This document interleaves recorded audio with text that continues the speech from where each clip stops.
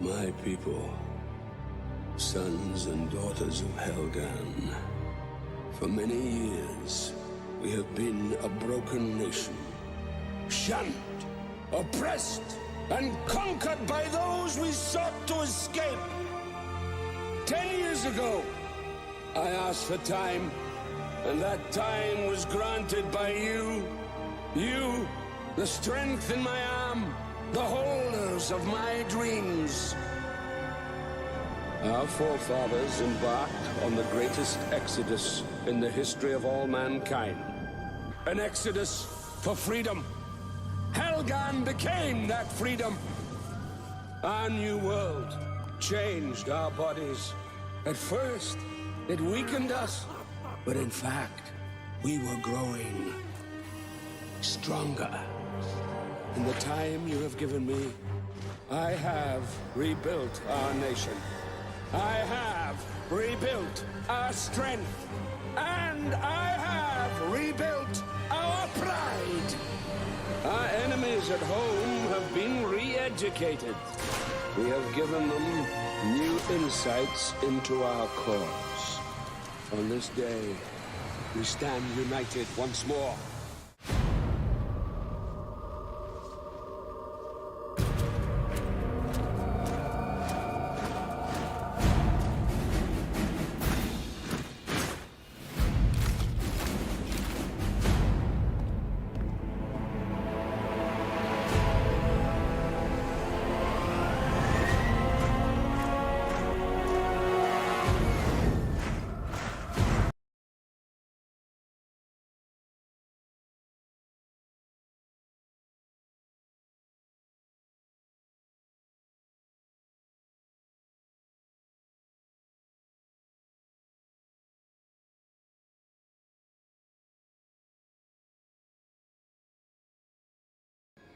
Welcome, guys. Yeah, I think that my video glitched to cut off there. We'll just start it. You guys hear me and see me okay? Yeah, today I am going headphoneless again because my audio cable isn't working. Like one of the, I don't know what it is. Like one of the headset pieces, I have to keep shaking it, and it's the cord because I tried another cord and it worked. And I don't have a cord that's long enough, so I ordered another one on Amazon, and it won't be here till tomorrow. So, yes, today, no headphones once again. But, yeah, today... Here we go. Today, we are playing... Hold on, look for the game audio here. Here we go.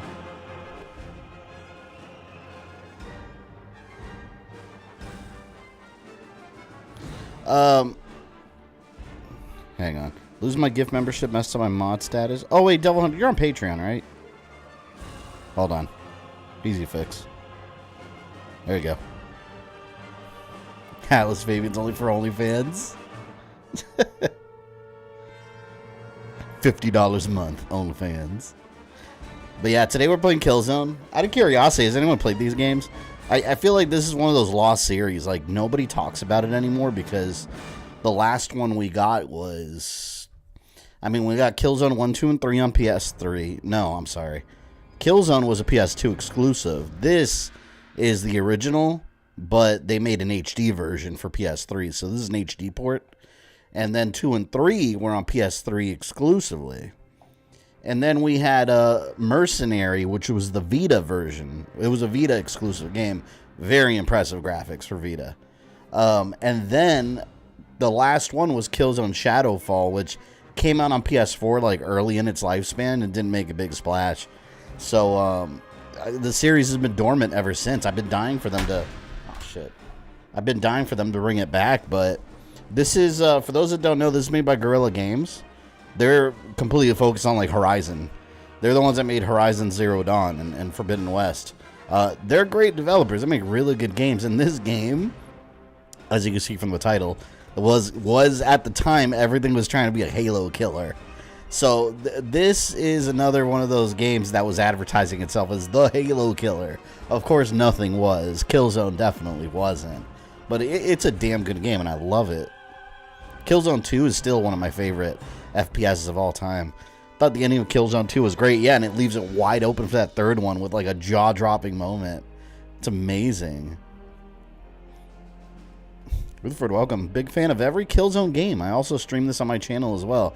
Yeah, Killzone's an awesome series. You guys will see. This was actually a channel member vote. So yes, I guess we'll go ahead and get started. I think I started this before already. Yeah, you have a game in progress. On level 3, well, we'll do level select, I guess. And go all the way back to the beginning. I think Helghast Assault's the first level. We'll do this. We're going to play on hard, of course. You guys know I like my shooters on hard. Time to take down the Helghast. For those that don't know the story, I mean, you don't really need to for this game. It's the first one, but it's the future. I think it's the 24th century. Humanity spread through the galaxy. There's a portion of humanity that had an exodus to some planet called Helgen, and it was very, it's a very, what's the word? The planet's got horrible conditions. So, but everyone there adapted, so they're all like pale and bald and ugly looking, and they basically became space Nazis. And you play as the ISA, which is like the regular humans, for lack of a better description. Select character. Oh, I think different characters become available as you... I don't remember if you have to beat the game or are they unlocking the story, but this is the main guy, Templar. Jan Templar. Oh, we just played Assassin's Creed too. Perfect. Oh, you know what? We gotta... Hold on. We gotta play the game intro. I forgot. It doesn't play the game intro unless you start a brand new game. We'll go play it. It's on the... Cool Me, what's up, man? Hey, Cool Me, have you played Killzone? I know you like PlayStation exclusives, too. We need the Helghast side of things.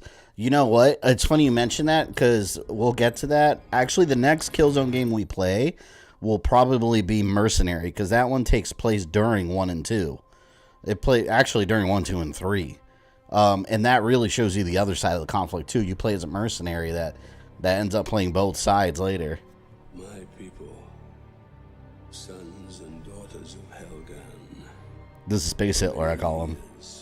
We have been a broken nation, shunned, oppressed, and conquered by those we sought to escape.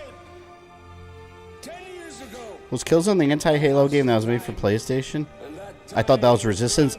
Every shooter back then, every high-profile shooter back then was marketed as the Halo killer. Every single one. You unlock as you go, that's what I thought. I played them all, yes, even the Vita game. Yo, the Vita game is impressive, though. Like, it's borderline almost PS3 quality. I can't wait to stream that. Changed our bodies. At first, it weakened us, but in fact, we were growing stronger. In the time you have given me, I have rebuilt. We think it's Shazam 2 and Wakanda Forever trailers. Shazam 2 looks alright. Honestly, I love the first one, but the second one doesn't look special at all. Wakanda Forever looks great. I'm a huge fan of New Namor. Everyone's complaining it's not comic accurate. I don't give a shit. I think it's an upgrade. Like, they're going to do the Atlantis thing again. Like, we already have Aquaman. Whatever. On this day, those driven to divide us will hear our voice. On this day, we shall act as one, and we shall be... I think this guy's name was Emperor Vasari. All he does is yell a lot. We got multiple Helghast vessels approaching. What do we do, sir? Fire! What do we do, sir? Halo killed itself. Yo, you heard about the co-op that they're I guess they're adding it soon, but I was reading online about it. Apparently co-op isn't gonna have any matchmaking. Like, it's private only. It's like, I mean, I wouldn't use that feature, but like, that's stupid. Why would you? It's such a basic thing. Why would you not have a matchmaking feature for co-op? What if, like, some people don't have friends they play video games with? What if they want to play co-op with someone? It's stupid. Namor's a dick in the comics. I'm pretty sure he's gonna be a dick in the movie too. Defenders of the Helghast dream. And I wonder if they're gonna touch the mutant aspect of his biology, because we have the word mutants in the MCU now with Ms. Marvel.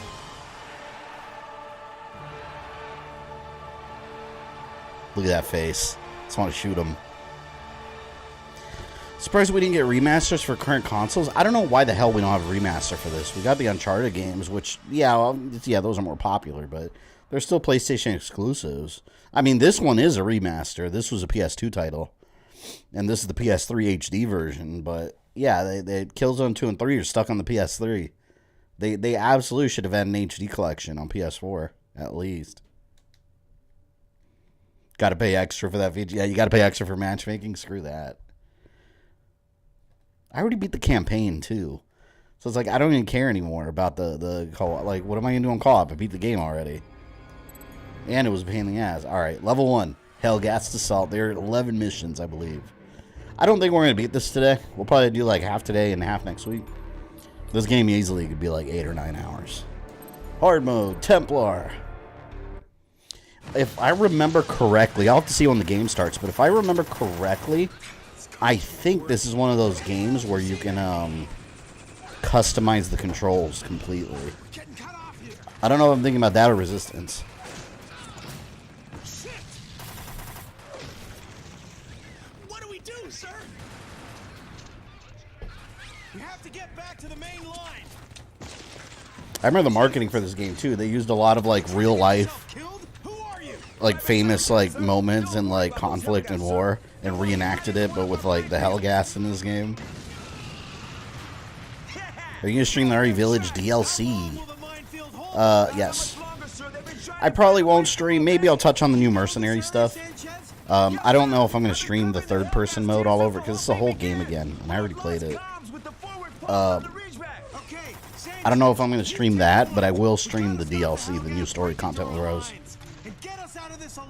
And actually, I'm glad you mentioned that. That was the other stuff I kept forgetting. I was going to stream in November. Here we go. I haven't played this game in so long. I've been so excited to play it.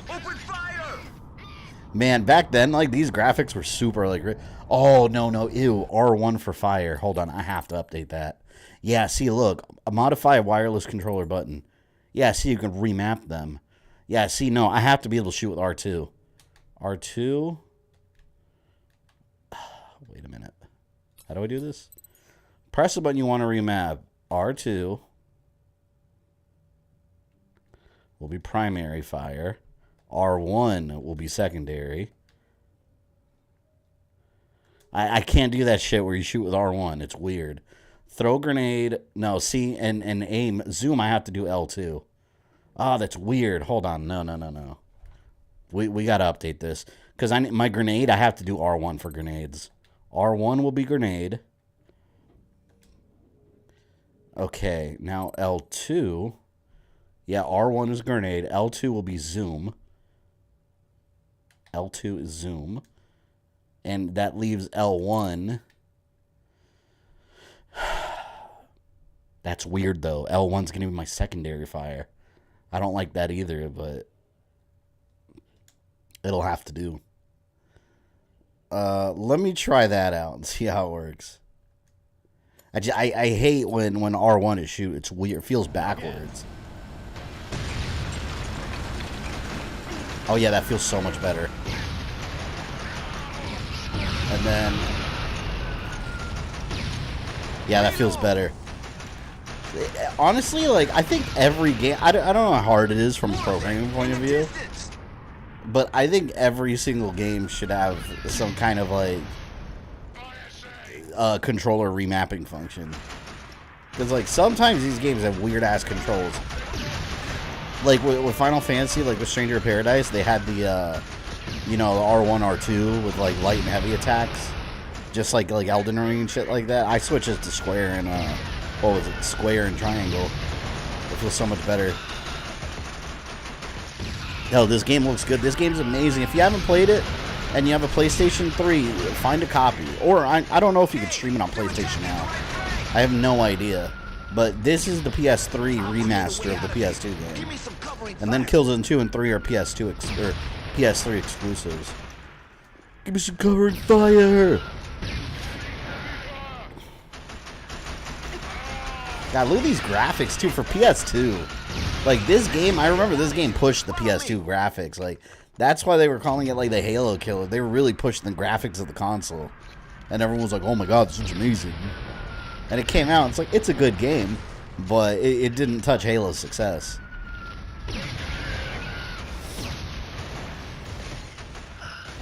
How do I?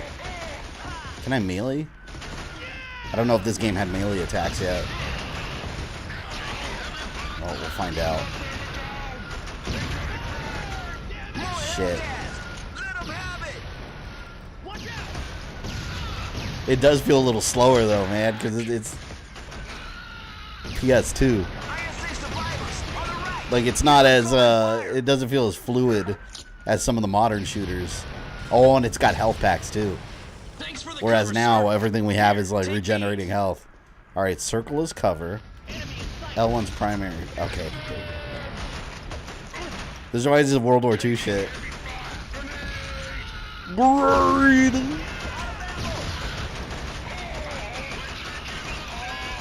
I love how they start you off though. The first level is just an all-out assault. Like they throw you into the wolves' den immediately. Shit, I'm gonna crouch. Screw this. Still love the Helghast soldier design. Yeah, no, this is one of the best video game enemy designs ever. Like they look so cool, and I love too that they like. I wish Killzone was still popular, because at one point it was huge. Like it even made it to like PlayStation All Stars. They had Killzone character in there. Which, yeah, PlayStation All Star, you'd argue wasn't that great, but at some point, like this was a beloved PlayStation series, just like Resistance and Uncharted, and it's just like it just faded away. Oh fuck! I gotta get out of here. Screw this. I'm gonna go hide. You made it! Thank God! I live! Give them covering fire! Are they coming over? Oh yeah, look, there they are. Is that them? Yeah, it's the Helghast. And they all have the same voice. They all sound exactly the same. Bitches. I have a 20 hack and slash game where the right stick is your default sword attack. Yeah, no, I hate that. That's weird. I've played games like that too. It's just so awkward. That's why you don't call something the killer or something unless it brings overhyped expectations. You know, another one that was really marketed as a Halo killer. I talked about this one before on this channel, but Ubisoft made a first-person shooter nobody remembers anymore. It came out early in the PS3's lifespan, so early, in fact, that it doesn't even have trophies. It was before trophies. It's called Haze. It had a pretty decent story, pretty decent shooter, but that one, Ubisoft was really pushing that was going to dethrone Halo as like the king of shooters. And I mean, like, look where we are now. Most of you probably never even heard of Haze, but plays these guys that inject some like yellow substance in their body that's like their adrenaline, and it makes them super powerful. It's yeah, like, I'll stream it sometimes. You guys get to go. It's a good game, but yeah, no, it's not a Halo, not even close to being Halo killer. The way out is clear! Retake that Ooh. bunker! See, there they are. That cool helmet. I have that helmet right there. It came with, I think Killzone 2's Collector's Edition. I think it was. Such a badass helmet. I love it. I wish it was wearable and had like LED eyes though, but it doesn't. It's just for collection. Oh, X is melee? That's weird, but I'll get used to it. I played Haze. Yeah. Hey, it's not bad. It's not bad. It really isn't, but if you put Halo next to it, it just doesn't compare. And it's cool because it had a whole co-op campaign. Like, you could, and games back then, these kind of games didn't have, like, online co-op very often. But yeah, that game had a whole co-op campaign. You could play the whole game with a friend. I think more than one friend, too, if I remember correctly. But you bet Ubisoft forgot about that game, too. If they made that game now, it'd be a big open world thing, like Far Cry.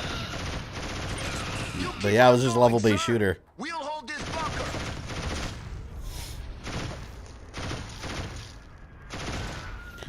Doom and Gears are better than Halo, in my opinion. I love those too, but it's hard to compare because they are very different shooters than Doom or than Halo.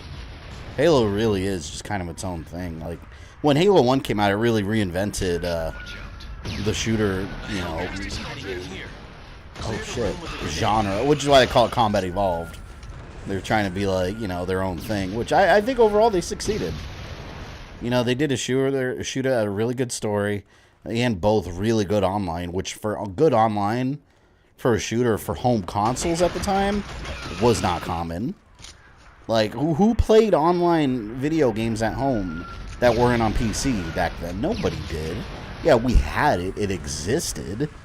But, like, before Xbox Live, nah. Most people didn't. I sure as hell didn't. And there was no, like, you know, Xbox Live was so revolutionary, too, because you had, like, one coherent network where all the games would play from, whereas before, each thing was its own thing. Like, I remember struggling to play Resident Evil Outbreak online, and you had to buy the network adapter and do this whole, like, setup process. It was weird, and it was not user-friendly. Like, Xbox Live, you create your gamer tag, good to go, as long as you're paying monthly. Like, that shit was... It's normal now, but, man, being a gamer back then, like, seeing Xbox Live take off, like, that shit was magical. And then the fact that you could put a headset on and talk to your friend through the console, like, we were just like, whoa, that was amazing. Now it's all very basic. Well, unless you're playing a Nintendo Switch. Apparently, that Nintendo Switch still has its online challenges, I guess you could call it. Because you can't even do that easily. It's ridiculous. By the way, how's the game audio? Is the game audio okay where it's at? Captain Templar, you're still alive. This building leads to the city outskirts. You're still alive. You'll need to cross the industries to get to Resident Evil HQ. Outbreak was amazing online. I barely played it online because, like, I didn't know anybody that had it, and I didn't really care playing with random people. But, like, I don't know. I'm not a fan of the Outbreak games, to be honest. I love Resident Evil, but the Outbreak games are, to me, they're clunky and I hate that every level has a time limit. Essentially, it does, because you have that virus meter that's filling up, and if you take too long, you get infected. I've never liked that. I like being able to take my time and explore and get everything, but you feel like you're rushing the whole time. I've never liked those. Sounds fine to me. Cool. You had to buy the online adapter for PlayStation. Yeah, it was the PS2 network. It was like a little box that attached to the back of it that gave it the Ethernet port. But we're pinned down by sniper fire. There's a sniper rifle up the water tower. Let's not forget. Let's not forget Go. either the the Dreamcast, where you had to have like the internet browser disk to get access to the internet, and like it had the 56K modem, dial up at its best. You'll have to climb up this ladder. Man, the Dreamcast was wild. I remember I used to like fight with my parents. I'd be trying to get on the internet with the Dreamcast. I didn't have any online games, but I had the internet browser disc, and I wanted to try it out. But we'd always get in fights because they'd be on the phone, like because back then, like it would go through the phone. But if someone's on the phone, you can't use the internet. No, not Johnson. He was only a boy. No, not Johnson. He was only a boy. Well, all right. Who are we gonna shoot? Oh, here we go. Stay still. Oh! Got the bastard! I love that Come orange on, scope. Let's fall back to the HQ. Hope Girl is done with Horizon. They remake this with 4-player co-op. Since there's 4-player characters as well, that'd be amazing. They're not going to do it. I think they're pretty much done with Killzone. And I don't know why. I very much think they're going to focus from here on out on Horizon. But, like, I don't know. I want more Killzone. I think, you know what? It'd be awesome if with PS5... they brought back a lot of our PS3 franchises that don't get love anymore. Like, bring back Resistance, bring back Killzone, bring back Heavenly Sword. Remember Heavenly Sword? Which I know they had a falling out with Sony, but, man, Heavenly Sword was going to be a big thing on PlayStation. Then they only made one game and had a falling out, and that's it. Goodbye. Goodbye to a sequel. Move up! Come on, get a move on! But let's bring back Resistance, man. Do like a... what they need is like a Killzone trilogy collection on PS5 and PS4, and a Resistance collection, and then make a sequel. Hell yeah. Oh, look, I can sprint. You know what other game was revolutionary that no one remembers? Anyone remember Black? It was a shooter, and it was like the first shooter where like all these environments were destructible. Like you could shoot a rocket and buildings would collapse, and it was the most amazing thing ever because the environment actually reacted to your attacks. Who? Oh, there he is.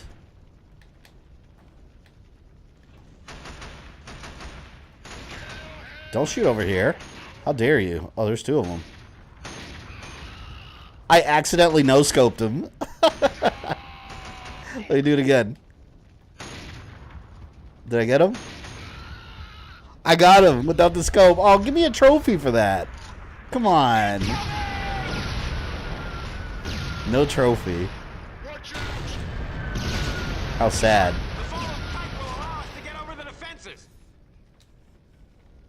What about Red Faction 2?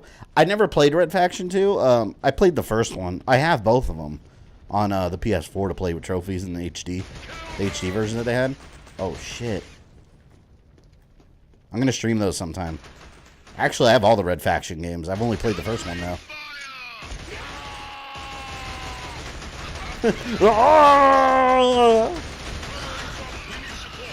Piece of shit.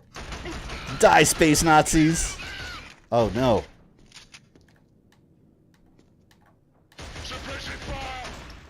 Come on. Oh, my God. Scared me. This is delicious. Hyper Moment, thanks for 9 months of membership. Much appreciated. Did you ever play a game called Wet? Love that one. I have that on 360, and it's really good. That game is basically like a Robert Rodriguez movie. Yeah, you play as like a badass chick that kills a bunch of dudes. I'm going to stream that sometime. Yeah, that's one of the forgotten 360 games that I think are really good. There was another game I liked too that was similar called Blood Witch. No, Bullet Witch, which no one ever heard of either. It was like Discount Bayonetta before Bayonetta existed. I don't even remember who made it. Anyone remember Bullet Witch? And it was another one of those games where to get all the achievements, you had to play it like 5 or 6 times on different difficulties because they didn't stack the achievements. Here, Captain Templar. We need all the help we can get. Follow me. Red Faction series, good fun. It's a good game to stream. Yeah, I remember I had started the one on Mars that was open world. Gorilla, Red Faction Gorilla, I think it was. But now they have like the remastered edition. They called it. I got to download that. And Red Faction, I forgot what this, Armageddon, I think it was. Like where they find like aliens underground on Mars or whatever. That one I got for $5 when I worked at Best Buy. I've told you guys, like Best Buy, like they had their game rewards program that you would subscribe for the magazine every month, and there was a coupon page. That's one of the games I got for $5 brand new because of those coupons. They were so good. Take out that enemy APC. Get down there and use the missile launcher. Where's the missile launcher? Okay. Just walk over the pipe to get into the trench. Hope I can find that missile launcher they're talking about. Ah, here we go. Oh, I don't want to let go of my... Alright, wait. Here. No! No!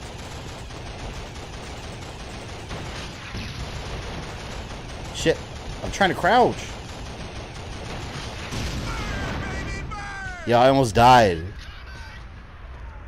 Here come more of the bastards. Kill them all. Where? Here we go. Right here. Oh, I don't think that hit.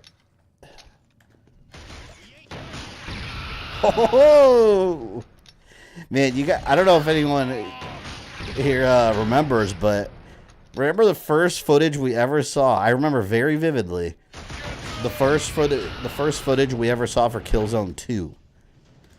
They showed it at E3, and by all standards nowadays, people would recognize that it's not in-game footage. It's like in-engine footage, what we call now. And it looks so amazingly good. Like, I never seen a game with such good graphics. The final game looked good, but man, back then E3, they really misadvertised the game.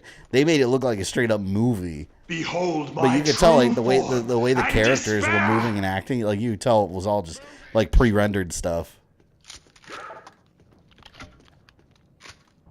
Should have kept that missile launcher. Look. Oh, there's a bunch of these fuckers. Oh, shit. There's a tank, and I dropped the missile launcher. Hold up. Maybe they won't come over here.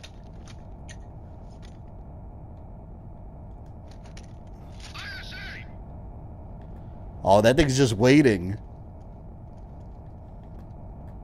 Can I shoot through here? Oh, yes, I can. Okay, I need to go get that missile launcher. That might be a bad idea. Have you played Time Splitter? Yes. I barely remember it, though. And I only played the multiplayer because I didn't own it, but I had a friend that did. And we used to have sleepovers at his house, and we just spent all night long playing it on multiplayer. And we would call ourselves, it was so mature, we would call ourselves, like, My Penis, because every time, like, you killed someone, it would say their name, and it would say, has killed you. So we'd be laughing because we're playing split screen. If someone kills you, it would say, my penis has killed you. We were teenagers. But it was hilarious. But yeah, we'd stay up all night playing that on split screen. But I've never actually played the campaign mode. So I gotta stream that sometime. They never remastered any of those, did they? Any of those Time Splitters. Fuck, man. I hate that anytime they shoot you, your scope deactivates. Or anytime I move slightly.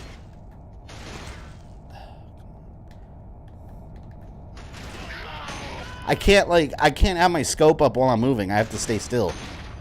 Kinda hate that. And I'm out of ammo on that. But I got my rocket launcher. You fuck who? I don't know where he is.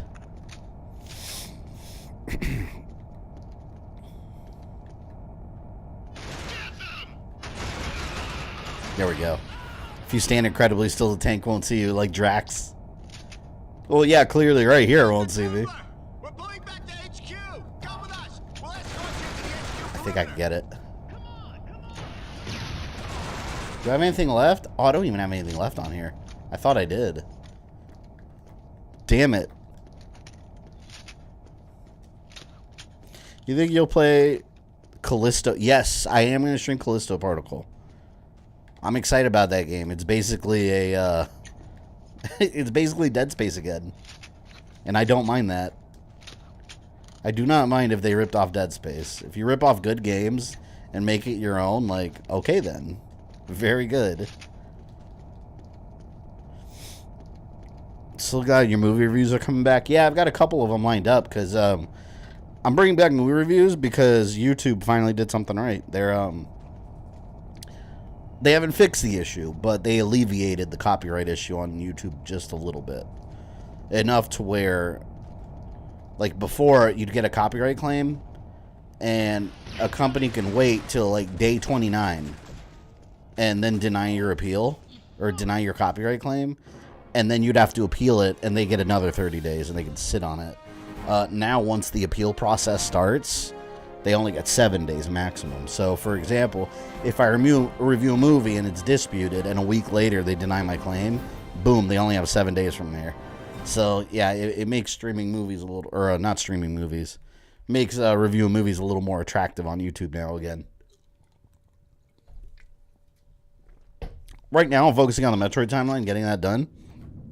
But in between when I have time, I'll probably throw out some movie reviews. You're needed at headquarters. I want to finish the timeline completely by like before November. Preferably before October, but before November especially, because that's going to be a very stream heavy month, so I'm not going to be working on it then. Incoming Helghast! Oh, shit. Oh, hell no. Oh, shit! The hell did they come from? I did not do any of that work. That was my troops. They did everything on their own there. Good job, boys. They need to remaster Resistance Fall of Men. Yeah, we need a whole remaster collection. The third game was so cool, too. I remember that game when it came out is when 3D TVs were like back in full swing and good motion controls.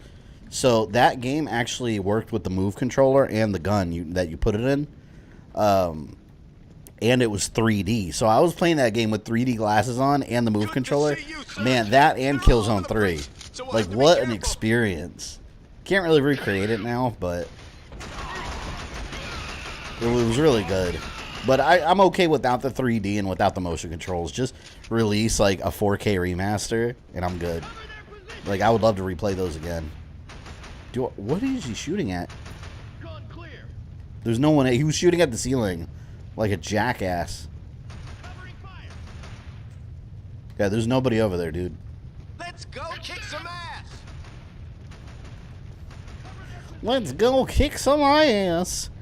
Good thing Callisto Protocol is made by the original Dead Space team. So not much ripping off. Yeah. Yeah, I mean, hey, they're ripping off their own property. So cool. Yeah, it looks really good, though. I can't wait for it. But it's so funny, like, watching that gameplay demo not that long ago.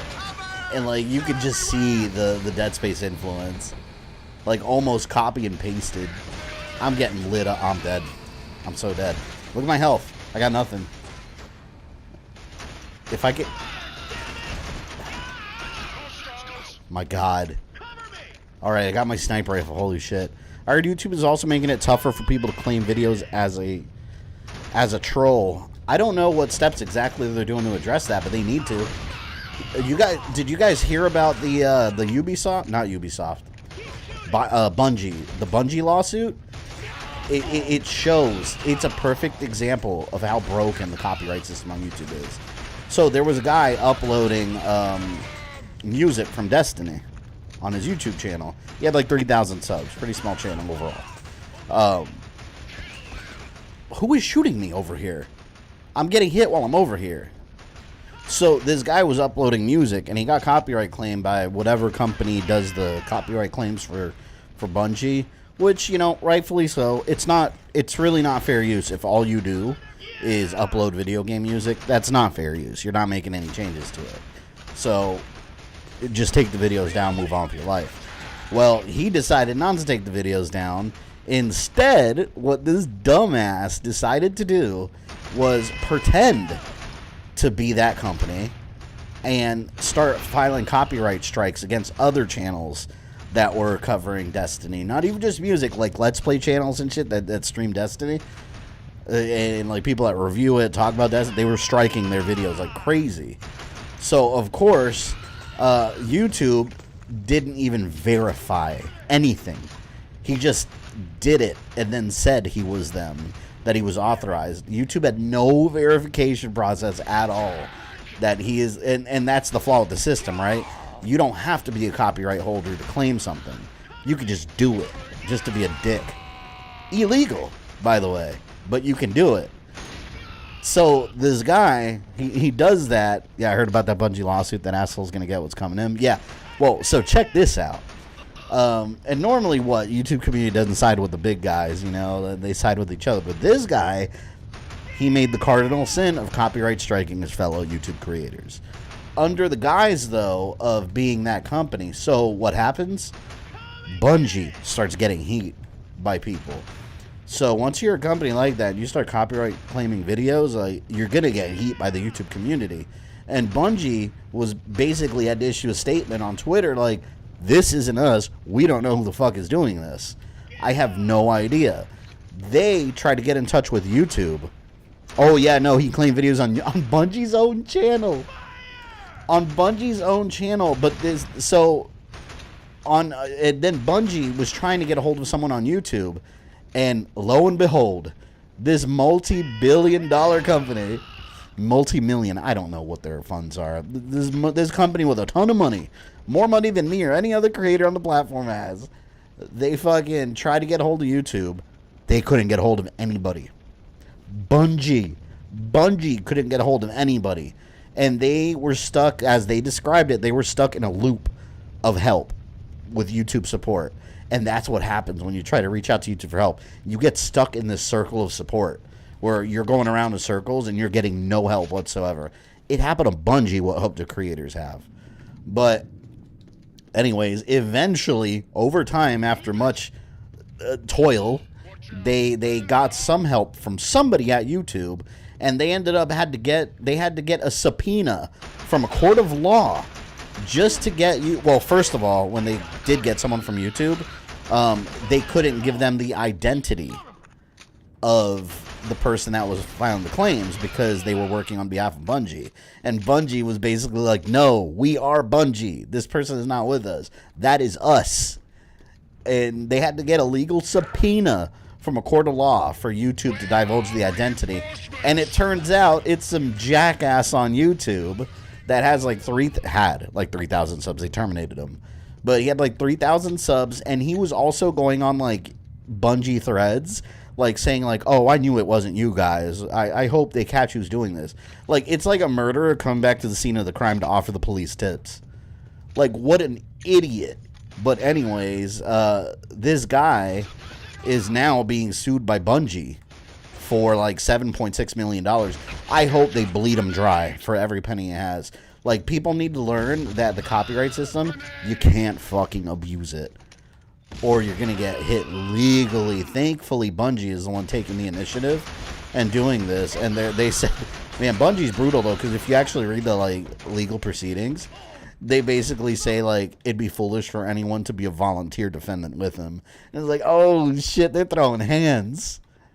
But, yeah, don't mess with the copyright system on YouTube. Don't mess with content creators using the copyright system. Like, you're going to get bit, and you're going to get bit hard. But man, the guy's an idiot. But what's even worse, it just, so YouTube does need to do something about that, because the fact that that even happened, and the fact that after it happened, Bungie couldn't get anyone at YouTube to fix it. Like, what? So yeah, there's got to be some changes there.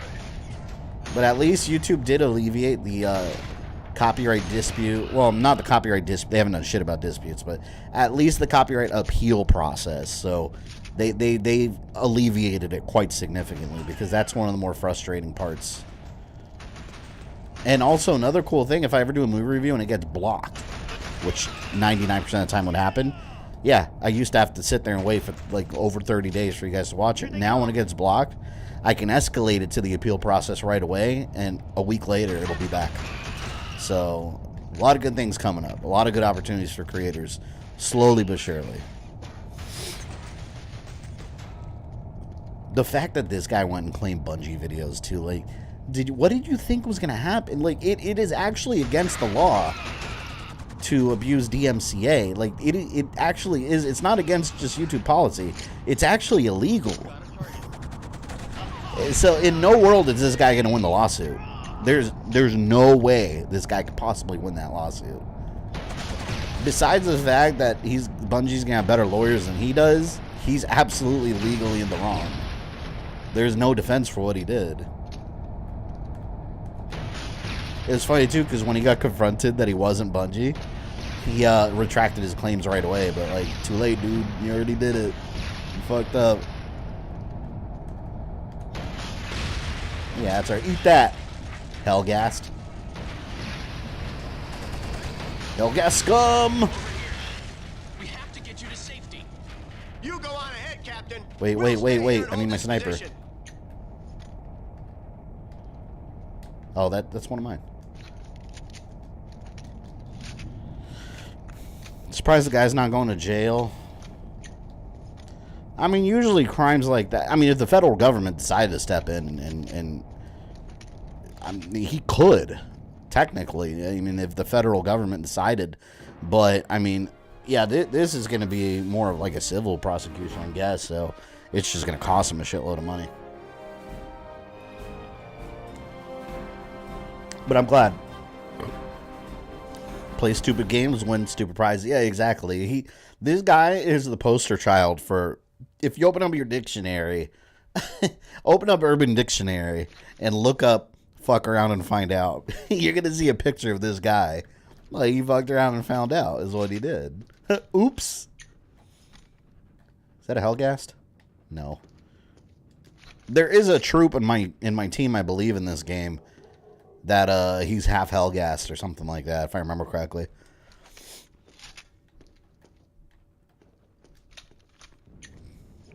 Guy's probably getting into broke and destitute. Well, good. Lesson learned.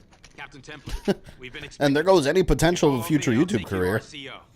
Even though he wasn't really doing anything except just uploading copyrighted music, but... Which, again, like, if you're going to argue fair use, argue it fairly, because that's not fair use. That actually is copyright infringement. Now, if you were using copyrighted music in a video as, like, background music, then you can argue it. But just uploading, re-uploading the music on your channel, yeah, they have the right to take it down. And you won't win that in a court of law, either. I mean, it's not fair use.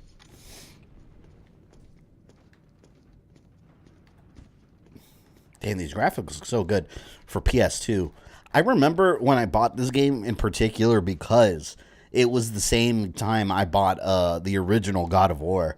I bought both of them at the same time at Blockbuster Used. They were both like Blockbuster pre-owned games.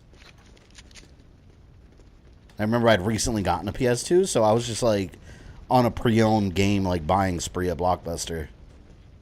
Sarge, Captain Templar. I think Vice City was another one. Captain Templar. Glad to see you made it through alive. General Barton said you would be coming this... Helghast armor closing in on your position. That looks kind of like Bill Burr. Shit. Get ready, people. We have to hold them off until our vehicles get here. Shit, I think this part's hard if I remember. Yeah, just hold them off. Okay, I shoot here. Yes. Oh, God. Keep on going, bitch. No, space Nazis are getting close. I love those uniforms. Or not just the uniform, the helmet. You know what's cool about the series, though? As the series progressed, like, they started having, like, different classes of Helghast soldiers. Like, in this game, in the first one, they all wear this uniform. But, like, there's different, like, special ops troops later. Like, in Killzone 3, there's some that wear, like, body armor and have, like, Assassin's Creed blades. They're super cool. And they have, like, camouflage and shit. But, yeah, here, it's just, like, standard issue uniforms. What is that? It was the first game. This is the Assassin's Creed 1 of Killzone. I'm getting my ass kicked. I get shot one more time and I'm dead. Oh, my God. I wish I had regenerating health. Come up here. Oh, shit. Yep. You know, there was also a PSP game. They had Killzone Liberation. That one's like an RTS kind of thing, almost like a Halo Wars. I might stream that one, too. I'm not a huge fan of those kind of games, but I never actually finished that one. Oh, man, they put me back here.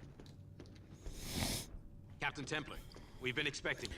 Is Killzone like an early PlayStation 2 game? Yeah, I mean, I don't think it was that early in the PlayStation life, but probably about the midpoint. Never go after game companies, they'll screw you. Well, especially when you're already committing a crime, like using their name, and then you're bringing attention to yourself by attacking them as well. Like, are you stupid? This game was on the last demo disc I got with a PSN issue. Also had Snake Eater, Prince of Persia, and Silent Hill of the Room. I mean, I miss demo discs. I wish they still had demo discs. Like, there was something about opening a game magazine and having a disc in there that you're just like, yes! You get to check out. I guess now it's kind of unnecessary, right? Because you could just... Do they even do demos anymore? For most games? No, right? Because I know, like, the big AAA games, sometimes they'll advertise, like, oh, Resident Evil Village, the demo, 30-minute demo. But, like, I remember you used to be able to go on Xbox Live and download, like, a free demo for most games. I don't think they really do that anymore. Alright, I think I'm going to hide back here. This is a good spot. Just let them do most of the work. The Snow Helgen, I thought they were in Killzone 3. Yeah, they were in Killzone 3, because that Killzone 3 is a continuation of 2, and that's when you're stuck on their planet. You're stuck on Helgen with low supplies, and you're just trying to survive. And you're being hunted by the Helghast. Whereas 2 was the invasion. You're invading their planet, and by the end of the game, you think you won, and then realize, like, oh, no. And you're just stranded there. Never had a demo disc? PS1 era. PS2 still had them. See, on PS2, they would have it to where you'd buy games and they would come with a demo. Like, what was it? Zone of the Enders had Metal Gear Solid 2, right? Or was it the other way around, that Metal Gear had... No. Yeah, no, it was the tanker mission. It was Zone of the Enders 1 had... Oh. Zone of the Enders 1 had a demo for Metal Gear Solid 2. Oh, shit. I'm dead. I'm dead. How am I going to live?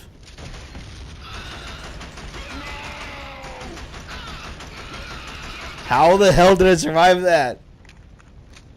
I lost a shitload of health, though. Oh, my God. Let me just stay over here again.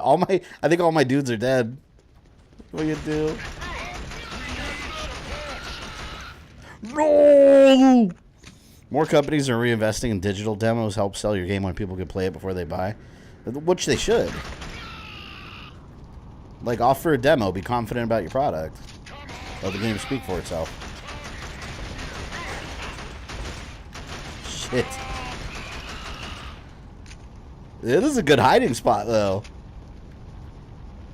Anyone else? I mean, everyone else died, but I'm okay.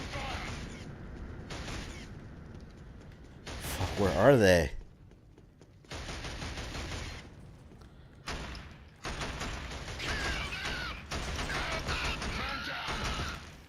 Stupid. Oh my God, there's a bunch of them coming around the corner. Alright, let me have a grenade ready.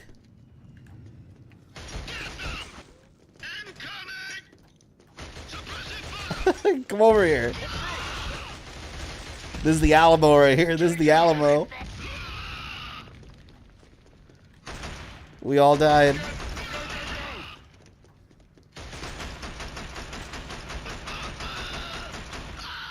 Holy shit. How can I play Mortal Kombat Shaolin Monks on Aqua Blue PS2 from Japan? I have no idea how you play on Japanese PS2. I mean, you could play it on an emulator. I don't... You can't just play it on a PS2? I mean, I guess it's region. It has region coding in there. Oh my God. This guy's just waiting to annihilate me.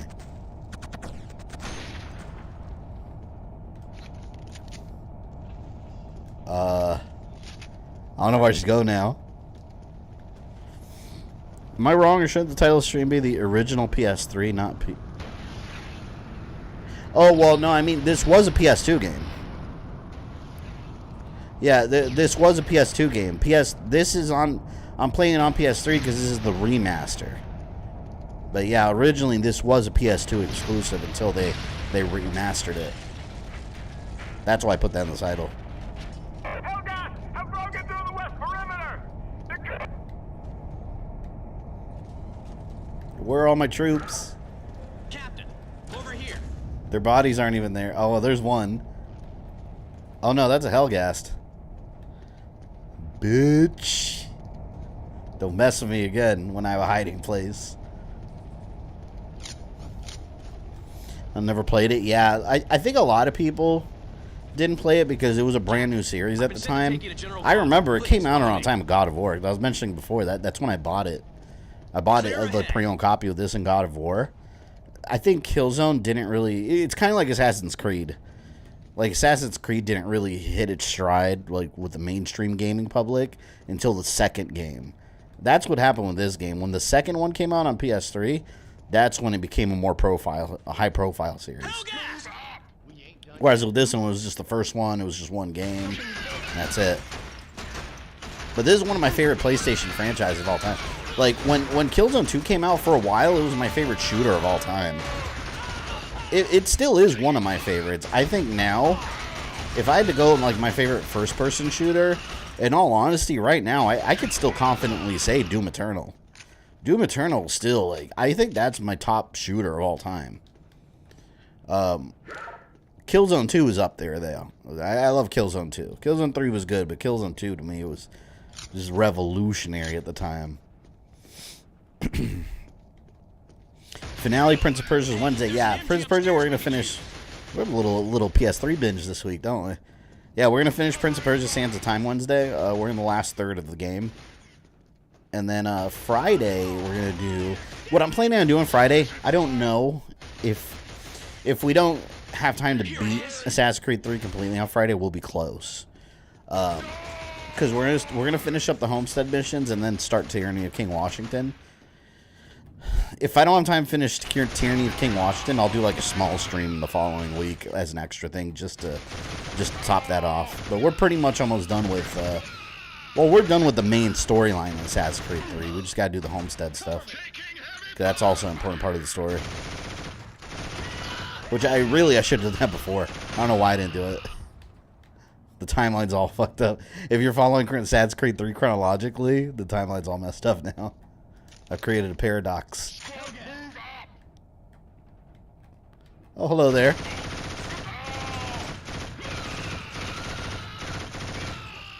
Any more? Oh, hello again.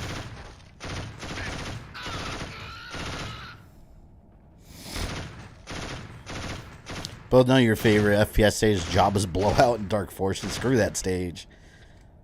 This stage has no business placing mines like right in front of doors. You can't even see them. You open the door, walk through, and boom. It's bullshit. That's cheating. Terrible design. Don't Prince of Persia scare you? It's a terrifying game? There's nothing scary about Prince of Persia. It's an action adventure. More than anything. What was that noise? Is that dropship? Oh man, if I had a rocket launcher. Well, you know what? I am going to snipe from afar. From the safety of the corner. And someone's shooting me. Someone's shooting me. Nope, that's mine.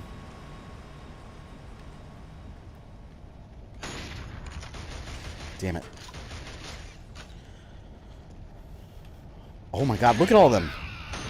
Let me see if I get them all. They're all bunched up together. I love when they're all bunched up together because you can just unload. It's this way, sir.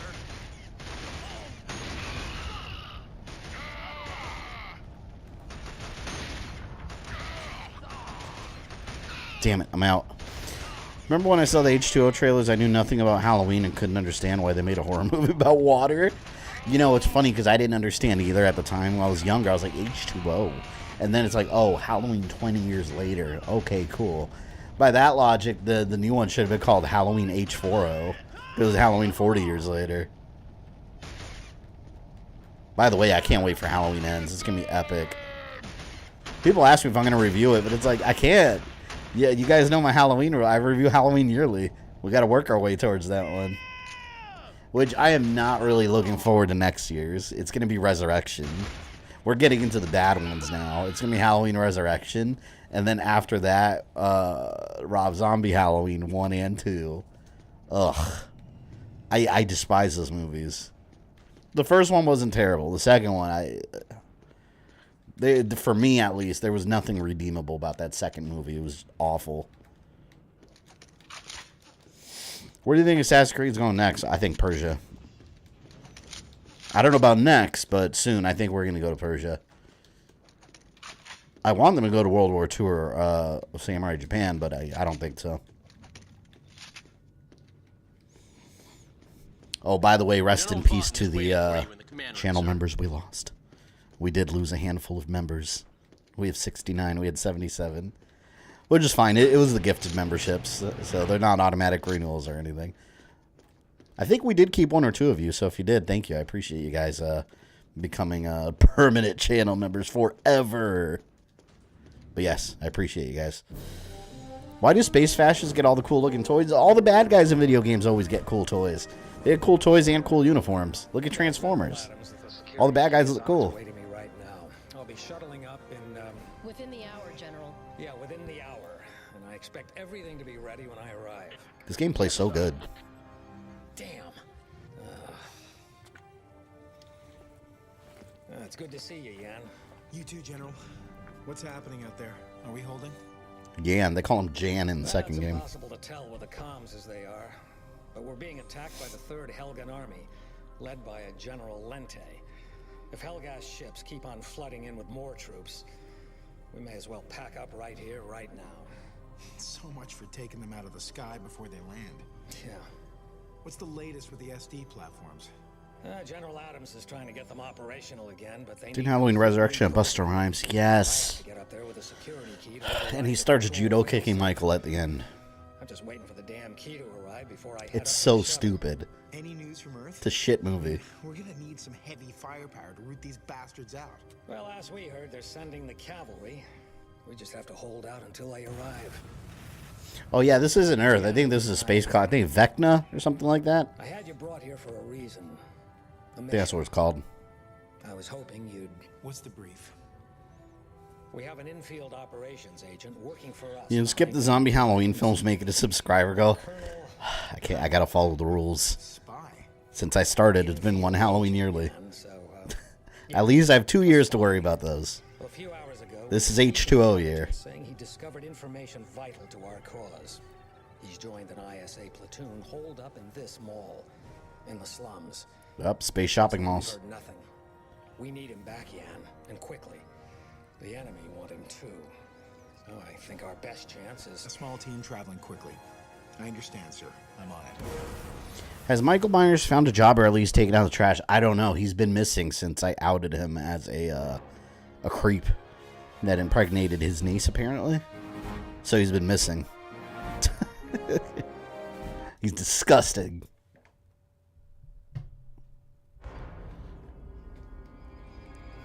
Templar, the only character you can play as so far.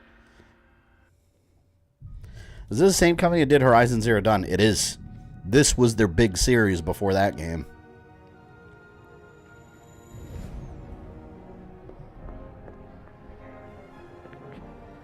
Are you okay, Yan?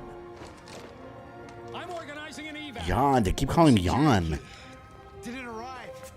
No, it never made It's it. Jan. I'll get it and meet you back here. Okay, head for the research unit, but be careful, Yan. They're swarming in. He's a lot younger in this game. I think Killzone 2 happens quite a while later, because in the second game you play as someone else and he's older and he's like in command. Did you ever get your shirt back from that sicko freak? He stole my shirt. Stole my clothing. Nice that Mom with them doesn't mind him staying in the house though. Kind of surprising given her opinion of Manhunt. He had no place to go. What can I say? Nobody wants to house a masked serial killer. Unfortunately, they have no freedoms. In all seriousness, though, I enjoy Halloween H2O. It's not great, but it's what I call part of the Scream era. You remember the Scream era where every poster for every horror movie looked exactly the same? At least the slasher flicks. You have the title, and then the killer is in the background somewhere, kind of blown up, like the face. And then around them, you had faces of all the people that were in the movie just staring at the camera. Like, they all look exact. They were the same poster. All they did was change the title and actors.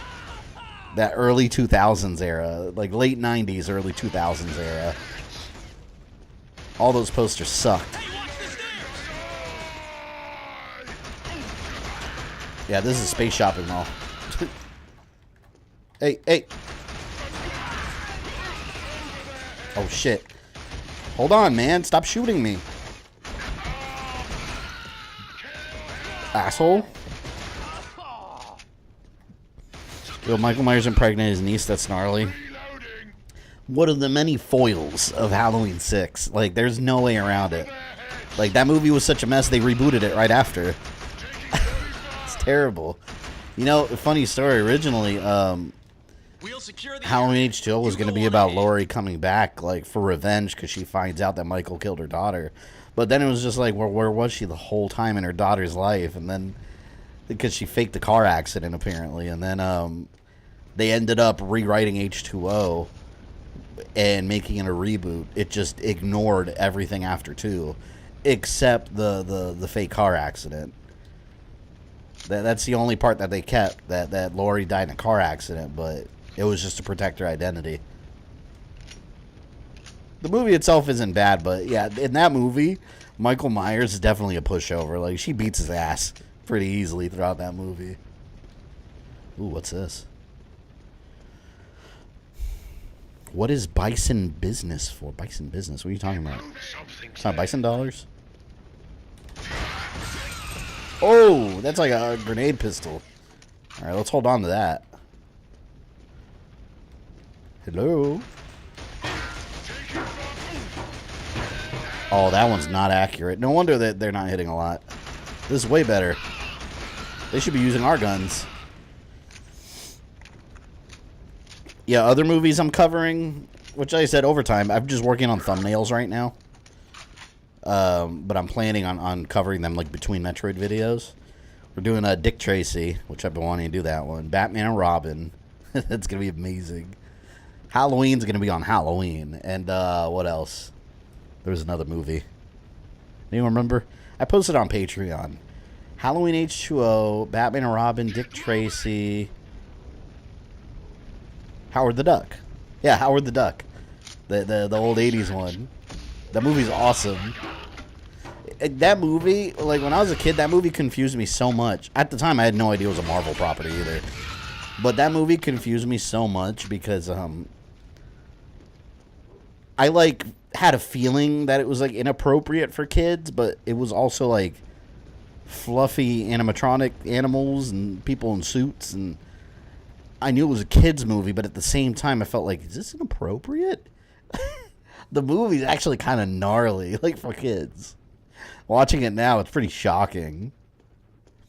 Friday the 13 rights are in limbo, unfortunately. They're always in limbo. There's always problems with the Friday the 13 rights. I don't know what's going to happen. I kind of wish that they had continued with the Michael Bay reboot, because I really liked that one. I thought that was one of the better Friday the 13th movies. The reboot he did it, and they were going to make a sequel, and then rights issues. And here we are, nothing. There hasn't been a movie since. Meanwhile, Halloween's going strong. As it should be. No! Oh, you fuck. Come on, man. I was going to melee him. Didn't Josh Hartnett play your son? Yeah, that was his first movie. When you watch that movie, it says introducing Josh Hartnett. That was his first movie. He played her son, who they also retconned out of existence. The Halloween timeline is such a mess because it's not just one timeline. You've got multiple branches now. Take them out! It's them! Kill them all! Howard the Duck's the first theatrically released Marvel movie. Indeed it is. When I was a kid, I didn't know Howard the Duck was a Marvel character. I just thought it was this weird movie about a duck. I remember liking that movie, and I don't remember why. But I have the Blu-ray. I'm going to watch it and review it. Another movie I want to review, but I can't find a Blu-ray copy, and I don't think it exists yet. All I can find is the DVD on Amazon. You guys remember Steel? Part of me wanted to see it again, because I just watched on HBO Max Superman Reign of the Supermen. Basically, Death and Return of Superman, the animated film. And, John Henry Iron Steel is in it, and I was like, ooh, the movie. I remember Steel. So I looked it up. I don't think there's a Blu-ray version of it. I don't think it ever got a Blu-ray release, but yeah, Steel played Shaq, or Shaq played Steel, and it has nothing to do with Superman or anything DC Comics related, but he played him. I want to review that too.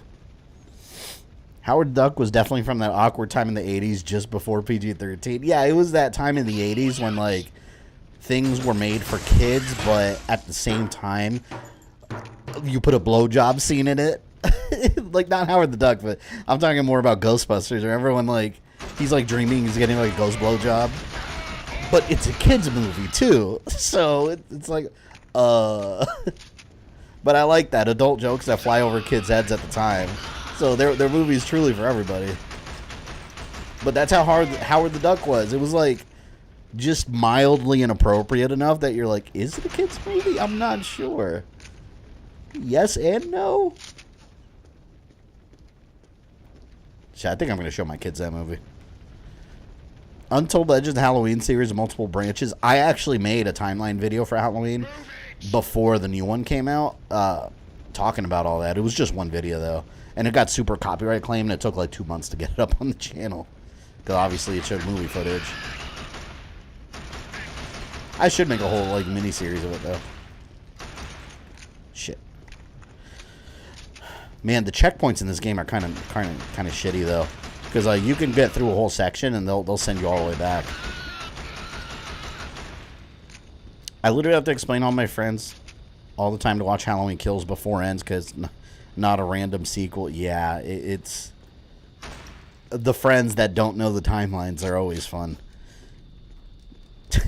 Goblin, what's up? Howard the Duck blowjob scene? No, I was talking about the Ghostbusters scene, but I was comparing it to like how Howard the Duck is not necessarily a kid's film, but kind of is. Just don't show your kids Watership Down. What the hell's Watership Down? I don't know what that is. I don't think I did. That's the same part I died at. Look at that. I have no ammo. Oh, man. I wish this was Constantine. I drink that water. Get all my health back. Come on. Great way to enter chat.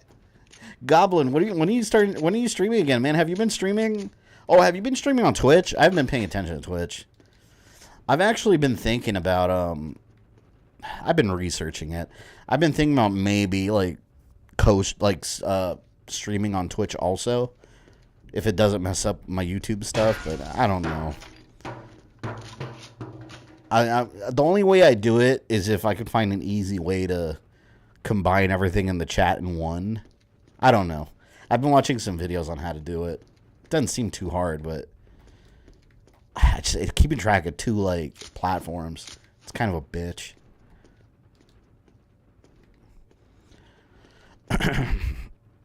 Watership Down's an animated movie about rabbits? I have no idea what that is. I've never heard of that. Shit. All I heard was for Brendan Hilgan. You know a movie, hey, Vori, welcome. You know what movie was for kids, and I hate it because it was such a dark, sad movie? Once Upon a Forest. Has anyone seen that? I think it was DreamWorks. But, like, it's this little badger, I think he's a badger, called Cornelius. He's, like, protecting the kids in a forest, which that's like a little hedgehog and a squirrel girl and someone else. But he's, like, protecting them because, like, some human, like, some toxic waste got dumped or something. And, like, their parents get killed in the forest. They suffocate from the poison gas. It's such a sad fucking movie, man. And when I was a kid, I saw it. It was so sad. But Once Upon a Forest. Good movie, but it's sad as hell, man. It was one of those movies where they were trying to, like, you know, teach kids about nature and how good nature is. Like Ferngully kind of shit. Stick to YouTube. You have a good audience. Don't make the mistake I did. Yeah, I don't want to stretch myself thin. Which I wouldn't leave YouTube to go to Twitch. I mean, regardless, I would be on YouTube, but I was thinking to make, because I have a Twitch channel. I never use it. I was thinking there's an easy way to click a button and have a Twitch audience, like, watch me also and interact here. Then maybe, but I don't know. I think Twitch is on its way out, to be honest. There's no discoverability on that platform unless you're established already. How am I going to survive that? I have no ammo. Okay, well, I have this. Damn it. Is there a guy over here?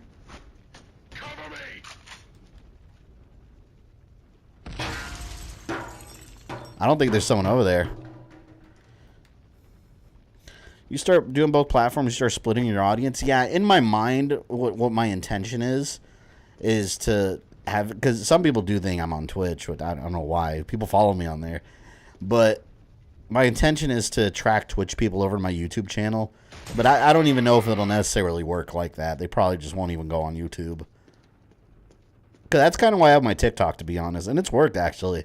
I have my TikTok for stream clips just to, like, get people curious and have them, like, look up my YouTube channel and then come over here. The first Land Before Time movie was dark too. Hell yeah, it was, man. Didn't the T-Rex with the sharp teeth they call it? Didn't the T-Rex eat his mom? Like, in front of him? This shit was sad, man. Like, I'd rather watch a Ghostbusters blowjob scene. Like, the hell? Than be sad. How am I going to get out of this situation? Alright, I'm going to take it slow. Like, pop off one at a time.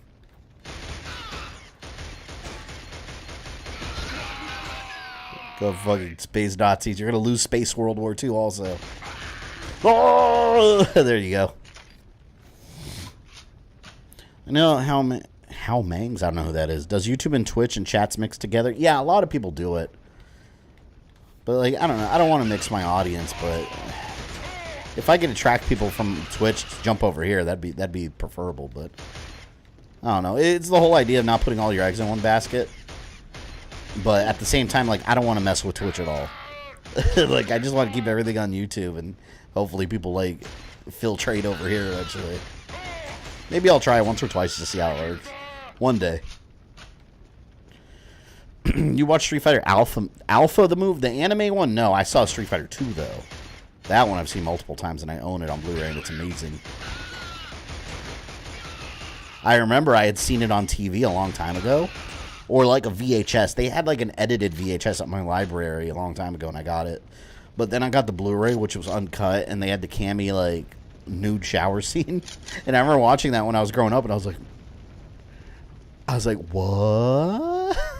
I had no idea that was in the movie because I had only seen like the edited like VHS that did not have that. Uncut version's better. For obvious reasons. I remember watching Once Upon a Forest a lot as a kid back then. It wasn't controversial to teach kids about natural conservation. Yeah, that's true. That's what the purpose of those movies were. But damn, they made them so sad. I think it was the little...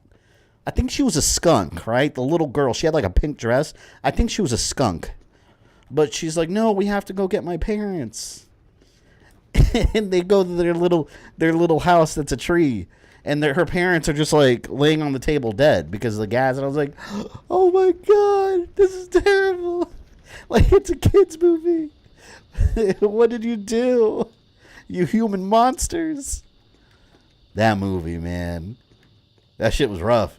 Watching that as a kid. Oh, good. Checkpoint. Finally. Private Billinghurst at your service, sir. I'll help you.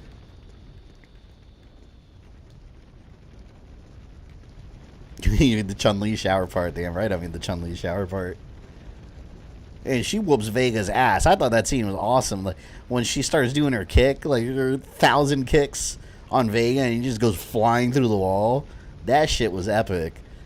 It destroys the Chun-Li versus Vega fight in The Legend of Chun-Li. That movie sucked ass. I hate that movie.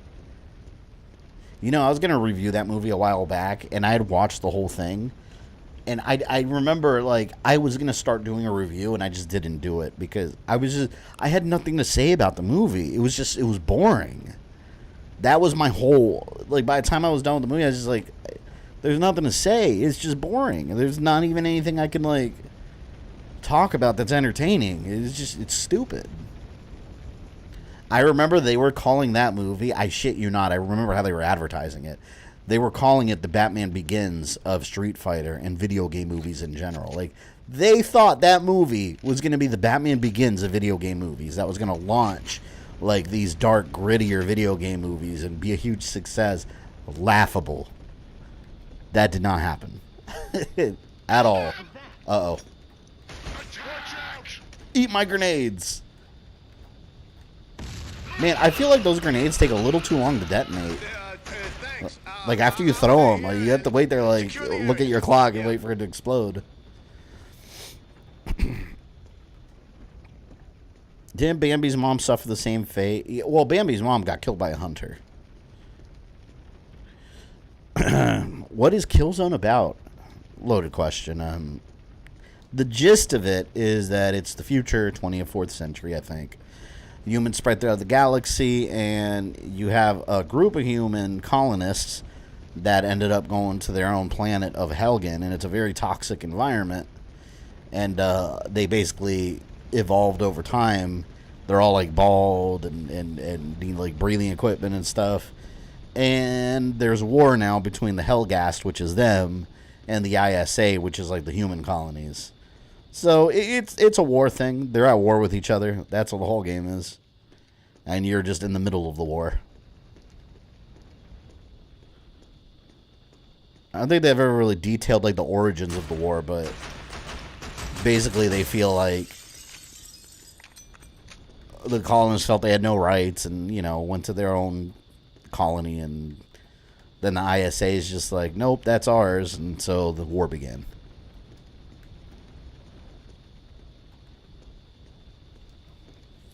There's live-action fan-made Street Fighter film. Yeah, I have that on Blu-ray. You're talking about Assassin's Fist. That got a Blu-ray release, and it's fantastic. It's really good, which I showed a friend of mine who's not a Street Fighter fan, mind you, but I showed the whole thing to a friend of mine. He thought it was boring. I was like, what the fuck, man? It's not boring at all. It's so good. But I guess if you're not a Street Fighter fan, you can't appreciate it. Like, you have to be, like, a fan of the lore.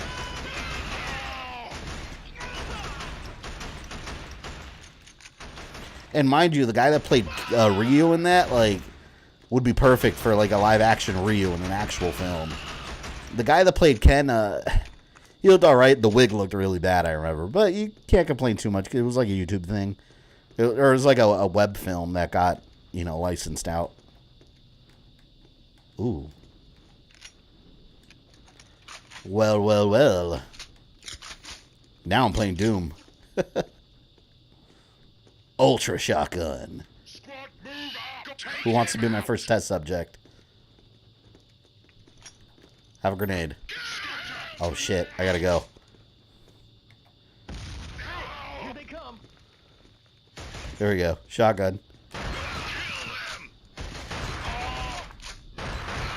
Damn, man. I'm almost dead. I need some Constantine magic water. I'd love to see a Halo game about interplanetary war. That would have to be a prequel game to Halo everything that we've gotten so far. Because that's why the Spartans were invented. They weren't invented to put down aliens. They were invented to put out, like, rebel colonies. Which, honestly, a lot of people think the Halo live-action series is inaccurate. But it actually did have a lot of accuracies that we didn't see in the games. Like, for example, in the show, you know, you had the colony when the Spartans landed. The colonists like started shooting at the Spartans, thinking that they were the enemy, and that's accurate to the games. You got to remember, before the Covenant, the enemy was other rebels, other colonies that were against the ruling government. So if we had a whole game like that, that'd be interesting. It'd be like Gears of War, for example. Gears of War, you have the Pendulum War storyline that we never saw play out in a video game form. So it'd be humans versus humans. It'd be interesting to see, but yeah, they would have to go back quite a bit in the timeline to do that. I got my full health, bitch. Come here. I'm not scared of you. Not at full health.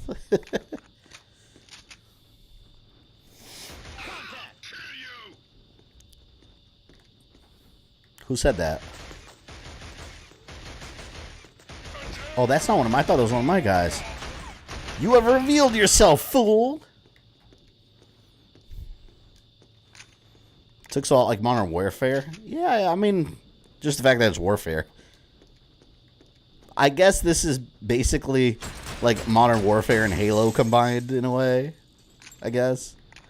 Although there's no aliens in this. Although these people aren't quite human anymore. See, look how pale they are. They're all basically like Uncle Festers. Imagine Uncle Fester with like Nazi space gear. They had like cool helmets. Like that's what these guys are. They're a bunch of like Uncle Fester looking fucks. Because of planet Helgen, where they're from. Like humans adapted to the environment. Now they're all ugly looking. To the fact they're even their genetics changed, where they're not even considered human anymore. They're Helgens.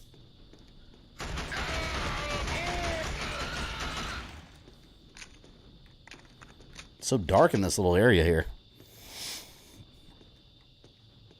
As much as I did not like the show, they did really good putting the lore. Yeah, there's a significant amount of lore in there that's accurate. Now, keep in mind, they made up a ton of shit, too. But I like how Dr. Halsey's represented. Because she's not really a... She's not a villain at all. But she's not a good person. She's a horrible person.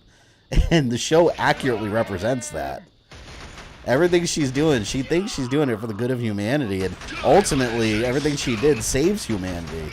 But she is a horrible person. And that's something the show... Now, one thing that's not accurate is, like, Master Chief wanted to punch her lights out. But that does not... That's not in the games. In the games, he's got respect for her. Because she's like a mother figure to the Spartans. But he wanted to punch her lights out in the show. They did a good job of making her, like... I hated her. I hated her because she was such a horrible person. But they did a good job representing that in the show. But yeah, I'm not going to say the show's very, very accurate to the games. It's not. It purposely set out to create its own universe. But they did take aspects of the lore that you don't really see in the games, and they adapted it. So they definitely knew the material. Whether they chose to follow it or not, that's another story. Wasn't Killzone marketed as a Halo killer? Yes, it's funny people have been saying that all night because I've been talking about that earlier. Yes, this was 100% the Halo killer at the time. So was Killzone 2. Which Killzone 2 did really well, but none of it affected Halo. Every time Halo came out, it was still a huge event. Requesting assistance in the courtyard. I repeat, requesting assistance in the courtyard. Sir, we need you at the courtyard. Help! Follow me. Move! What race are you? Well, we used to be human, but now we're Uncle Festers. Yep. That's what they all are. They're all Uncle Festers. Every single one. Still hate what they did to Master Chief in the show? What part exactly? What are you referring to? I know a lot of people complain about Master Chief that they didn't like that they showed his face, but like to me it made sense from a show point of view because keep in mind, like when he's in combat and shit, he wears his helmet. But think about like real life military. Like if it were real, he wouldn't be covered in his helmet the entire time. So like he's not gonna go to the bathroom and take a dump and then take a shower like while he's wearing his uniform. I didn't mind that aspect. I thought it made sense for the show. Because the whole idea in the games why he's always in a helmet is because it, at least at first when Halo started, there is no Master Chief. There's no John. You are the Master Chief. That's from a gameplay point of view, it makes sense. But in the show, I like seeing his face because like the guy's a good actor. The guy that they picked, he's genuinely a good actor, and I think one thing that I didn't like is that they gave him like a little romance story. I thought that felt forced and thrown in. I didn't care for that. There were aspects of the show I didn't like, but overall I thought it was a very enjoyable show. And when it was Halo, like it went hard. Like whenever they had the cool like Halo sections, like combat and Spartans versus the Covenant, that shit was cool.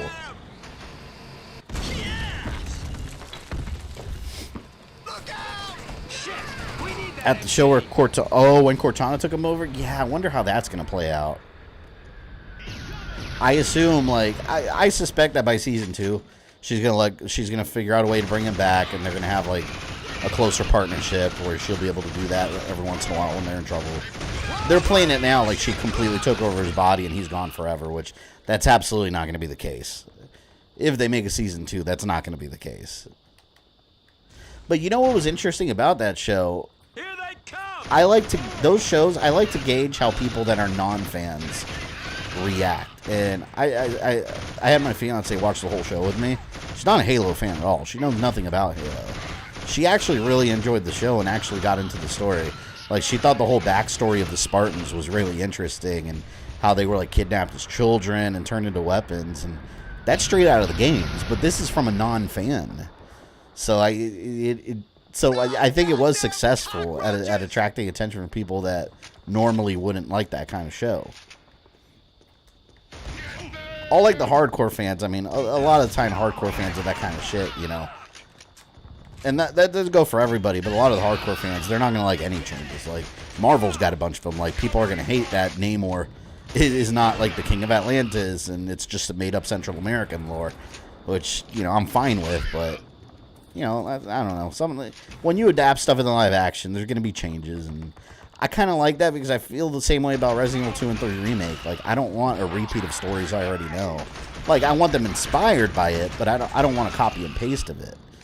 But you still have to have some personality of the original. Like, for example, Resident Evil Netflix. That one, the complete opposite. They just made a bunch of bullshit up. But what they made up was not interesting at all. That's their biggest issue. It was just high school drama. My Halo lore is kind of poor, but wasn't Halsey doing the Spartan program for Oni to overthrow the government? But took advantage when the Covenant attacked to look like the good guy. Well, if you're talking about the games, like, the reason the Spartans were created were to fight against, like, put down, like, rebellions against the government. That's what it was, because there were colonies rebelling all over the place. And terrorist, well, what they referred to as terrorist leaders and stuff.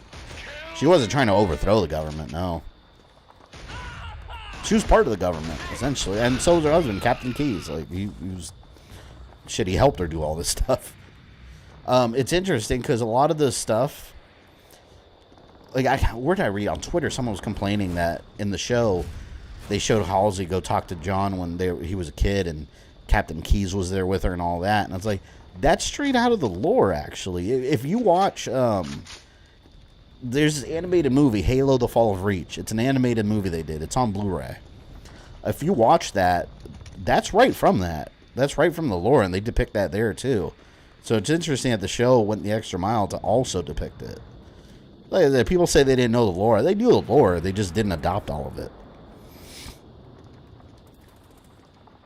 True or false, Captain Keyes and Halsey married? Yes, they are. I remember when the show happened, I was like, were they? It's a very obscure fact in the games that they were. Good luck, sir. They don't talk about it a lot in the games, though, at all. I don't even know if it's mentioned, like, during the campaigns. I don't need Namor to be king of Atlantis. I just need him to be a merman. Yeah, he just needs to be, like, a superpowered underwater angry man. That's all he needs to be. He doesn't need to be king of Atlantis. We have Aquaman already. Like, let DC run with the Aquaman Atlantis thing. We don't need another Atlantis storyline. And I think it's interesting that Namor, like, they worship like a jaguar god, and then the Black Panther's kingdom like has a panther god. So they're almost like the same side of the coin, or different sides of the same coin.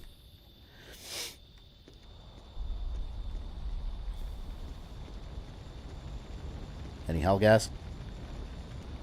Want some bullets? I got ooh! You want some bullets? I got plenty to spare. Let's go! Oh, fuck. Who did that?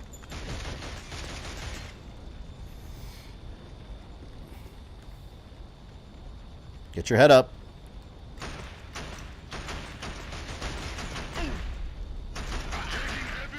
Man, I don't know why we don't have a Star Wars game like this yet. Like a modern, like, first-person, like, war shooter.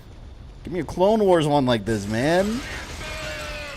And I don't mean Republic Commando. Give me, like, a full, like, regular clone infantry, and you're just running around in squads, like, fighting different battles. So bad. Oh, I'm dead. Oh, shit. I should have got up there. Ah! Oh, man. It'd be impossible to include all the lore in the show. No, absolutely. Yeah. Halo's got a ton of lore. And especially if you start counting all the lore that goes even back further in time that started with, like, Halo 4. After Bungie left, they really started going with more lore. Like, that goes way back in Halo history. Like Assassin's Creed style with, like, the beginning of humanity and stuff. And then Halo Infinite's, like, introducing some other species now. I don't know what Halo Infinite's doing. Like, they're implying that there's, like, another species that the Forerunners, instead of, like, preserving, that they, like, imprisoned within the Halo ring that's going to be released. I have no idea what they're talking about. The game ends in a cliffhanger because of that. You don't quite know what they're referring to.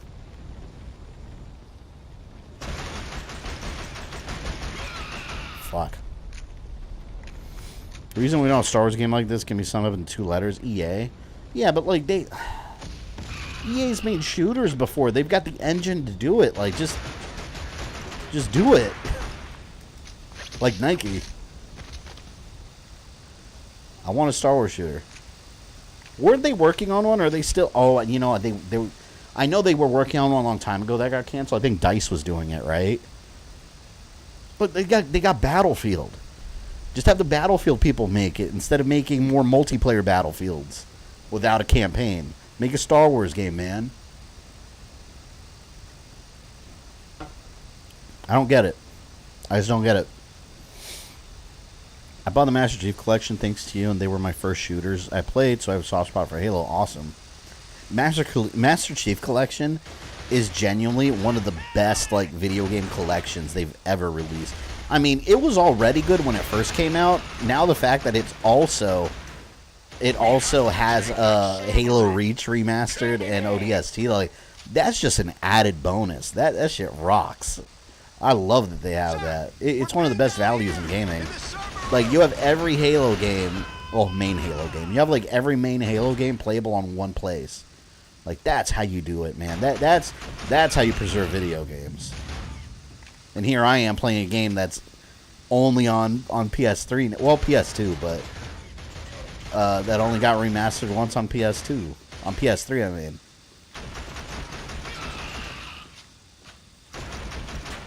I love this game. Like, these Killzone games, man, this is just like... I have it on hard. This game is not really that hard. It's more of a chill shooter. But it's just a relax. I love these games. It's so relaxing. Just run around, shoot bad guys, go from point A to B, rinse, repeat. So they imprison something that's more dangerous than the Flood. That's what they imply. I forgot what they called them. They like name dropped them or something. Like forgot the. Actually, cool man. Are you still here? Do you remember Halo Infinite? I think it was like the Forgotten or something. I don't remember what the hell they call it. But yeah, there's something, but I don't know what it is. They never revealed it. They just imply that something is being unleashed that's been forgotten.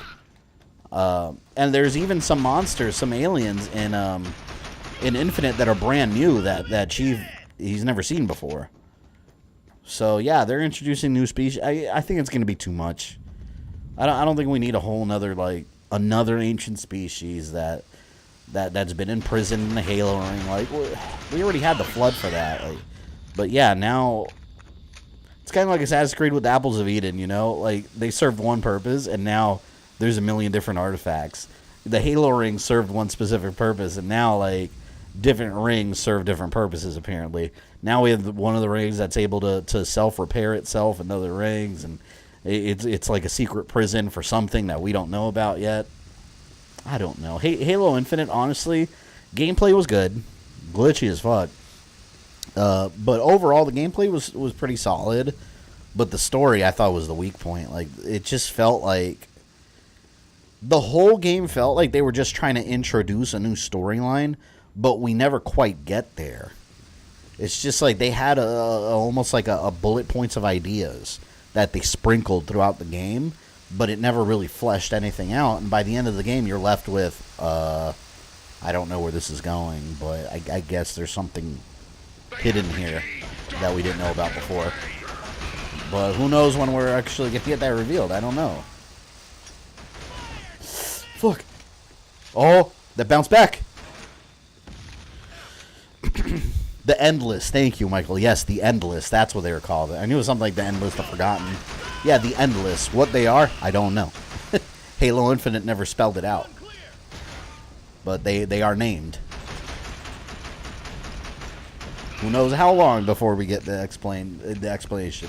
Either it'll be... I kind of feel it's going to end up being a Halo Infinite expansion versus a full-blown sequel. That's kind of where I feel. The actual purpose of the Halo ring shocked me when I first played the game. Yeah, well, you know, I love the Arbiter's reaction when he finds out. You could tell like he was just crushed because his whole life was lived for that purpose of what he was told they were, and it was all a lie by the prophets. Like it was Halo 1, 2, and 3, like just a perfect trilogy right there of story. Reach was great too, though. Reach is my favorite actually. Reach and ODST are my favorite Halo games. Like they're just, I love them. Son of a bitch. I gotta get out. There's a fire right there hurting me, I think.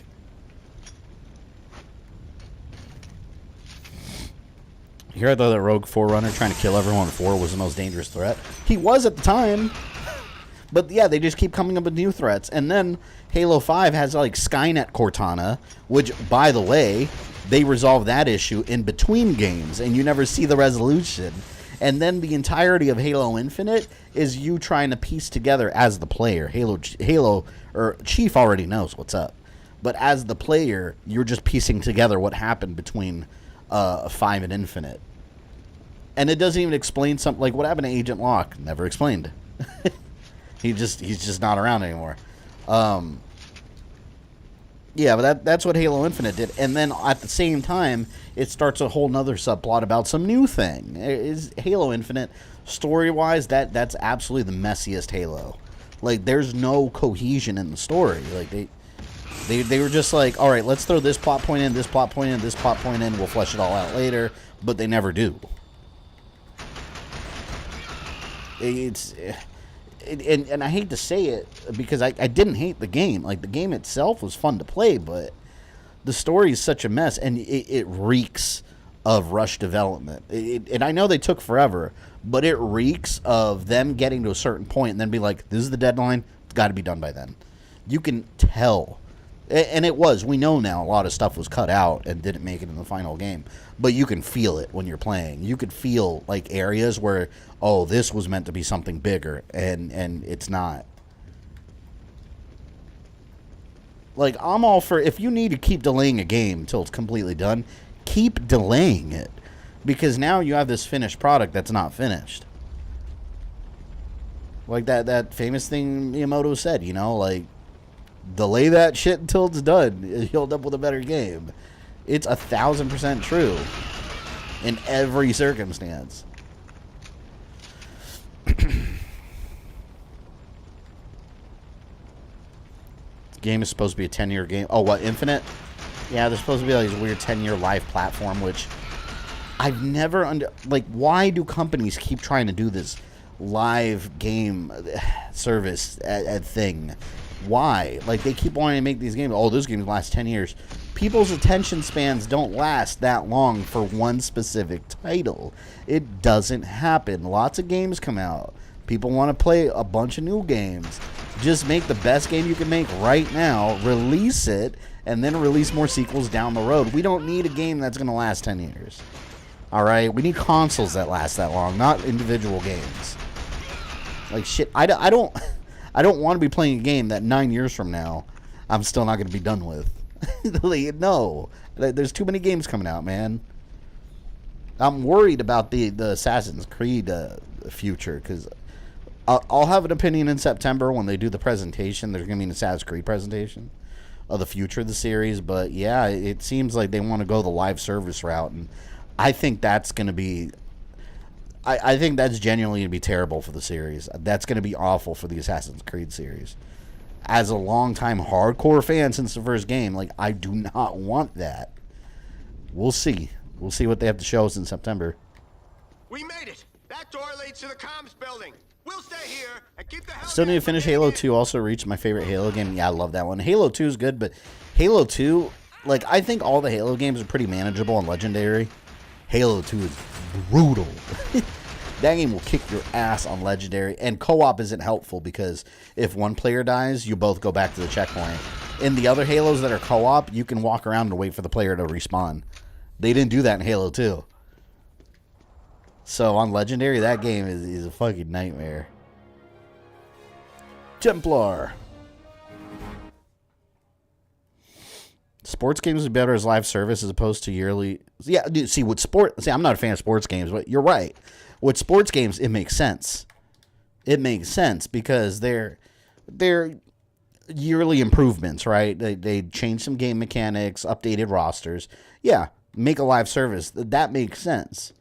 Something like Assassin's Creed or Halo, it doesn't make any sense. Like, what?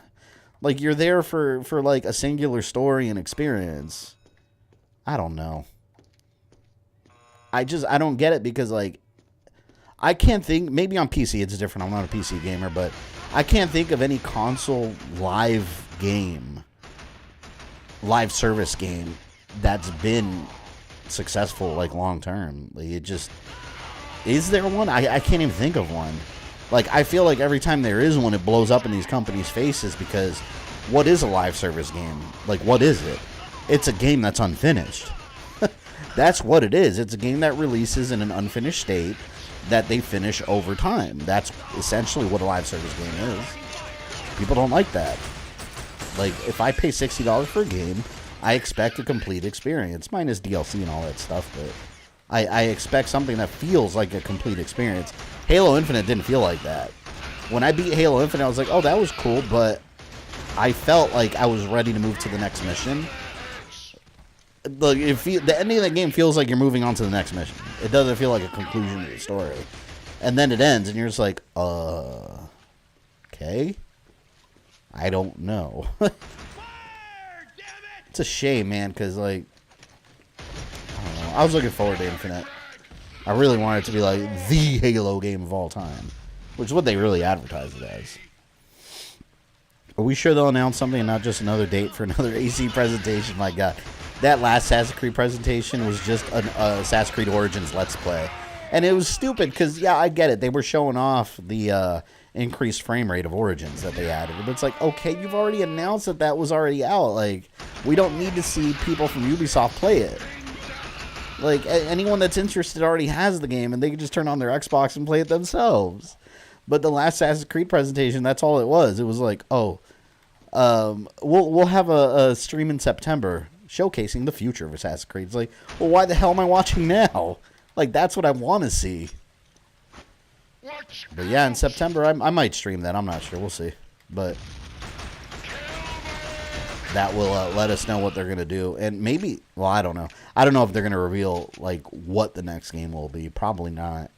Because Ubisoft likes to do, like, a big reveal for the official next title. You guys remember Valhalla? It was like a live, and it was really cool. The Valhalla stream, it was a live, the concept artist, I think it was Boss Logic. They had Boss Logic doing a live stream where he was, the concept art was slowly coming together, and they just had it like in fast forward as he was doing it, and you slowly see the image come together. And that was the reveal. I was like, that's fucking awesome. It was so exciting. It was really freaking exciting. Although I knew it was Vikings, a little before that, but watching it come together, I was watching it with one of my buddies too, and he was like, "Tell me what it is." I was like, just watch it. At one point, it was obvious it was Vikings, though. They've been plotting Vikings since The Division, and actually, The Division actually gave it away completely. A lot of people didn't realize that. In The Division, there is a poster, and I thought it was just genius level marketing, because Ubisoft didn't say shit. They just let people talk about it. But in The Division, there is a poster in one part that you see. It says Valhalla. It's just a random poster in the background. It's got a Viking holding an apple of Eden. It's very obviously an apple of Eden. And it said Valhalla on it. They were straight up just telling you right there and then. So it was genius level marketing on their part. I love that they did that. Live service is looking to be where gaming is heading. I don't think so. I don't agree with that. I think it's where they're trying to get gaming ahead. But every time they do it, it blows up in their face. So, I mean, it's like NFTs. Like, they keep saying that was the future. And now, reputable companies know not to touch that because it blows up in their face. The only way as gamers we can stop this kind of BS from happening is that we don't support BS when it does happen. And as a community, I think gamers do a pretty good job of that.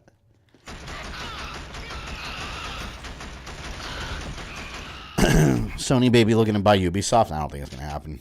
Ubisoft is an enormous company. And I don't think they'd be interested in selling, because they make a shitload of money on multi-platform games. Especially, like, look at the sales number for Assassin's Creed Valhalla across platforms. Like, they'd be stupid. They'd be stupid to sell themselves to one company and lose out on Xbox sales. I can't imagine that'll happen. I think that's just rumors. If it does happen, I'd be very surprised. Very surprised.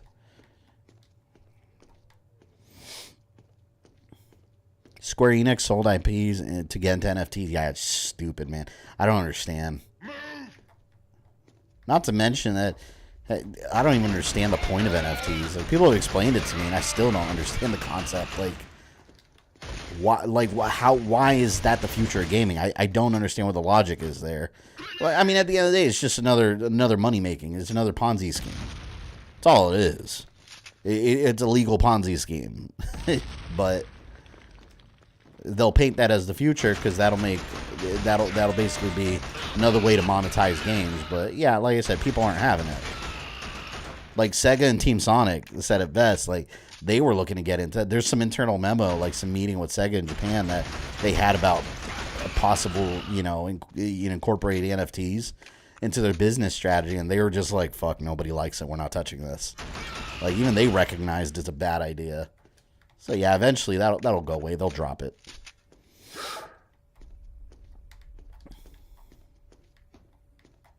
Well, I don't even know what chapter I'm in. I think I'm in chapter 2 or 3. Because each one's divided into like 3 or 4 sections. My brother-in-law has a friend who works at Ubisoft. Yeah, I got a buddy that Well, I got to be careful exactly how I describe them, but I got a buddy that for years has been he's worked with the design aspect. I'll say that. He's worked with the actual design aspect of the weapons. Like a lot of the weapons you see in the game, he's worked with aspects of their design and 3D modeling. So very useful to have people that are involved with stuff like that, but very interesting to say the least. When you get around to streaming MGS4, make sure to wear the AC outfit. Man, Ozzy, I didn't even know about that until you told me about it. How do you get that in the game? I wonder if I have it. I did not know Snake had an Assassin's Creed outfit. That's badass.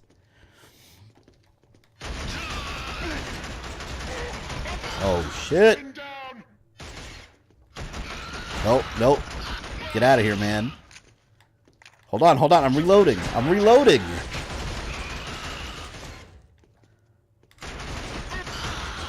Come on. Ubisoft does both Assassin's Creed and Far Cry. They're not getting bought anytime soon. They're huge money makers. I can't imagine. And keep in mind, Sony's got money, right? They have nowhere near as much like.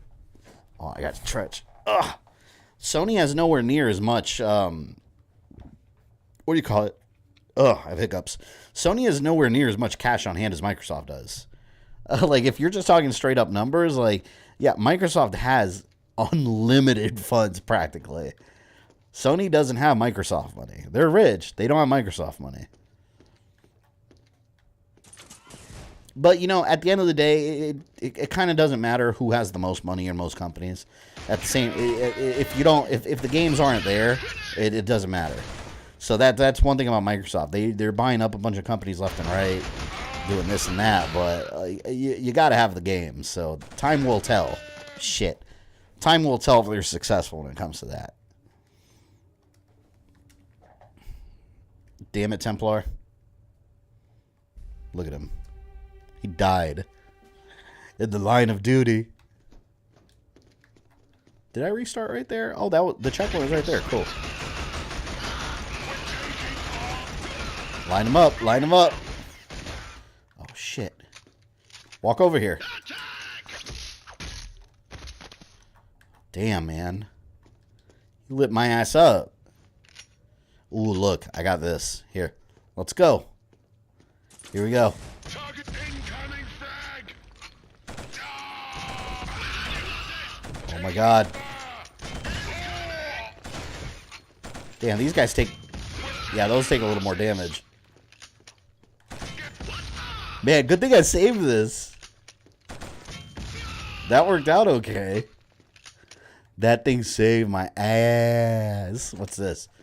What is a smart gun? Ooh. Hold on here. I'm gonna... Ooh, look at this, man. I got some goodies. Let's go. I'm ready now, bitches. Watch the level end right now, right when I get a cool gun. This is the alien smart gun, basically. I need a drink.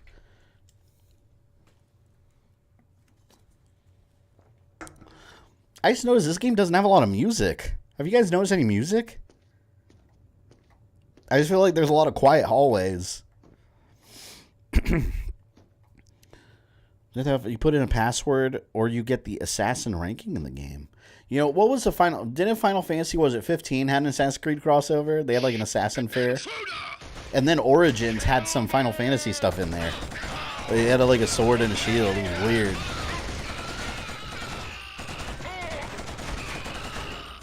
Damn, this thing's a beast. Who said that?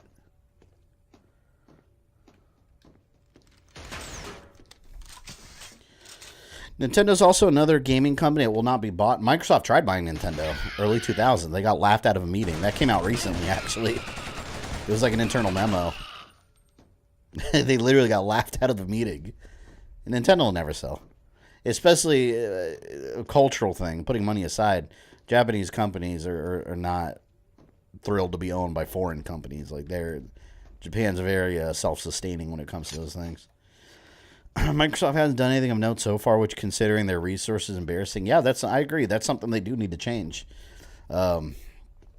The time will tell. Like I said, you could buy every company in the world if you don't do anything with them or support their resources and like push them towards making, you know, exclusive games that are actually good. Doesn't matter. At that point, you've wasted your money. So they bought Rare and they ran it to the ground. So I don't know. Personally, I'm not a huge fan of all this, like companies competing for exclusive companies. Like I'm not a huge fan of that, but that's the industry. It's a competitive race. It always has been since the NES days. All right, let's go down here.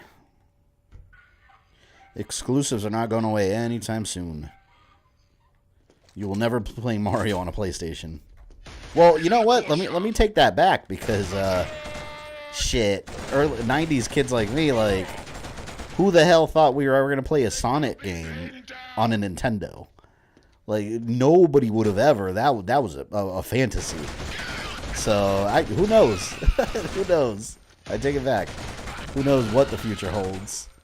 Shit, I'm getting lit up. Look at my health, man. Where's all my troops, by the way? Am I doing this shit by myself? I'm fighting this war by myself. Damn. Do you remember how Sony, they've been in the game development for a while? Microsoft made a studio, but like Sony will take time to get that stable. Yeah. I mean, yeah, so the strength of Microsoft is endless bank count of years being in the PC industry, but yeah, console gaming is a different beast. I mean, they know what they're doing, but at the end of the day, they need more exclusives. I mean, I prefer playing stuff on my Xbox, but exclusives is the reason that people like both Nintendo and PlayStation. That's the reason.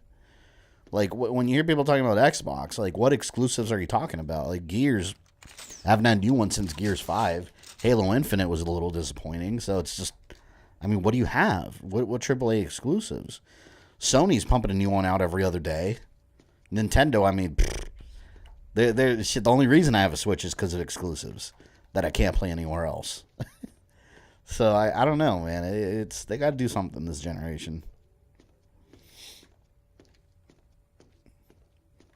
It's too quiet. I feel like they're gonna sneak up on me. This game needs some background music, man. It's so quiet. I get maybe they just want to make it realistic, like in real life. If you're in a war, like there's not a soundtrack playing to it, but Captain Templar, General Vekta has abandoned the evac point. There's too many of them. that's okay if there's too many of them. I got a big gun. Too many of them is not a problem for Templar. I'm gonna wait right here.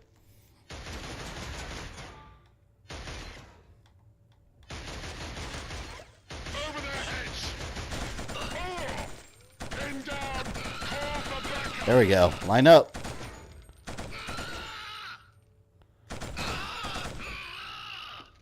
Did I get them all? I think there's one guy over here. There's Sonic Collection on PS2. I had that. That was back whenever you know, the Dreamcast had just died out and they were starting to, Sega became a publisher. I remember when Sonic Adventure came out on GameCube, like, it was a huge deal. It's like, whoa, like Sonic Adventure on Nintendo? It was a big deal. Sad that Rare's run to the ground. Now we'll never get Banjo-Kazooie again. Yeah, I mean, Rare's big comeback was supposed to be Sea of Thieves, and I don't know. I kind of wish I didn't buy that game. I only bought it because I had a couple friends that are obsessed with it, and they play it all the time, and they were like, you should play with us, and I downloaded it, and I was like, it's kind of boring. It's just really slow. Especially coming off something like, from a pirate game, like a pirate simulator, coming off something like Assassin's Creed Black Flag, and then going to Sea of Thieves. Like, it's very different. I don't know. I want to give it another chance sometime, but I didn't know what I was doing half the time. I was just kind of bored, like just sailing around empty space. I need to heal. Right here. Anyone comes over here, they're screwed.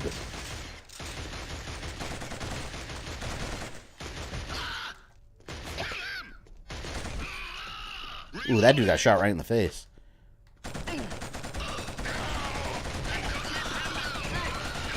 Damn, this gun's amazing, man. This thing destroys them. All right, hold on. Let me wait a moment here.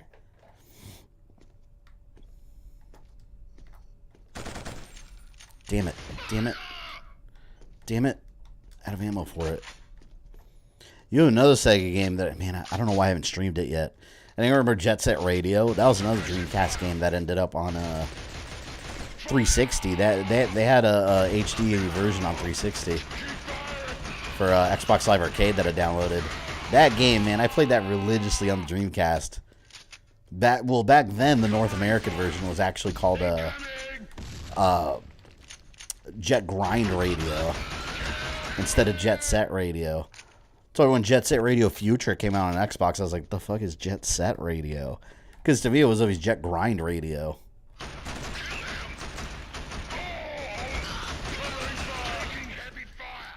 God, still a couple of them over there. Nintendo's revenue as of 2020 was $13.7 billion. Yeah, Nintendo's got money in the bank. No one's buying Nintendo anytime soon. First of all, Nintendo wouldn't be interested in selling. Secondly, like, what company is going to be able to put that money forward? And it's just not a smart business decision. It makes no, like, I don't know what advantage it would bring. Like, they're already established as their own force of freaking video game nature. That Rare Collection on Xbox was the reason I ended up getting Xbox One. That's another genuinely good collection. That and Master Chief Collection are two of the best collections ever made. That has so much stuff in it. Not to mention it had the Banjo-Kazooies in there, which were actually just the Xbox 360 arcade version that they had like a download for. When you load them up, it actually loads up the 360 arcade version. Perfect Dark also. But it has a bunch of old school, like, weird arcades I never heard of either. Oh my god. Is that it?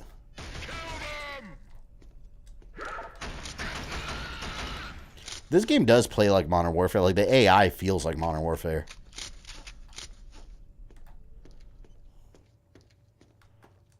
There we go. Yeah, Perfect Dark HD. I need to play. I never finished that one. The last time I played through Perfect Dark all the way was the N64 version. Perfect Dark HD looks really good. I remember Ozzy, when you were streaming that you streamed it, and you had that one person that came in and just started like explaining to you constantly how to play the game, and you're just like, dude, I know how to play the game over and over. That was annoying, man. That person was like a super backseat gamer.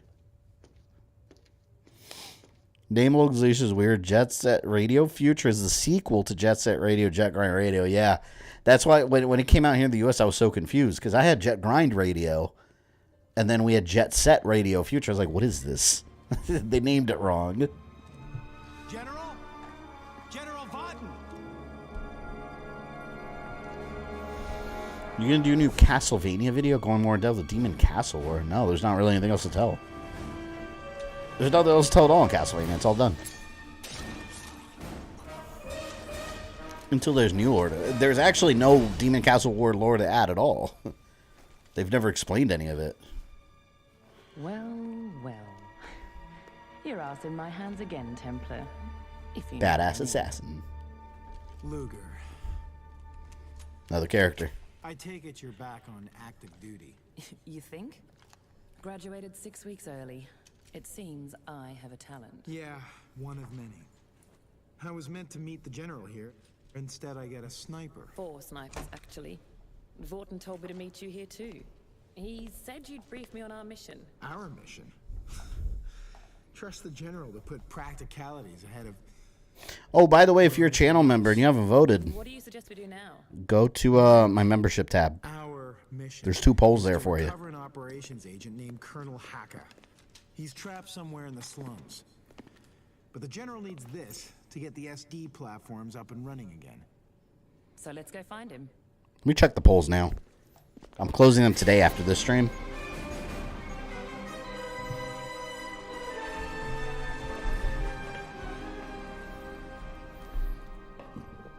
Good times that. Oh yeah, that was your first backseat gamer. Even a hint of its progress.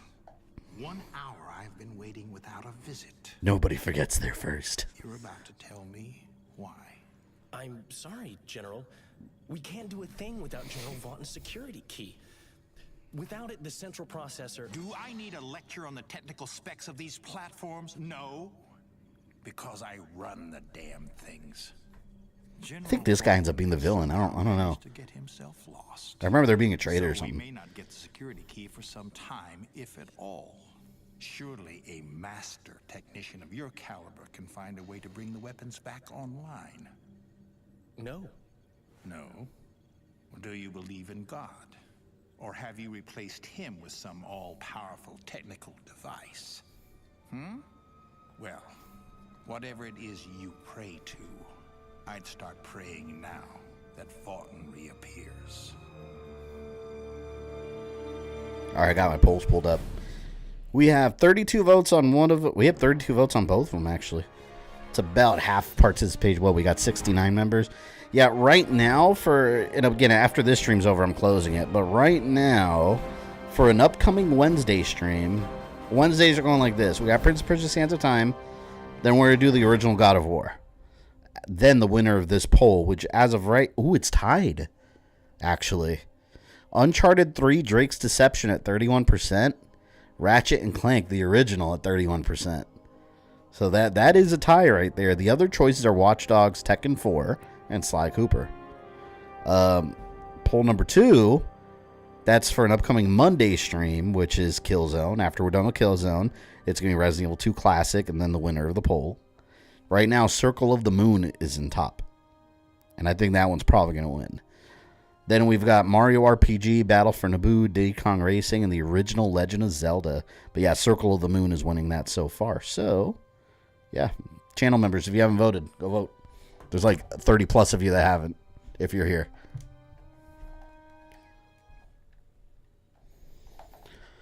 They never did get the hint that I played through Perfect Dark dozens of times. Yeah, it's one of those people that just want to, like, they're dying to share their expertise. Oh, look, I can play someone else. Let's pick this guy then, Luger. Or, female. I mean, where are the polls? They're under the membership tab, but they're exclusive to channel members. These tunnels will lead us back up to the surface. But if anyone is not a channel member and would like to have access, it's only $1 a month if you want to join. And I don't mean to be like that Twitch girl. It's like, it's only $5, guys. Only $5. But yes, I have multiple tiers. The lowest one is $1 a month. And that does give you the power of the moderator gods. And you get to vote in those polls. So you get to decide. Like this game, this was a channel member poll. So here we are. I went Ratchet and Clank. I've never played it. I didn't play Ratchet and Clank till it came out on PS3. Till the PS3 game. And even then, I never actually played it all the way. So I have the HD collection. So it would be that one. Unless Uncharted 3 wins. Right now, they're both tied. It was funny because I know Rogue, if you're still here, I know Rogue Dragon told me he voted for Uncharted to avoid a tie, but it's still tied up. Okay, I got a knife with this character. Different gun. I hear something. Take a look. Predator vision. Hold position and await Bravo squad. The enemy! What the hell? You went down so quietly. It made like no noise. Enemy in range. Target in. I don't feel you need that heat vision there. Zombie dragons. Ozzy, did I not tell you the zombie dragons are hard as hell in Circle of the Moon? Honestly, in Circle of the Moon, like, that game doesn't fuck around. Circle of the Moon, I think. Let me think if there's any other Castlevania. No, I think that game really does have the hardest. Dropping everything. I think that game does have the hardest set of bosses in any Castlevania game. Every boss in that game hits you really hard and takes forever to kill. And it's because that game constantly, if you don't grind in that game constantly has you under-leveled. Circle of the Moon is very difficult. I like that game a lot, though. But you have to, I'll probably grind a bit between streams, because you really do need to grind with that game, or you're going to have a really hard time. later on with some of the bosses that you fight, especially like when you fight like Carmilla and stuff. Oh my god. The bosses are brutal, but the zombie dragons are one of the worst because they're basically two twin zombie dragons that they just take so long to kill, and there's two of them, and they both have the same. They both have their own individual health bar. Get up to the I voted for train Diddy Kong Racing, aka the best racing game ever. No joke. Diddy Kong. This might be controversial, but I don't care. The Diddy Kong Racing is better than Mario Kart. I've always believed that. Mario Kart Double Dash is one of the best games of all time, and it's the best Mario Kart. But Diddy Kong Racing is a better series. Even though it's only really one main game, it's better than Mario Kart. It really is. I don't know why it didn't keep going as a series. It was going to in GameCube. They're going to have Donkey Kong Racing, and you were going to be riding all the animals and stuff, but they never did it. Damn bots. Thank you for taking care of the bots. Yes, man, Inc. Circle of the Moon's legit one of the tougher Castlevania games I've ever played. Yeah, it's... I always... See, I always know, like, which ones I think are the hardest. Circle of the Moon has the hardest bosses. Order of Ecclesia has one of the hardest Dracula battles. Dracula wrecks you with karate moves in that game. And he doesn't even transform into a monster form in that one. It's just We're trying to get back to Vampire our squad. Dracula. Follow us. Let's go. Those two games are legitimately one of the hardest Castlevanias. One of them because of the bosses, the other one because of the final boss. It's crazy. Quick, inside. Another one that has a really hard boss fight is Curse of Darkness with Hector. The final version of Dracula in that game is very hard, and it's very hard to beat without the laser whip, which is also really hard to get. So, yeah, it's Castlevania. Meanwhile, Castlevania 64 is one of the easiest Castlevanias. Helghast have barricaded themselves in the other building. We need someone to get over there and blow up the door. Luger. If you don't want to be a member, you can also support GamerThumb on Patreon. Yes, I do have a Patreon available as well, which many of you are part of also. That way, if you want to do something outside of YouTube, it's also available there. I'll open the door part Circle way. of the Moon's tons of fun. Yeah, a lot of people hate on Circle of the Moon. But you know what's funny? The only people I ever hear that complain about Circle of the Moon complain that it's not canon. Which is debatable because nothing really prevents it from being canon. And secondly, it's in Portrait of Ruin Collector's Edition. It's in the Collector's Edition printed timeline. It's in that on that timeline listed. But either way, putting all that bullshit aside, like no one ever actually complains about the game itself because it's a very good game. The only complaint I ever hear about is people complaining whether it's canon or not. Which cares? Just play the damn game. Like if the game exists, like you're allowed to play it, regardless if one man helped produce it or not. Son of a bitch, I see you. Come on out. Alright, he's not coming out. He's a dick. Duh! Show me your face. Shit. There's no one right here.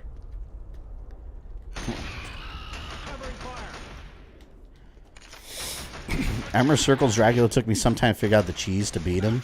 Yeah, his monster form is pretty rough. But I forgot the cheese.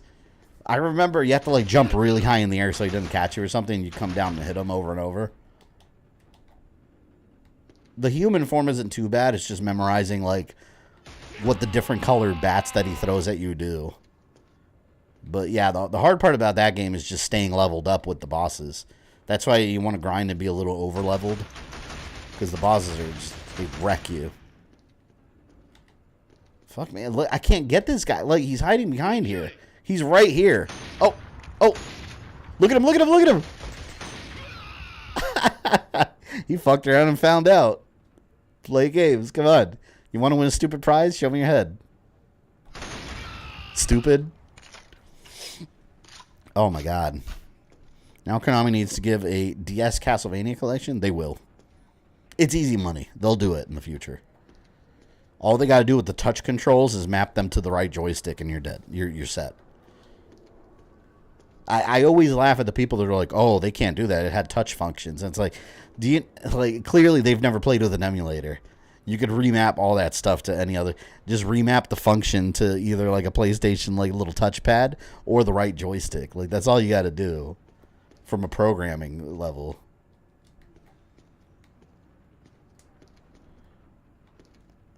Where? It's quiet. Reach the park. Set the explosives on the station door. Okay. Is there anyone alive down there?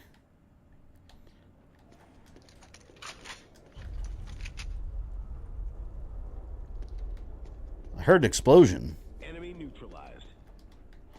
Enemy neutralized.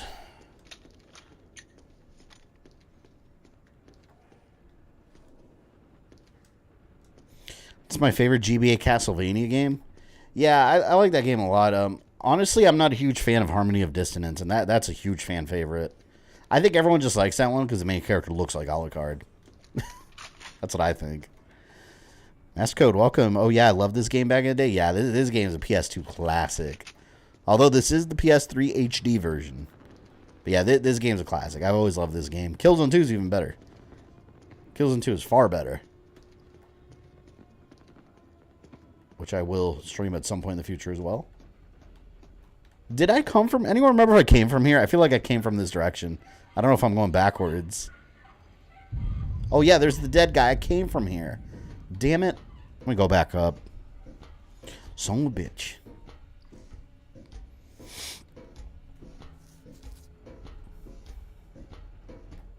Man, I miss a lot of the PS3 series that... Oh, shit. That got forgotten. Like, I want another Heavenly Sword game. That game was so good. They have the movie. They had the Heavenly Sword animated movie. And I remember that movie kind of sucked because it was just like... It was literally just the PlayStation game. Like, the cutscenes from it. With some added portions. But that game was really, really good. They concluded it like it was resolved. But still, like... Could have gotten a sequel.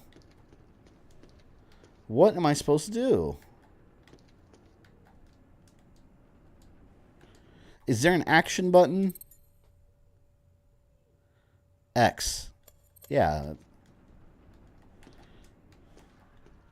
Oh.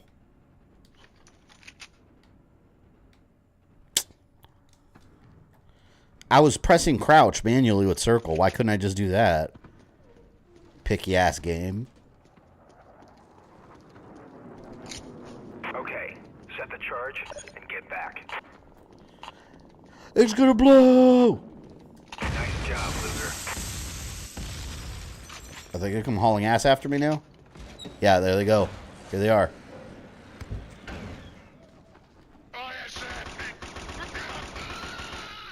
I like this gun. It's very accurate. If I don't badly remember, you gotta crouch under the door. Yeah, I had to specifically press X instead of the crouch button, is what they wanted. It's being picky is what it is. So let me do it my way.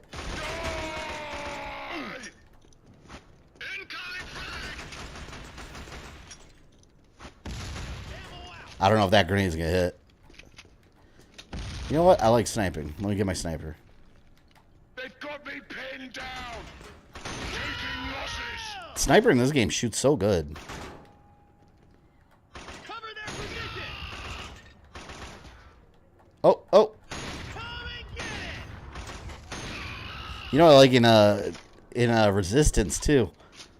Resistance, I like you guys remember the hedgehog grenades? Those things are awesome. Kind of wish I had one in this game. Where you just throw a grenade and it explodes and a bunch of spikes. That's legit.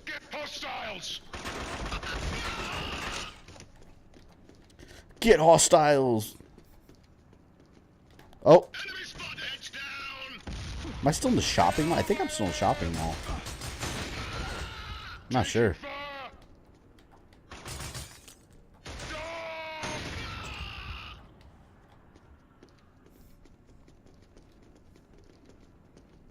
What does that say? Fan... Oh, let's see. God, I can't wait for that Callisto Protocol game. I was thinking about that. That last trailer showed... what was that? Was that That was a PlayStation presentation I was streaming, right? Where they last showed it off? I thought it was a PlayStation presentation. But that game looks so brutal. I hope it's terrifying. Oh, shit. Like, I don't want that game to pull any punches. I don't know. I don't remember the last game that actually scared me. Like, I like games that have, like I want to have some, like, really good jump scares.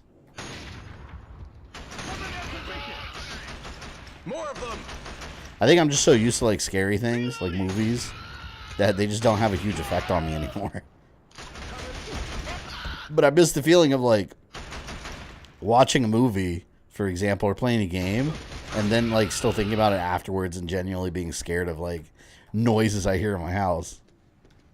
It was a good feeling, but yeah, it's... When you're a seasoned horror buff, things don't really scare you no more. GamerThumb versus Mickey Mouse and his Helghast army. The Helghast will fall. There's the park exit. Unless I'm playing Killzone Mercenary, because then it's kind of a gray area. It's so weird how the levels cut off like that. It just instantly... I was walking and just instantly hits you with a menu. Like, congratulations, victory!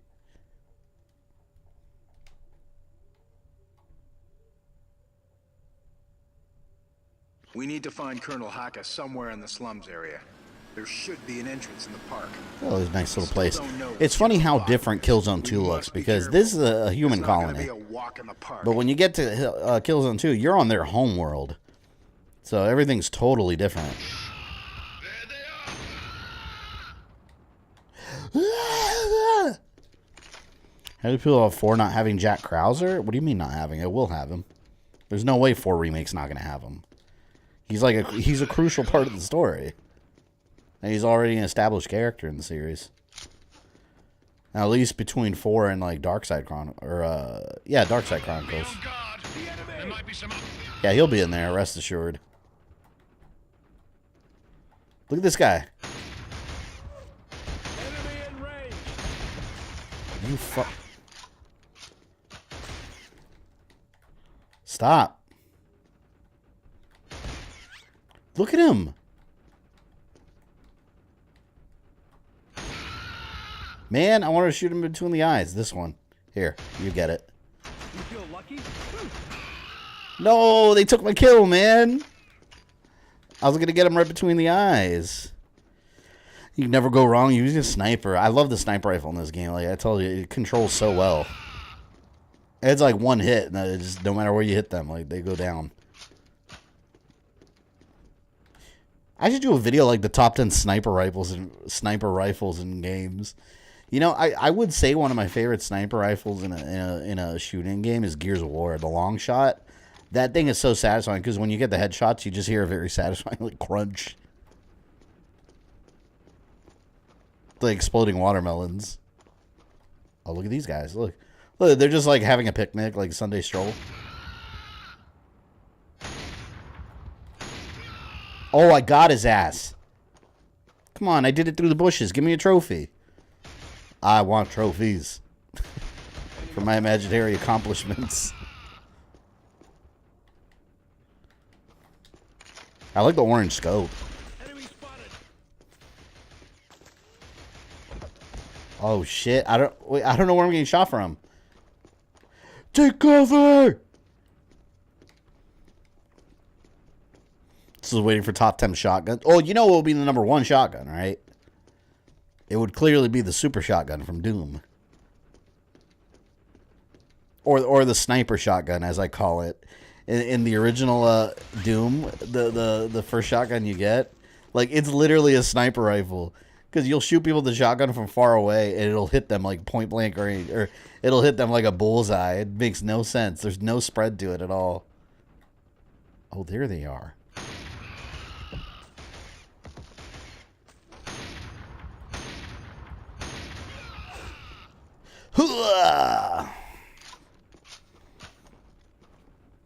Also, wait. Hold on, my friend. There. Also, another really cool video game weapon, which I think is one of the best video game weapons of all time. I think they introduced it in Turok 2. Anyone remember the cerebral bore? It's just this little... They got that shit from Phantasm, the movie, the 80s flick. But basically, it's like you just like, pew! You shoot a little ball, and it drills into their head. And then all the juices and stuff are just like flying out the other side, and then it explodes. It's so brutal, but so satisfying in Turok when you use it against like all the bad guys and the dinosaurs. It's so crazy. But yeah, that's one of the best video game weapons of all time. Oh, shit. Wait a minute. Ooh, I just walked into a bad situation. Let me go around. I saw them. They're over here. Right here.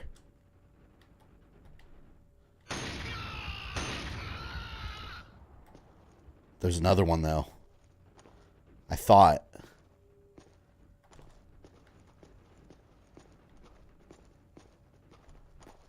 Right. Oh, you asshole.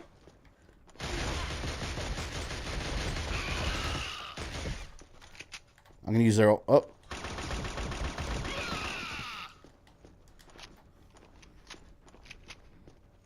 Doom 3 shotgun. Better than the BFG 9000. Well, I mean, that's not fair. You can't compare to the BFG. The BFG from Doom Eternal is better. It blew a chunk of Mars out. So crazy, man. That's still my favorite FPS, Doom Eternal. That game is just bleeds perfection. I love it. This game needs a soundtrack, man. This whole game has been so quiet. Killzone 2 definitely had a soundtrack. And 3.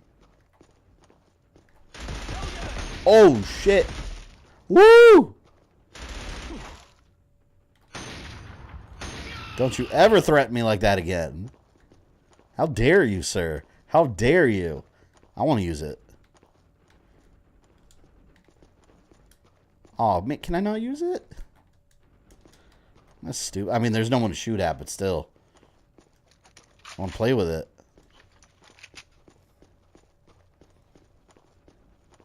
It was funny. I saw a video on TikTok where someone, they, like, dressed up as Master Chief. Like, they had some real, like, Master Chief armor.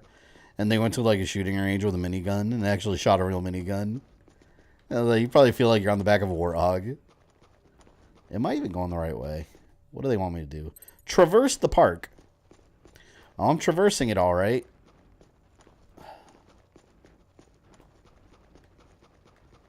I think this is where I was already. That's where it came from, man. Alright, this game is quite quiet. Yeah, you can hear the guns. There's no music. Doom, I need to start those games. Yeah. Ozzy, have you played any Doom game, like, to completion ever? I don't think you ever streamed one, right? Yeah, those games, man. Try Doom Eternal in, like, Nightmare mode. Oh, my God. It's so hard. It's so hard. One of the hardest games ever. I think it...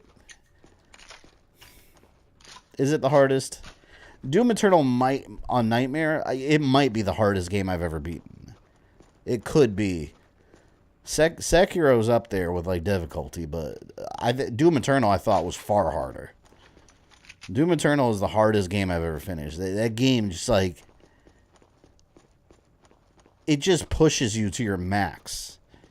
And then when you think you can't handle anymore, and you're barely holding on, they add some other danger to enemies, like a shield, like an energy shield around them, or they add more enemies.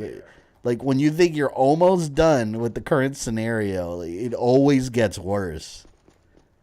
Game is just brutal. It's brutal in every way.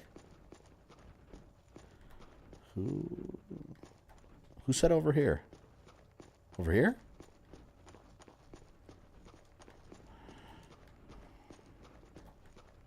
I heard someone say something.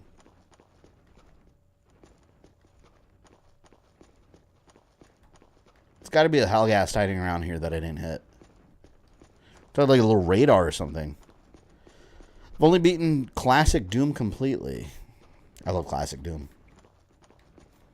I need to stream that and Doom 64. I still haven't gotten to. The hell is... There's nobody here. Let me know if you guys see anything. You see something, you say something.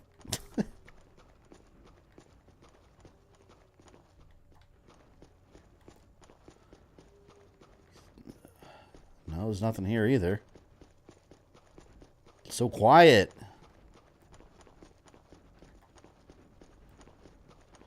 Okay, maybe I'll look this way. Did I look this way yet? Over to the right? Maybe not. Maybe it's over here.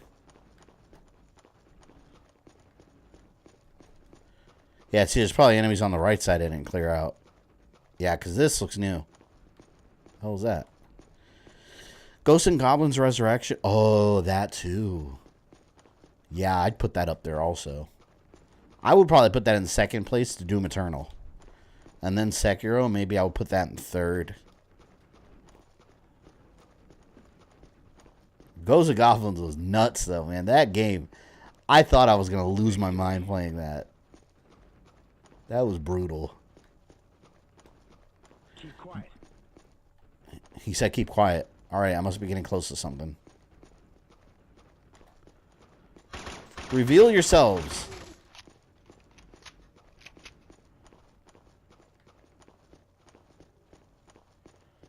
Okay, they're dead over here. What the hell, man? Oh, look, I can use it. Maybe this will draw them out. Cuphead's really hard too. I haven't finished it yet.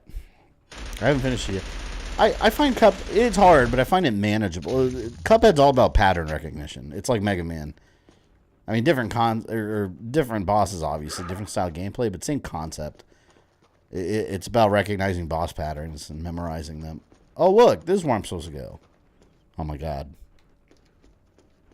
We're under attack. Requesting support. Oh, finally. Come on, let's save him. Never been relieved to be under attack. That's one of mine. Wait, hold on. These are my guys. Remember when you were playing both Doom 2016 and Eternal back and forth, you kept forgetting you can't double jump? Yeah, and Doom 2016 is weird after you play Doom Eternal. Like, I don't recommend anyone play Doom Eternal first because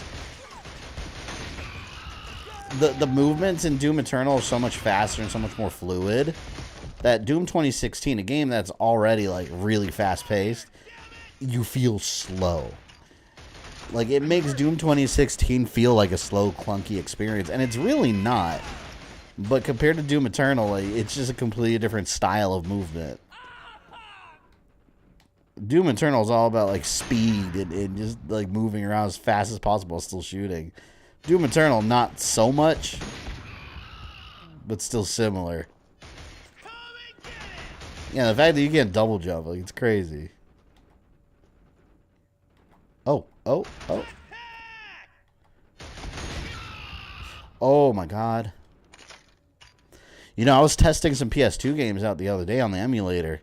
I want to stream like Liberty City Stories and Vice City Stories, but I might have to stream the PSP versions. They're kind of fucked up on the PS2 emulator graphically. Like during the cutscenes, like at the bottom of the graphics, like half of it's all blacked out. I don't know. I got to try the PSP emulator, see if they work okay on that one. Because those games are pretty cool. I don't like this level. This whole level just all looks the same. How dare they invade my colony. Cuphead DLC is worth it. I still need to beat the base game. Is that one of mine? It's one of mine.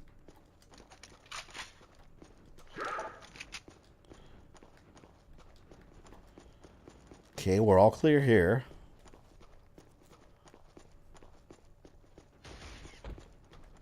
Whoa. Oh, look, over there. Other side. Oh, he had a turret. You bitch. Shove that. Doom 2016 doesn't have the dash feature, which makes platforming way more challenging. Yeah, like it feels like it's funny because Doom 2016, after playing Doom Eternal, Doom 2016 feels like such a handicap. Like you feel like you can't move, like you're stuck. in like this like slow clunky body. I love Doom Eternal. What's Doom 2016? Don't get me wrong. The game's a masterpiece. Doom Eternal is just a much better masterpiece, in my opinion. A lot of people disagree with that. I don't.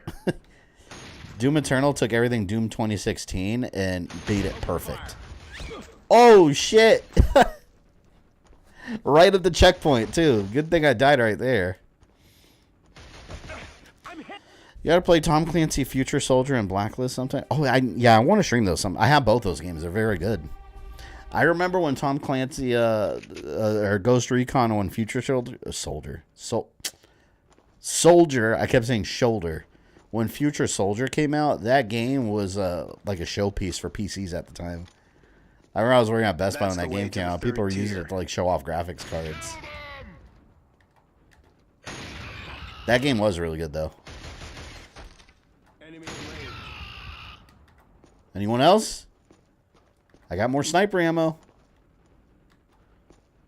I don't discriminate. Everyone gets one. Son of a bitch, he's right there. He's behind the tree. Oh no. Oh no. Who did that? I don't know who did that. Oh my god.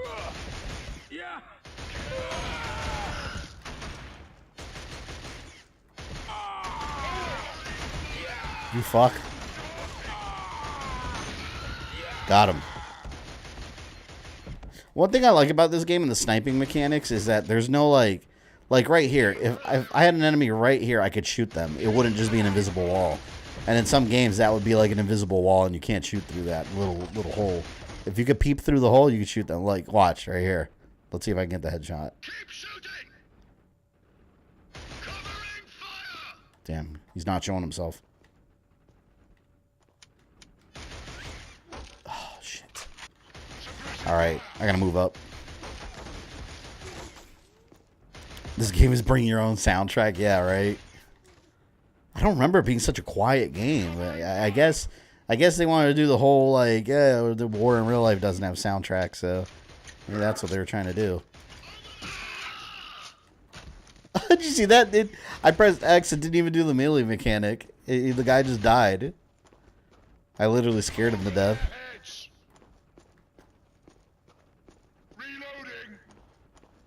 There he is.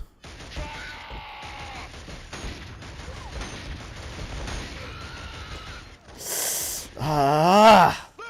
I didn't see the other guy. There was another one there.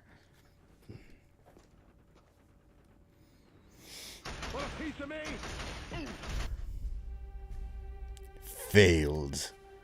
You are a failure. Lord Vekta. Do you like sniping people in this game? Of course. It's the best gun in this game. That's the way to the I third think. tier. Oh, look, he doesn't see me. He was about to. I know where they are now.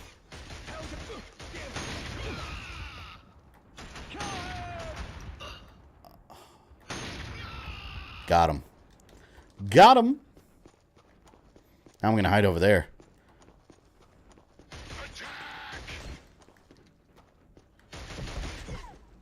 No, no. And, oh, got some more sniper ammo. Okay, I'm good again. I got to take revenge. These guys over here that got me. I had no cover, though. Wait. I remember there was this game on, I think it was on PS2 or Xbox, that was like a, it was like one of the first cover-based shooters, like Gears of War style. It was called Kill Switch. And a lot of those mechanics moved over to Gears of War. Because you notice there's no like cover mechanic in this game. They didn't. That wasn't even a thing yet in shooters. That was common. Enemy in sight.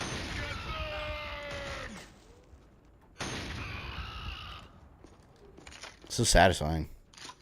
Hated sniping the original Mass Effect 1. The gun moved a lot. Yeah, I always think they're the best weapons in the games. I loved it in Mass Effect 3 especially. Oh, hello there.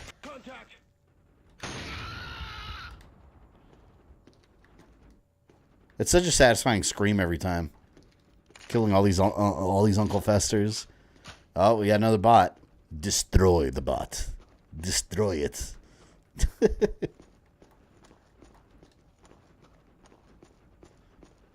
Bots have no better programming to do. got to be here.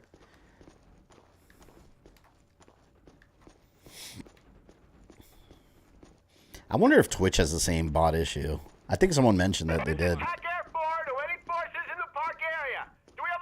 Oh, this is Captain Templar. Go ahead, son. Great. Now we need to take out the other one. Yeah, look at that. They got like big ass turrets. Understood. We'll clear the way for you. Good luck, sir. I don't know where it's coming from. Oh, I see it. It's far away. Look at that. All the way in the fog.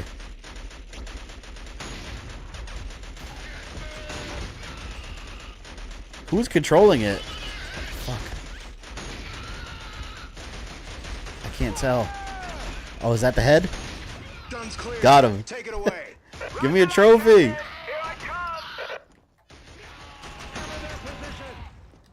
Nice work, son. But we've got company. Can you help? Assholes and elbows. Everything I had. You could try one of the guns you captured. They'd pack a punch. Is there anyone here? You know, I haven't played the Stranger of Paradise DLC. I haven't played it since I streamed it. I was gonna play it today for a little bit. I was just like, I didn't feel like playing the same levels that I already did. I hate that. I feel like I wasted my money. Ooh! Turret madness! Oh shit! Oh, I got a trophy finally. 4x4x4. I don't know what it is. I was saying, man, this game is being stingy with the trophies.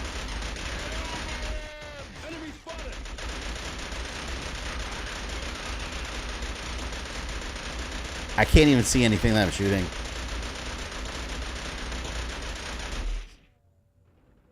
Anyone?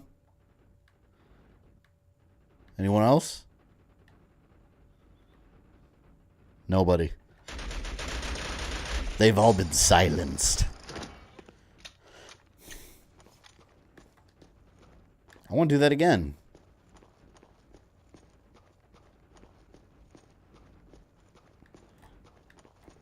Let me get on this one. Nope, can't do that. Anyone else play Mega Millions for tonight? I never play Lotto. I feel like it's a waste of money. Like, I used to buy the scratch-offs, like, every paycheck. I used to go buy, for like a year I did it. I would go buy, like, the couple of I think the $10 ones. I had, like, a little budget for it, just in case. I never won shit.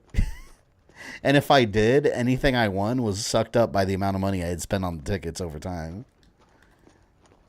But, you know, it's funny.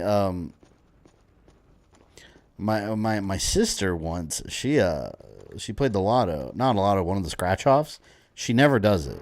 And, of course, the one time she did it, she won, like, $5,000. And I was like, what the fuck, man? I played them so much I didn't win shit. You know, a couple dollars here and there. And she won $5,000, took a vacation. She owed me, like, $800 at the time and didn't pay me. She instead went on a trip. I was so mad. Like beach volleyball and cocktail parties? No, I mean, did you make any new friends? Are you asking me if I got laid? What? No.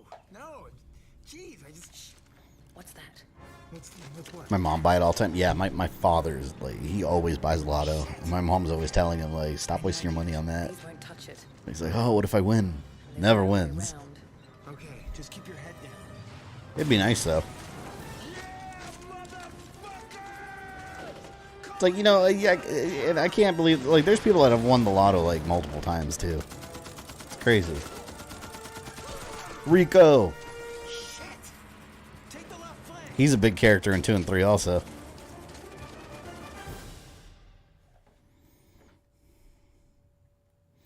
I only did because it's 810 million. I know I'm not going to win. It's just a dream. Can you imagine winning? You know what would suck if you win it along with like 5 or 6 other people because everyone splits it? Like, damn it. But like, can you imagine that feeling where like you're living paycheck to paycheck like most Americans do, you know, every month, every couple weeks, And then you realize you just won $800 million. Like, even after taxes, whatever. Like, you're still a multi-millionaire. Like, can you imagine that feeling of, like, oh my God, I'm never going to have to work again. I will never have bills again. My family's future is secure. Assuming you're not a dumbass. Because there's a lot of stories of people. Like, I remember a while ago, I think this is in Florida, too. Some girl won some lotto. She won millions. And she ended up going bankrupt, like, 3 years later. She was, like, regularly buying, like, $14,000 purses. Like, I don't even know. Oh, good job. You bought a $14,000 purse, and you don't have $14,000 now to put in that purse. Well done, idiot. But I don't understand those people that win. You should never have to declare bankruptcy after winning millions. If you do, it's your own, like, it's your own mismanagement of money. It's insane to me. Like, do you know, like be humble. Like, if I ever won like 800 million, this shit, if I ever won $1 million, like, I would be so careful with that money. Like, I would still, like, think wisely. Like, don't just go out and buy, like, fucking Lamborghinis and nice clothes. Like, what the fuck do you need that for, man? Invest in your future. Sometimes the most undeserving people, win that shit, though, and then they go broke, and it's like, oh, well, you got a cool car, right? Congrats. Yeah, right between the eyes. That's what you do. If you ever win the lotto, take some of that money, pay all your debt. The remainder, take half of it. Actually, take half that money. And I'm not a financial strategist. It's just some advice. But you ever win the lotto, take half of that money. Invest it in something in the future. Like, let your money grow. You invest it somewhere where that money would grow, where you can't touch it. Put in an account that's interest-bearing that will let that money grow over time. Like, don't just cash out and take millions and then go on a shopping spree. That's the most dumbass thing anyone could do. Shit, they're right there. Be good to be a millionaire, but you're going to get so many problems getting so rich. I don't know. I think it would solve more problems than it would bring, to be honest. People just got to be careful with their money. That's all it is. Like, pay your taxes, take half of it, save it somewhere so it grows, and then be smart. That's why, like, you want to win millions and never work another day in your life, you got to be smart with your money in that case. Not that you can't enjoy yourself. Shit, I'd buy a couple goodies. You know how many arcade 1-ups I would buy? I'd buy like all of them. Just for the hell of it. Just saying.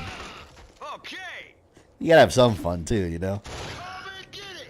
Just be responsible, just don't be an idiot. Best advice anyone can give you in life, don't be stupid. If I had multi-billions, going to save, putting back as well as my saving, give back to the community. Yeah, you always want to give back to the community. That's important. You always want to give back. Along with building a game collection and helping family. It's true. Definitely want to build a game collection. Although I don't think you need millions for that. Well, shit, if you're a retro collector, probably. Now you need millions. With how expensive retro collecting is. Look at these, like, juggernauts. It's okay, you can't hit me from where you are.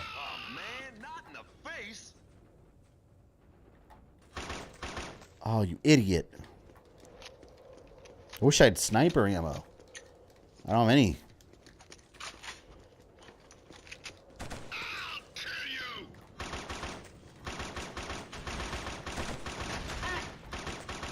Look at him running around like a pansy. Come on.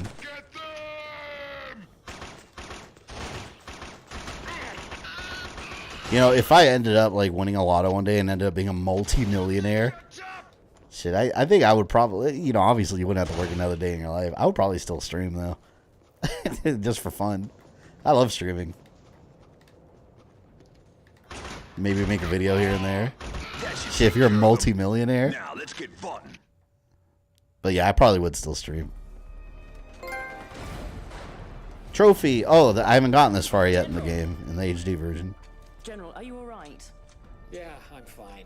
Jan, did you get the security key? Right here, sir. But the command base is lost. What's the situation out there now? Messy. We had trouble getting here. If it hadn't been for this guy... Sergeant Rico Velasquez, sir. Well, Sergeant, it seems these two owe you, It's the enemy who owe me, not these two. The Helghast. So Rico's the typical, like, trigger-happy soldier. Paying off that debt in blood for as long as I breathe. Sir. I see.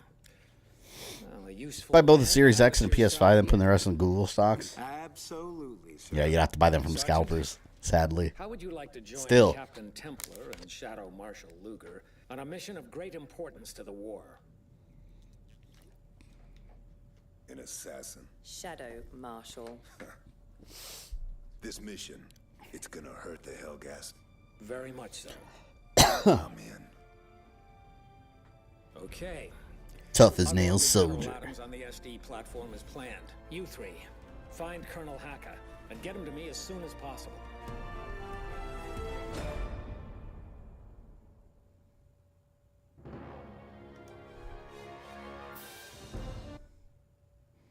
Yeah, my accuracy keeps staying at under 30%. What the hell, man? Rico. See, I think the last guy, Haka, I think he's the guy that's like half Helgen.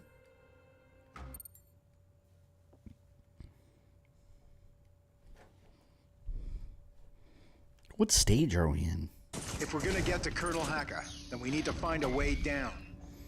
Yeah, you know what? Let me quit to the main man. I want to see what stage we're at.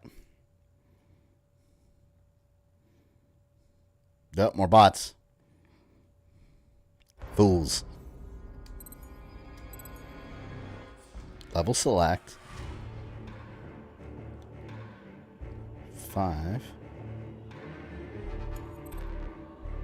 Is this where we are?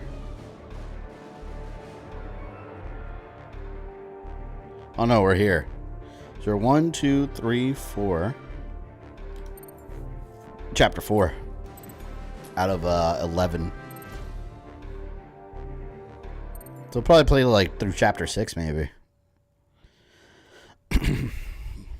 That way it'll be a 2-streamer. If we're gonna get to Colonel Haka, I don't think this game we needs need 3 to streams. find a Not way that long. down. These elevators look like they've seen better days. Let's take the stairs. I love Rico's gun. He has this big ass like little chain gun right here. Or smart gun.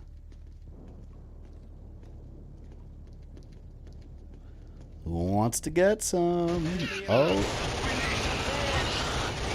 My God.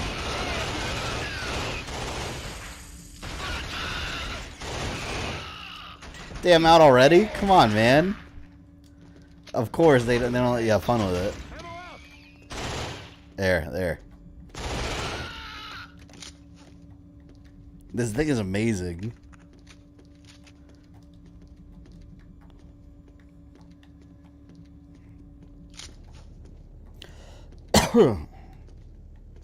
Oh. Hey, grenade for you. Fuck. And they are destroyed. Order 66 the bot, yes. Do what must be done. It's probably one of my favorite guns in the game. Like, the second they see you with it, like, they don't even have time to react. They just get lit up instantly. Oh! Shit.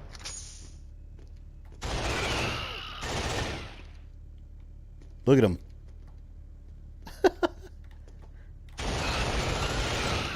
Look, he's like stuck in the graphics. Are you trying to avenge your friend? Well, you cannot.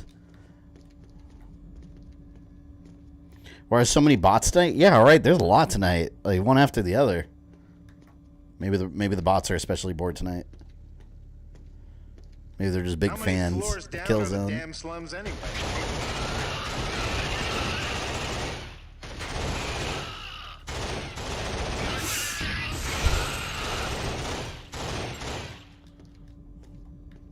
They need to give up this invasion, man. If Rico's just walking around with a smart gun lighting them up,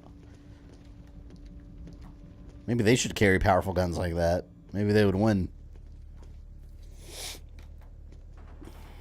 Order 66, never a good number in Star Wars. You know one of the most interesting orders is?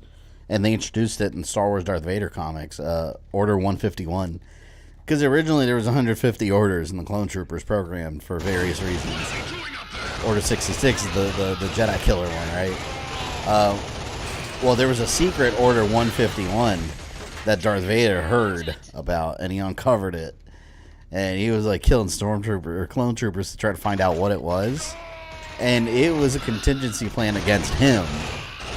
So if Palpatine ever ordered, like, execute Order 151 or execute Order 151, all the clones would turn against Darth Vader and have to kill him.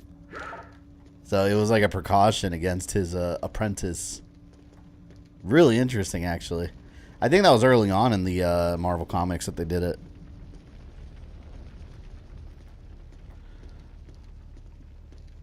Keep on coming to get me. I will keep on blasting. Just, that level was only 3 minutes long. The slums.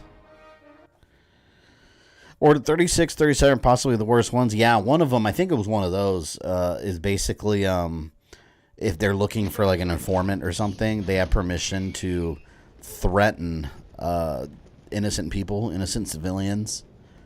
And if the death of innocent civilians happens during this, they are to essentially burn down the entire area and hide evidence. Like I forgot what number that is. I think it was one of those.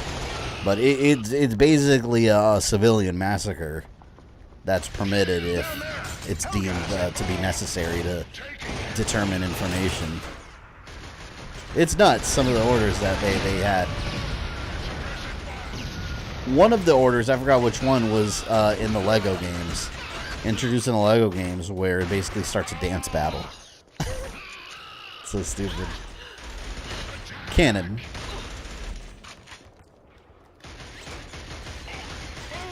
God, the shooting mechanics in this game feel so good.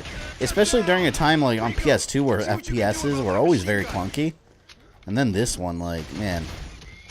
I wonder how, like, the series would have turned out if Halo weren't around.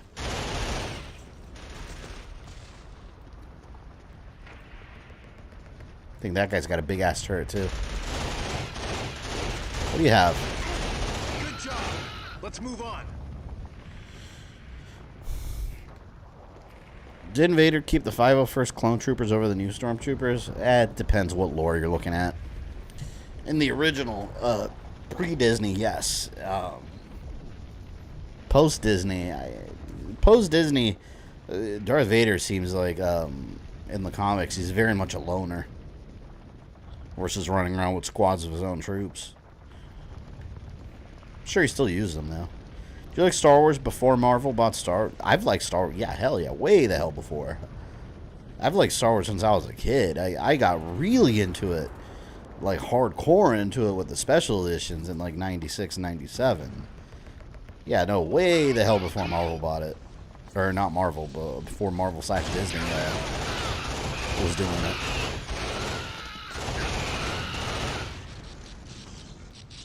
A lot of the newer fans of the post-Disney Star Wars fans like love the Disney trilogy, so that there is a difference between the fan base there. Stormtroopers killing Vader is like sending a rabbit to kill a raincore. Yeah, exactly. I mean, I'm sure maybe if there's enough of them, but Darth Vader, especially if you look at the comics, like in the comics, Darth Vader and Palpatine are always trying to murder each other. More so Palpatine. He's always sending people to like test out Darth Vader and keep him on his toes. So they're always plotting against each other. Openly. They both know it. They both hate each other. It's a very unhealthy master and student apprentice relationship. But Darth Vader, like, he always beats the odds. Like, he's extremely fucking powerful. To the point where the movies barely represent like what he can do. If you're looking at a comic book point of view, Like, the feats that he accomplishes, just pure survival, is insane. Like, when push comes to shove, it's like, no stormtrooper is going to get a shot on Vader and win the day.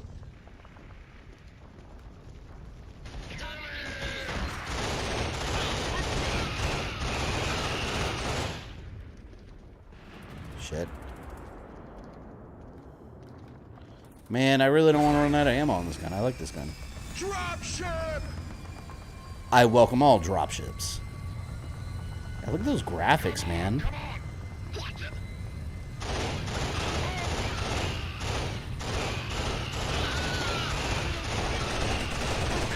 They just wasted troops. Shit. Almost wasted me.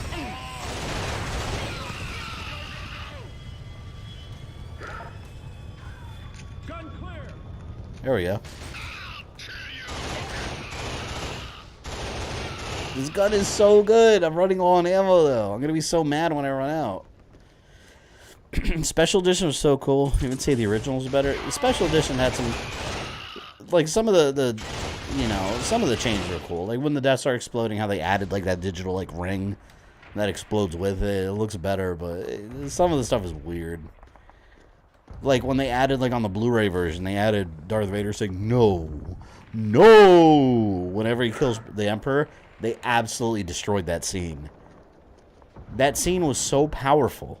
It was so powerful because you could, with a mask on and no facial expressions, you can see the conflict in Vader and him deciding what to do when he was about to save his son. You could see the actor portraying it. That whole scene was masterfully written. And then they fucked it up. Now the scene is just him, no, no, it's so bad. It completely ruins the scene. It treats the viewer like they're an idiot. Like, without that, they're not going to understand what Darth Vader's thinking. It didn't need it. It completely takes away the aura of the entire scene. I hate that change. I'm never going to be behind it.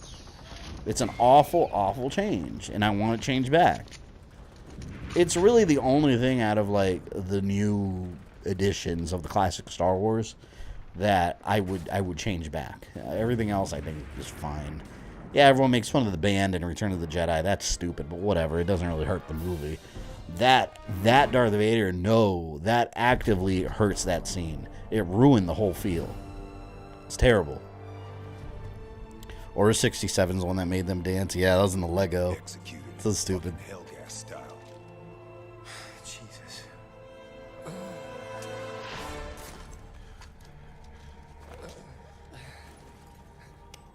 No. Don't worry, we'll avenge you. You're here for the spy, aren't you? Hacker. Hey, let me just give Yes, the spy hacker. Where is he? Has he been captured? Helghast. Through there 20 minutes ago. Templar? You've got a surprise coming when you...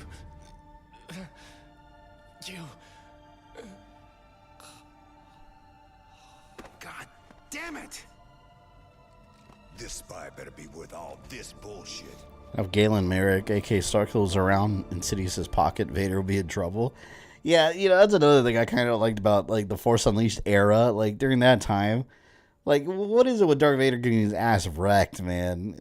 Like, I liked it in Jedi Fallen Order whenever you fight Vader, and it's like, it's an insurmountable chat. Like, you cannot beat him. All you can do is run away. Like, that's Vader. Like, yeah, it was cool being a badass, but then, like, it's like, man, like, how are you beating up Vader? Give me a break. I don't care who you are. I'm not gonna wreck Vader the way Starkiller did. It's bullshit. Vader is a force to be reckoned with.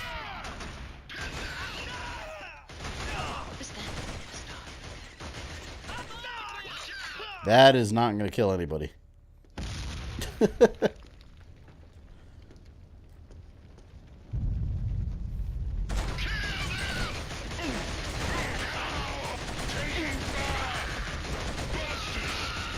There you go. Oh, God. Hold on, man. Oh! novelization of Revenge of the Sith, Mace Windu, Insidious were moving so fast. Anakin only saw flashes of light. Yeah, it is Dragon Ball Z shit. And the scene whenever the Jedi, when they go arrest Palpatine, that scene is way more brutal in the novel. I had the novel. It was way more brutal. Like, he cut Fisto's head off, and he just had it, like, chilling on his desk. It was way the hell more brutal. And give me that. Alright, back to snipe. Hello. I see you over there, too. There we go. You killed the floor. I'll destroy everything. It's my duty. As the angry Hispanic Marine, just like in Aliens.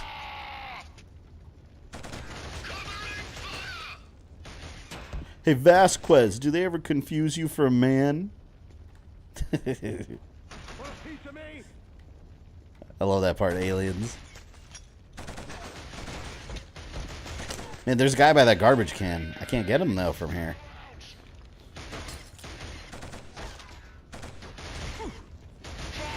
Asshole, man.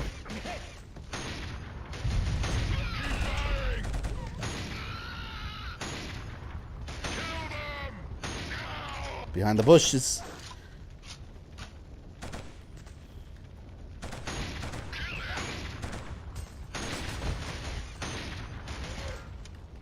Damn it. I can't see. I assume I'm hitting them.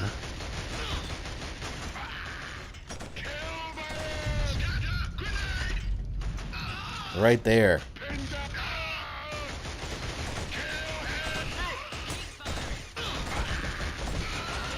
Damn, that dude took forever to kill, man. He's just sucking up my ammo. I will, however. Oh! No, no, no, no. Let me get that gun.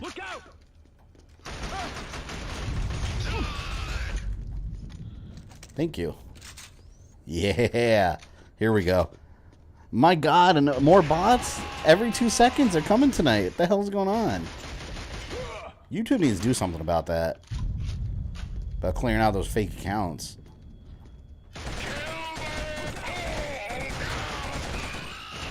They're literally everywhere.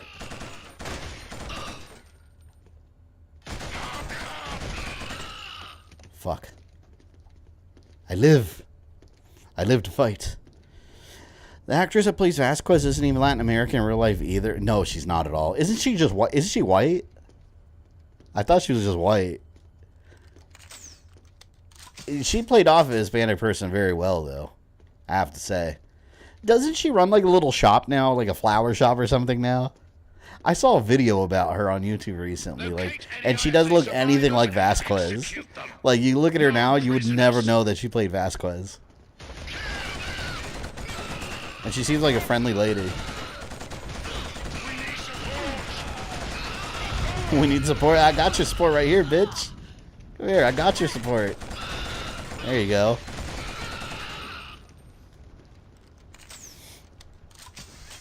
Killzone vs. Master. I read that as Killzone vs. Master Chef. Oh, look at this guy hiding right here. He's around the corner. Yeah,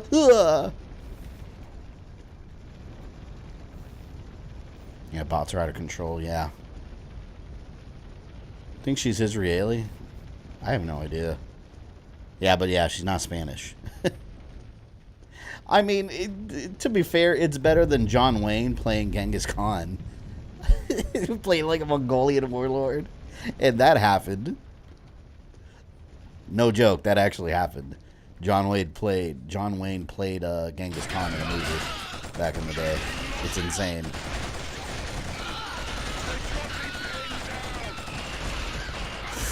Foot. Whenever you get lit up, just like throw a grenade and back up. There you go. No ammo. No ammo on any of this.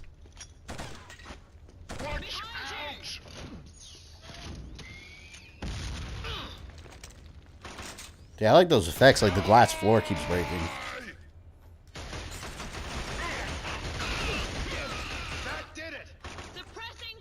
Okay, one guy over here. I wonder if I can melee him. Ah! Oh god, that wasn't enough to kill him. It wasn't a one-hit kill like I thought it would be. Okay, reload. Reload! There you go.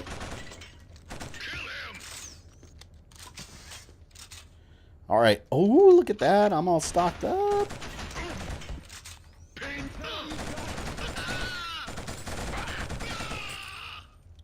Oh, look, we're going to the arcade. Waypoint Arcade.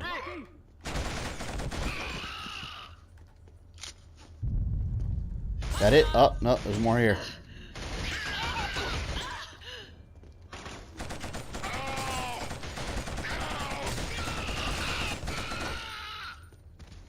So satisfying. Look at his leg up in the air. Damn, that's quite a bit of them. Fuck. I have no cover here.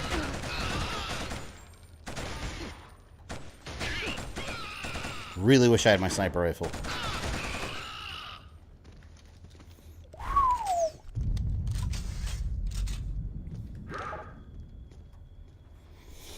By taking out the most bots on the stream. Yeah, call yourself John Connor. Taking out the most bots. I now crown you John Connor.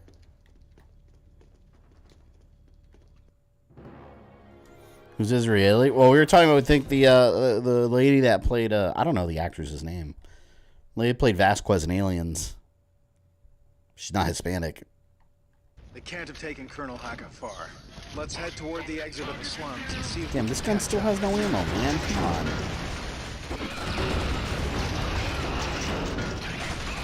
Waiting for the spy. I think the spy is on its half Helghast. Thanks, sir. Sorry we can't join you, but we'll half hold Uncle this Fester. for as long as we can.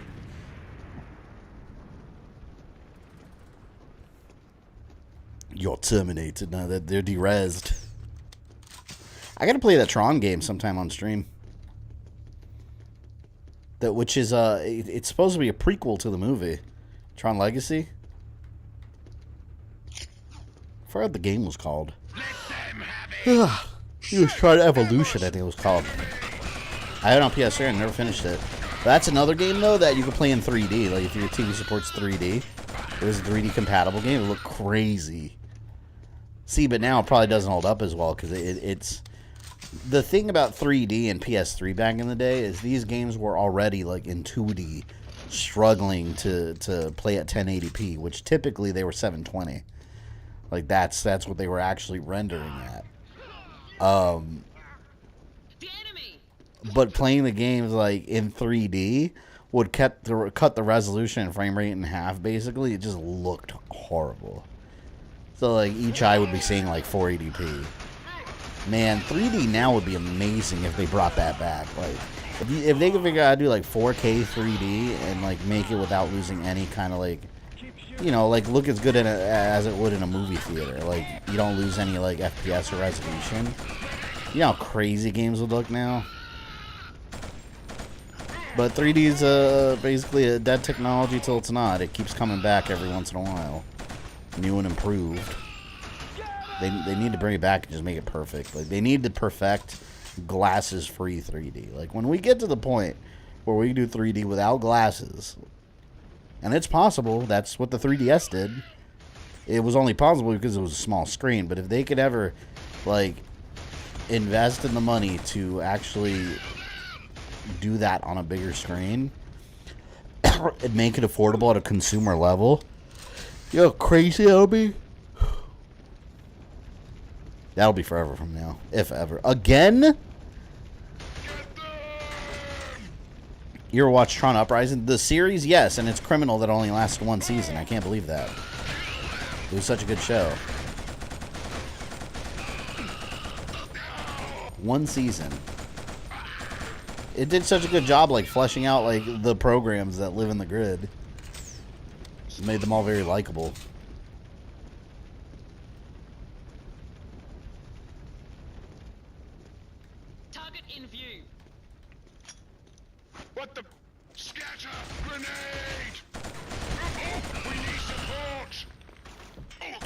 Grenade! Oh. Shit. It's so hard throwing the grenades accurately because they do like this exaggerated animation, and it doesn't go like directly in the middle of the cursor where you aim it. It goes slightly to the left of it. Bot number 5 are terminated. The adventures of John Connor continues.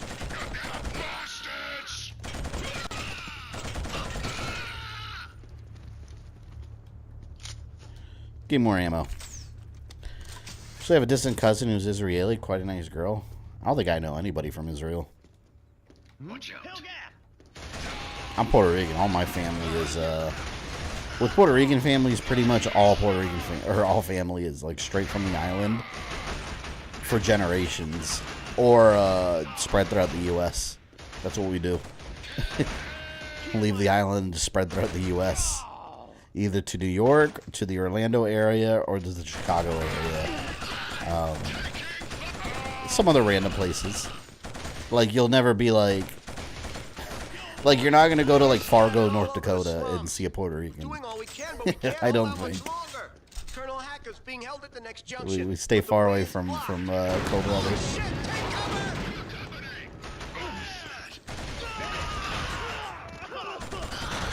Oh, man.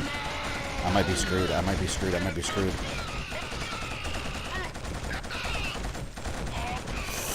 Oh. Completely walked right into that, too. I thought I was done. I hate that this gun doesn't have any ammo. Damn it. I would like it. Rico, we'll lay down suppressive fire while you Loot Skynet is in play again. Disgusting Skynet. What's this?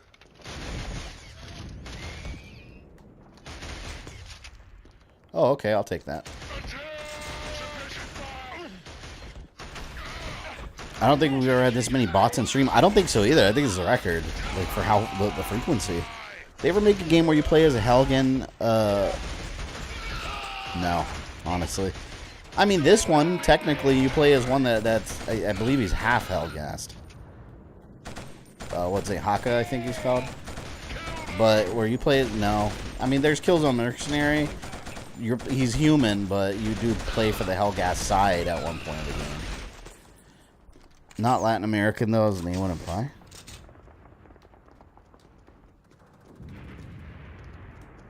Alright, give me that. Oh, oh!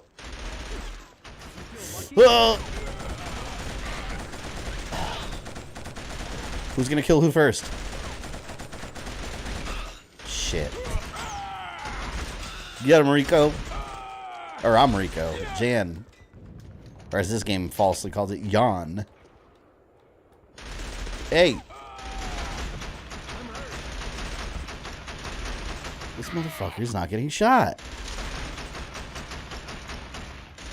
My God. He's really holed up there real tight. Oh, fuck, I may just have to run for it. Most of my family's Mexican with some nephews having German heritage from generations back. Yeah, I literally think, like, my entire family is... If you go far back enough, I think they're just on Puerto Rico. I don't think they have any, like, interesting, like, from other countries or anything. You do play as the girl at the end of Shadowfall. I think her name was Echo. I barely remember the campaign in that game. I only played it once when it first came out, and I didn't touch it again. She was a Helghast? I don't remember.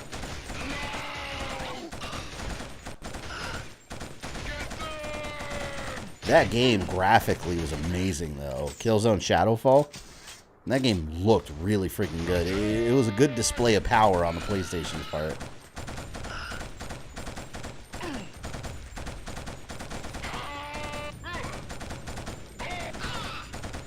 My God, how many shots are you going to take? There, thank you. And I wasn't missing either. Holy shit. Just glad that Puerto Ricans are counted as Americans. Yeah, I mean, we're U.S. citizens. Have been for a long ass time. Some idiots don't know that, though. I swear I've talked to some people that are ignorant of that. They're like, they think like Puerto Ricans are foreigners. Like, no, they're American citizens. Like, it's a U.S. territory. It's been for like ever. That's how it works. But that's the thing about America, though. A lot of people talk and don't have the knowledge about things that they should have as Americans. Things that public education would teach you. But people just like to say things on the internet.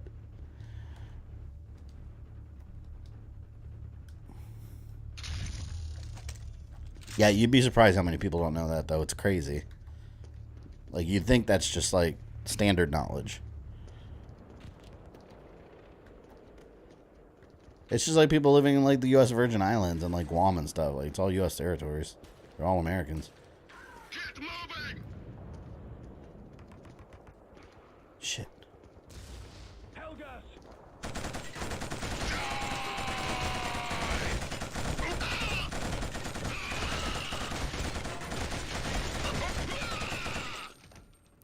Anyone else?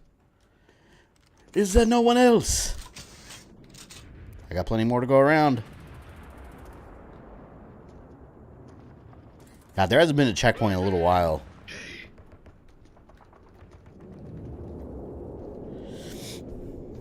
Show yourself! I mean, Trump didn't know he was president of Puerto Rico. That's my point. That's a really low bar, though. Like I said, educated people know. You think Trump isn't the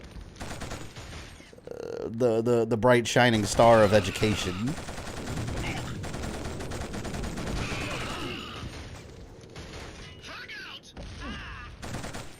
There we go. Yeah, you go to Puerto Rico, like, honestly, that's one reason they don't, politically speaking, that's why Republicans don't want Puerto Rico to become a state. They hate Trump over there. It's crazy. There's widespread hatred for him over there after the hurricane situation for multiple reasons. I think eventually we'll get to a point where it does become a state, though. Like, that's become a more serious topic over the years, and most people over there want it to. They've voted on referendums multiple times to become a state, but it always gets blocked by the other side of Congress. But most people over there do want to become a state. If you live over there, you can't even vote for national elections. Like, it's crazy. If your address is here, though, you can.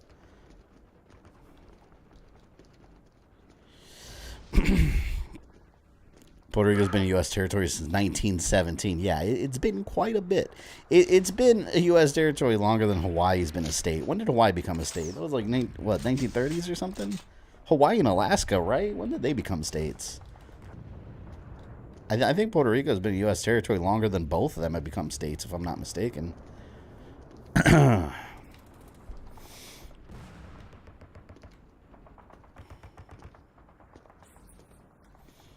What if all portals were invented in USA so all those gamers teleport to Outworld, Netherrealm, and Chaos Realm? I would not want to live in any other realm in Mortal Kombat. Like, the other realms always suck. Like, Outworld's just this barbaric warlord plays. Netherrealm is basically hell. Chaos Realm is basically hell on Earth. the way it looks. Order Realm sucks. Fuck that, I'll stay on Earth Realm.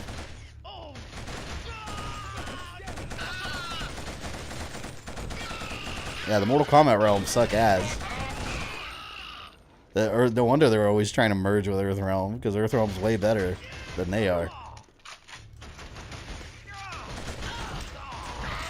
1950 was when Hawaii became a state. So yeah, Puerto Rico's been part of the U.S. longer than Hawaii has. There's a lot of people in Hawaii too, like that, want to go back to the old ways and not be a state. It's not gonna happen, but.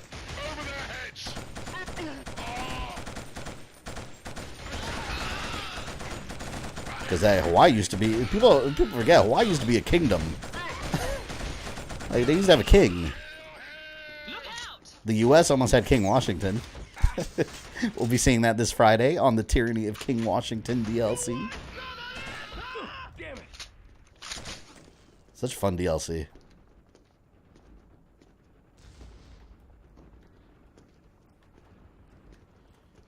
I feel like this whole area looks the same. Get me out of here. These slums.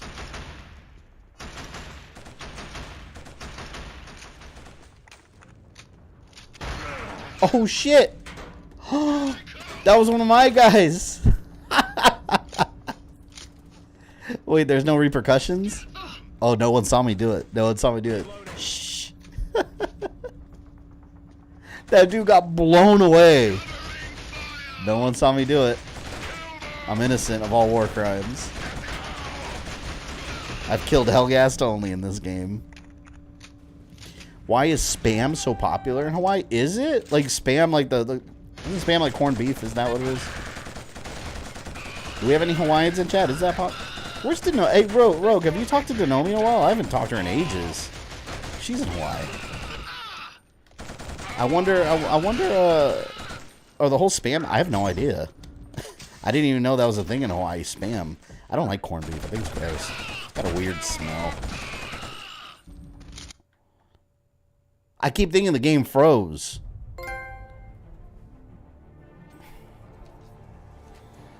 January 3rd, 1915 after Alaska.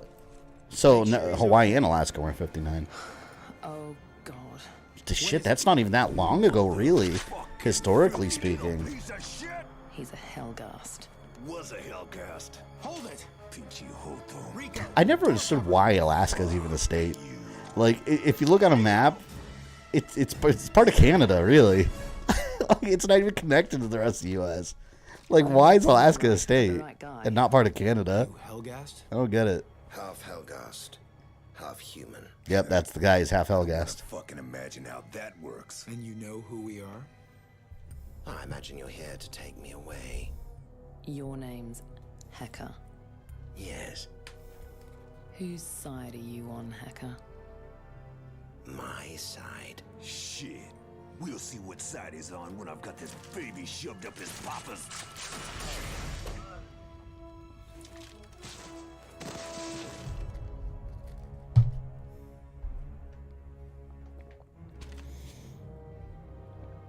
There's Hacker. We bought Alaska from the Russians. I guess Canada could have bought territory. Yeah, it's just weird to think of. Like, looking at a map, you're like, you're part of Canada. Like, you're connected to Canada. Sir, General Vaughn has been found. He's on his way up with the security key as we speak. Well, that's something. Have everything prepared for I don't talk to her anymore. I asked her about it once. Don't remember what she said exactly, but I think it was just really cheap and readily available. I did not know that spam was a thing over there. Stay close to him. Try to figure him out. He seems to be hot for you. Get over it, Yan. Stop calling him Yan. It's Jan. There's a J there.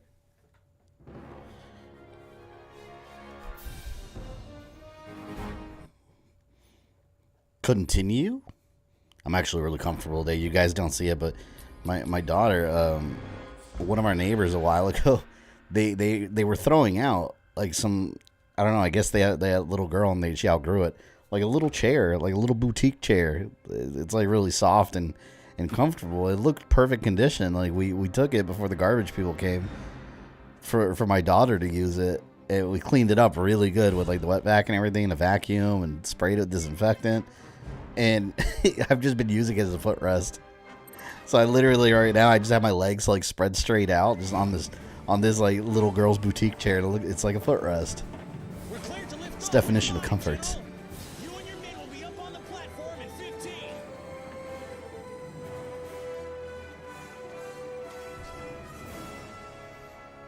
All right.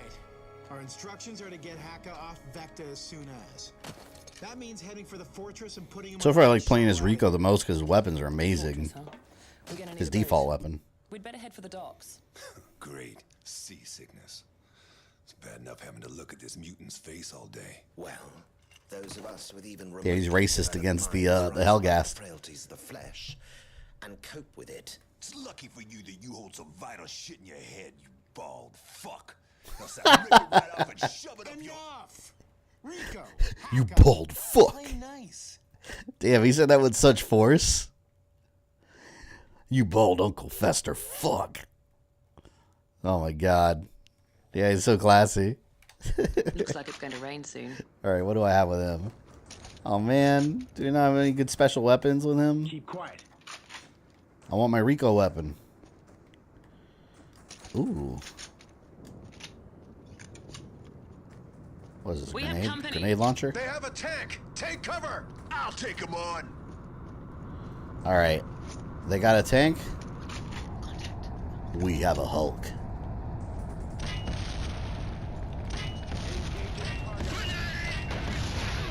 Oh! Okay, that took like all my health away.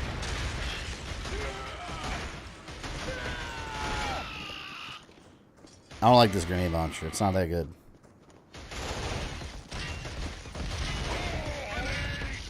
Let me just use it all up. Might as well.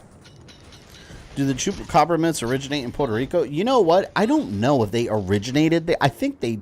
Because I remember when I was a kid in the early 90s on like Telemundo and all those Spanish news channels. That's the first time I ever heard of the chupacabra thing. And it started spreading everywhere. But I remember also on like all the Spanish news, like they were talking about like in like Mexico and Venezuela and all the other like Spanish countries or Hispanic countries that you know, talking about chupacabra too. I don't know if it originated there. I have no idea.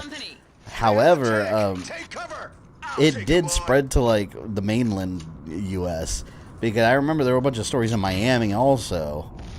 A lot of Cuban people were reporting it. So I have no idea. I know when I was a kid that shit used to scare me though. Like the chupacabra. I thought it was a terrifying thing.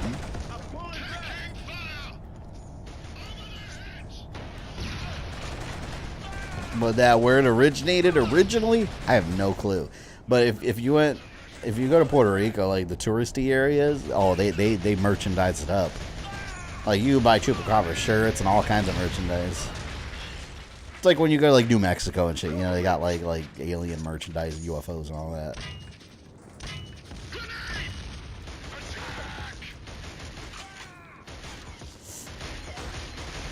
Come on. I need better weapons, man. The ones I have right now suck ass. Let me take out whoever I can with whatever I have. How about La Llorona? That's a Mexican thing. Ozzy, you know about La Llorona, right? That's Mexican origins, right? You would know. I think you would know. You're Mexican. I think that originated as a Mexican tale, though. I didn't even know about that legend until the movie, which I thought that movie was pretty shitty, but yeah, I think that's purely a Mexican legend.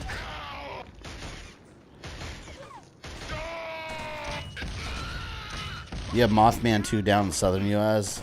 I don't think... In Florida, I've never heard any Mothman stories. I think that was like a... It was like a Pennsylvania thing or Philadelphia. No, Florida, we don't have the Mothman thing.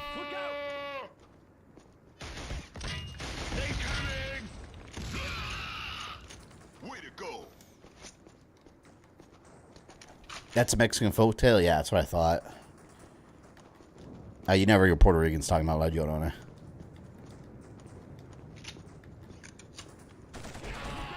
There is one urban legend we have down here. We call it the I-4 Dead Zone. Where there's this area on I-4, which is one of our interstate highways. One of the worst highways in the world, by the way. Literally, if you Google it, it's considered the worst highway in the U.S. So many accidents. People don't know what the fuck they're doing. There's always construction. But, yeah, it's called the I-4 Dead Zone. It's an area. There's this bridge we have by this river called, like, St. John's River, where you cross over there.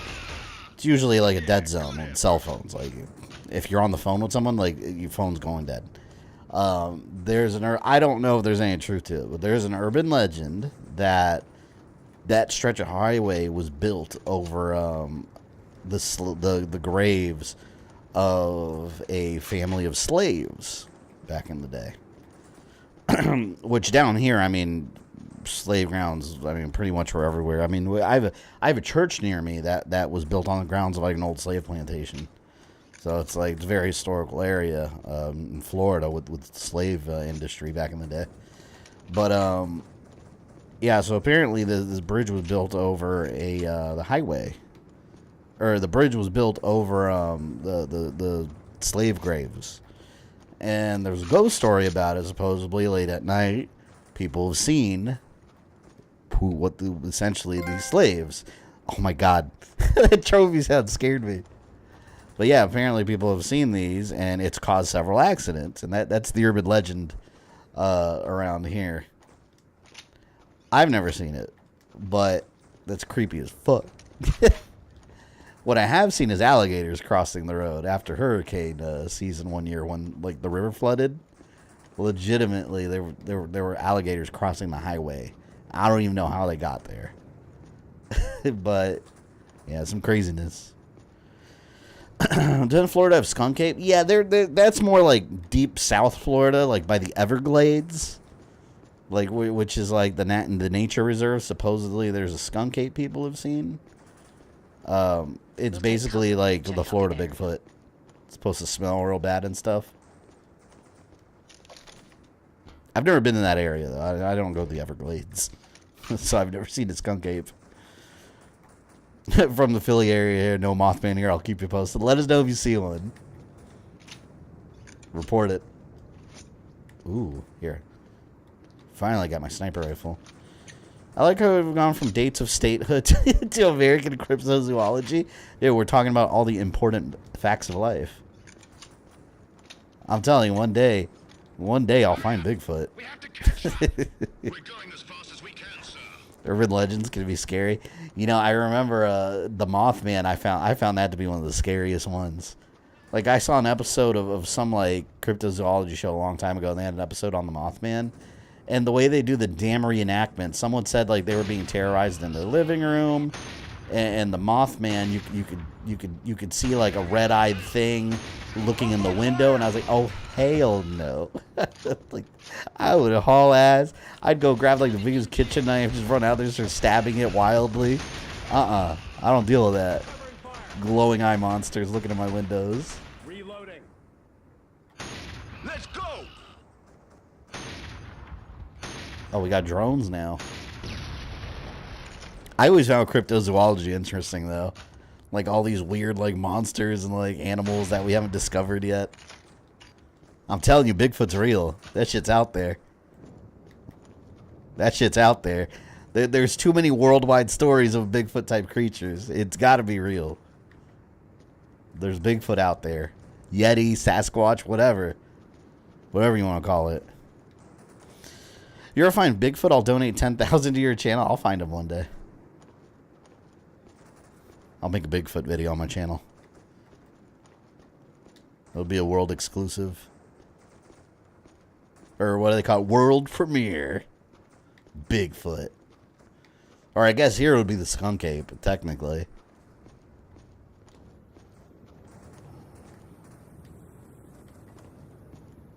Man, I remember a while back. This is a crazy story.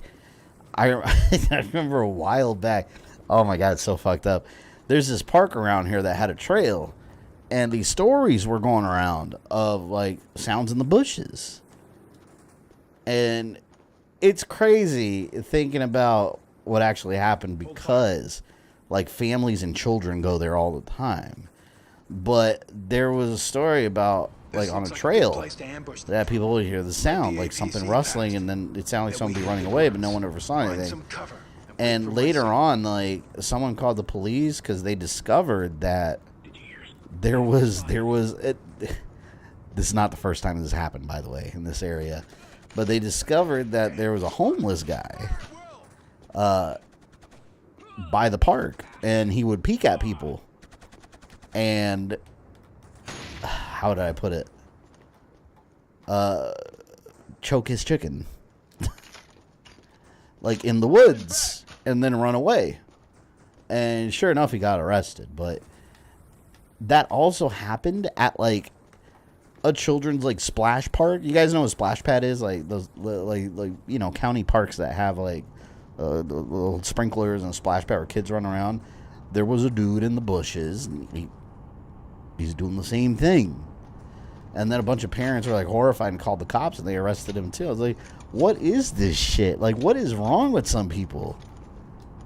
Like, for all kinds of reasons, that's disgusting. Like, you're out in the middle of public, like at a public park, like with families. Like, what is happening? Like, I would rather have a chupacabra, like, chasing me than a homeless guy choking his chicken while watching me from afar. Like, please bring the chupacabra and Bigfoot. That's horrible. Look at these idiots. Indiana Jones already found Bigfoot's mystery. Was that young Indiana Jones? Oh, no, that was the Star Wars Chewbacca thing, right? True story. It's canon. It's Disney canon. Oh, shit. Which is false advertising, because that means Star Wars did not happen a long time ago in a galaxy far, far away. It happened not so long ago in a galaxy far, far away.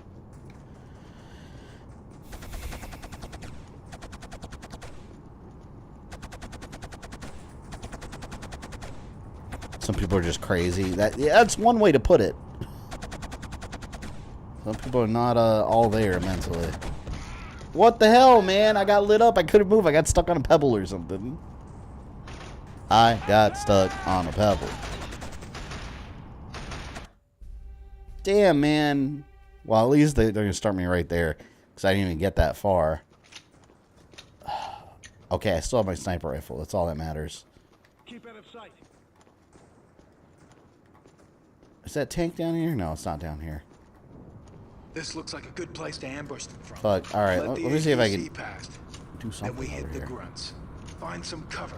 Oh, Wait for my God. signal. Well, I gotta take this tank out.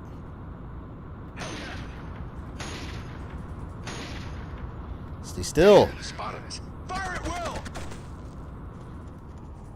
Look at that asshole. He thinks he's invincible. He's gonna get a bullet in his head. A bullet in his head. Here we go. Uh-oh.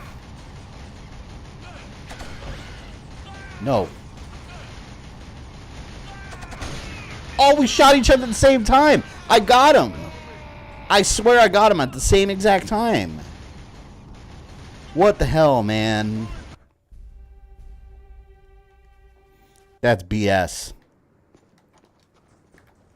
You know what else I always found interesting about, like, I don't know if this is cryptozoology, but like UFOs and shit. I've always found that interesting. Like, it's funny because when I was a kid, I used to like get like the VHS documentaries from like the library about UFOs. This looks like a good place And to like ambush. abductions and shit. I watch, and then I'd be shitting my pants all night.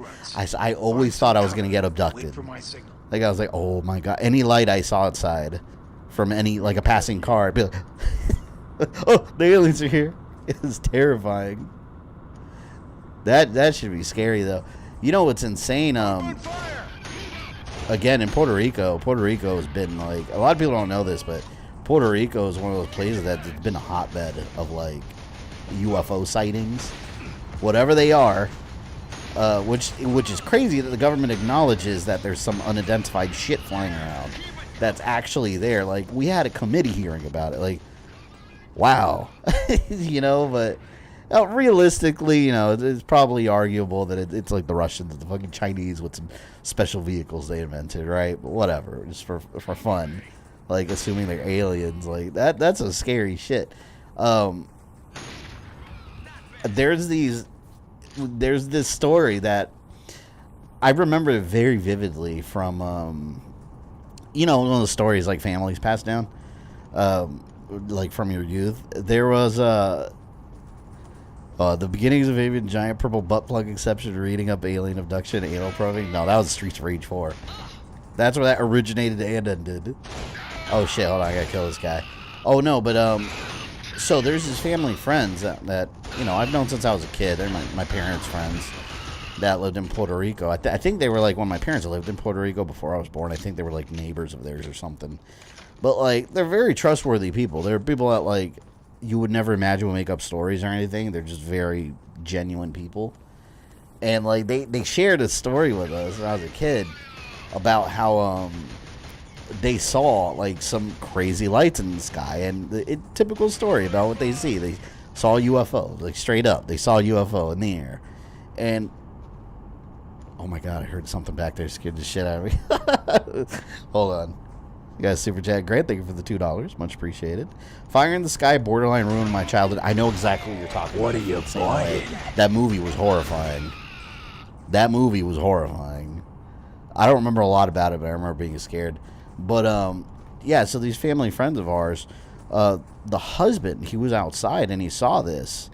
And the neighborhood lights, like, started flickering and fucking up. And people were coming out of their neighborhoods and shit. And then he got real scared and he started banging on a neighbor's door and they let him in and they saw it too. But again, like normally, like if a friend told you this, be like, yeah, you're full of shit. But these were like family friends that like, they're genuine people. They'd have no reason to make it up. But what blew my mind on so many levels was the fact that at the time, this was actually a news report that was going on in Puerto Rico after they had told us that. It was a news report that was going on where people described the same thing miles from where they lived. So, and I remember they were showing like a trail of like 911 or they have 911 in Puerto Rico, right? I don't know if they dial the same number or what. They're emergency services. They showed the string of like calls reporting the same thing. And it's like, shit, that really happened. But like, what the fuck is it? Like seriously, like think about it logically, like what is it? Like I said, if it was just like a friend of mine that told me that, I'd be like, yeah, you're full of shit, dude. But the fact that they're like family friends that were like, they're just genuine people. They wouldn't lie about this. And then they got the news to back it up. After they told us, it's just like, that was real. Like, that was a real story. I don't even know what the fuck I would do. If I was outside, stuck outside of the UFO, throw rocks, all kinds of shit. Like, don't take me, bro. Don't take me. Oh my god. Maybe it's the Russians. They're just floating above us at all times. Can't we take this boat? No aliens that come to this planet. This planet sucks. Maybe they know that now. They would have to research that to know first. They're like, nah, these people aren't ready for the galactic community. They accidentally picked up a broadcast of Resident Evil Netflix.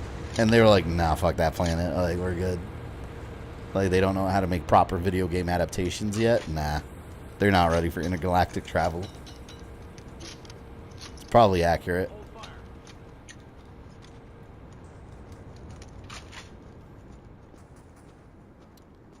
I am going to use my sniper rifle. And hopefully no one... Oh. Not anymore. Oh, is he alive? Oh, that was another guy. Get him. I'll get this guy. Yeah, keep it coming.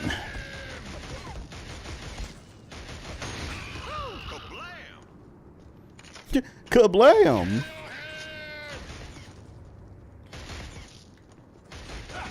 Man, you know another thing that scared me too. Like, man, if you're Hispanic, you know this. Like Ozzy, I'm sure you've seen it. Like. Hispanic parents, like back in the day, they watch like there's two Spanish channels they watch. It's Telemundo, and in English it's Univision, and those channels always show some scary ass shit on the news in like the most rural areas of like Mexico and different Central American countries, and they had this footage of what people in this like Mexican town once, they thought there was a witch flying around the local graveyard. It was so scary looking. But now it ended up being like, I don't know what it's called. The military had actually been experimenting with these I don't even know what you'd call them. Like these mobile platforms that they would ride, and it was almost like a... You guys know in classic Mega Man, this is the only way I can describe it. In classic Mega Man, they had these they look like shields with eyeballs, and they just go left and right, and it looked like that, but like someone riding it. It was like the military at one point was experimenting with like air-based like vehicles, and it looked almost like they were riding a... I don't know how to describe it. It looked almost like they were riding like a thin washing machine. Yeah, like some kind of like hovercraft thing. But it was like an actual military vehicle, and someone was recording from far away. Well, far away with like, you know, mid-90s like video camera equipment, like in the evening, shit looked like a witch. It looked like a witch on a broom flying around. And this whole town was going fucking crazy, thinking that there was a witch that from a local graveyard. And it did look like it in the footage, but it did. It ended up being one of these, like, military vehicles. But with the resolution of the videotapes back then, it, like, distorted the image to where, like, this shit, there was a witch flying around above the town. That's terrifying. Can you imagine that? The Wicked Witch of the West just comes flying by with a broomstick. Just throw a bucket of water at her. She'll melt. That's all you got to do. And there is still no music in this game. Oh, look, the bots are back. How unexpected. How truly unexpected.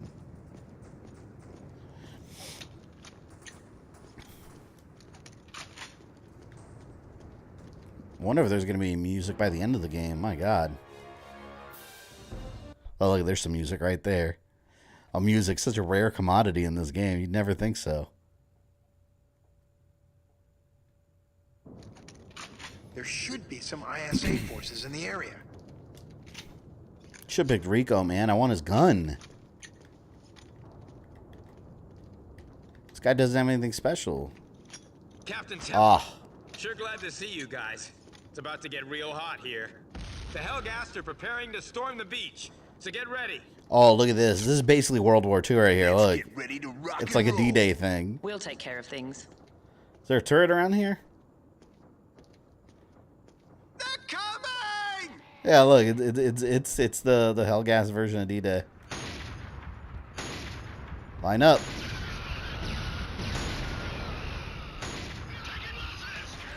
D-Day had a couple more troops than this, though. They got like 5 or 6 here.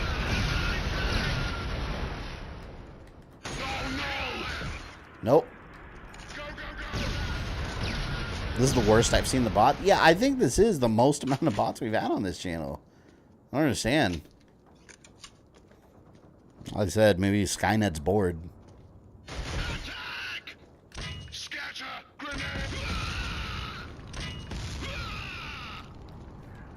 Losers. Come at me again. They're coming!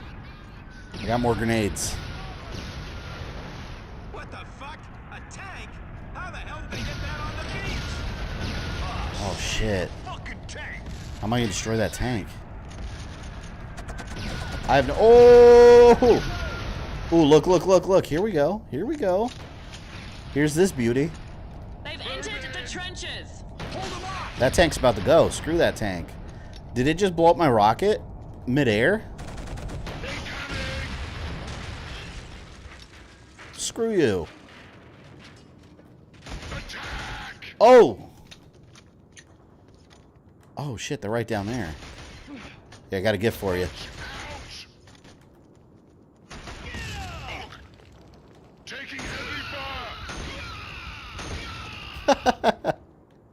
Triple kill.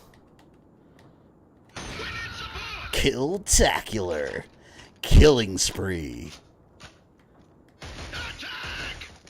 Uh-oh. Oh, no. Oh, no. No.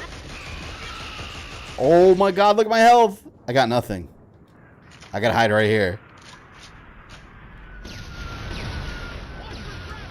I'm hiding right here.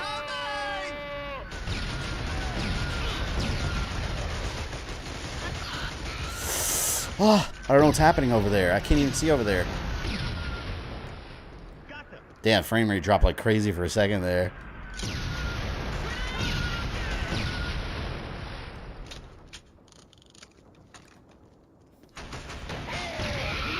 Ooh, that got several of them. Shit, they're coming up here now. I gotta watch this area. Why are you all panicking? You were in my turf. Now you scared? I can't tell if that's a dude over there. Let me see. Yep, that's a dude. That's a dude. They've entered the trenches. Hold them off! They've entered the trenches, you say? Oh, I got a surprise for them. There's nobody there. Yeah. It's so satisfying getting multiple at once. Holy shit. Maybe the aliens' plans to infiltrate our system using porn? Genius, if you ask me. Maybe. That explosion cleared out the way through that building. It's Juno from the Gray. The explosion cleared out. Oh, look. We can go this way now. Let's go, idiots. Can't wait to beat Sands of Time. I haven't beaten that game in forever. Then we can play the Warrior Within at some point. The Warrior Within. Language. Oh, damn. Come on, man. How did that not get anybody? These explosions have, like, no splash damage with the rocket launcher.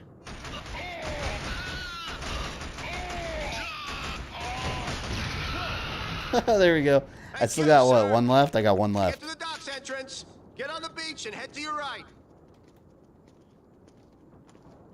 Yeah, their little D-Day assault was nowhere near as imposing as it should have been. They fucked up. Alright, that's it for the rocket launcher. The explosion games are over. Who's left? Damn, the pop-in is really bad with this game graphically. Like, as you're walking, you'll see the plants just magically sprout. My brother loves Unreal Tournament announcer. He's basically Shao Kahn, yeah. I don't remember the last Unreal game I played. Did the Unreal games ever have a campaign? They're just, like, multiplayer, right? I remember they had, like, I remember in Dreamcast, they had, like, Unreal Arena or something like that. I never got too much into those.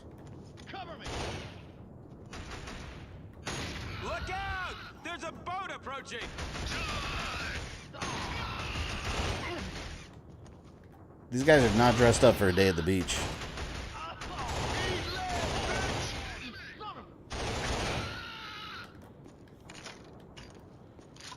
Oh, there's the boat. Oh, fuck. Oh, I should have kept my explosions for this.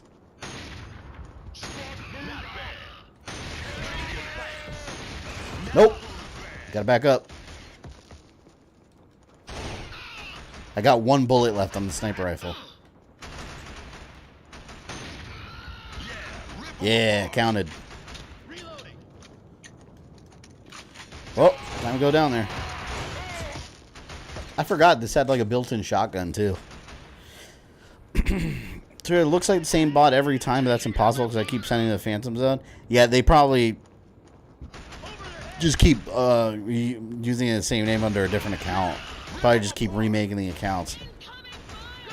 That's how the bots typically operate. It's just spitting out a ton of accounts throughout all YouTube. Which again, I don't know why YouTube can't like disable them. Like,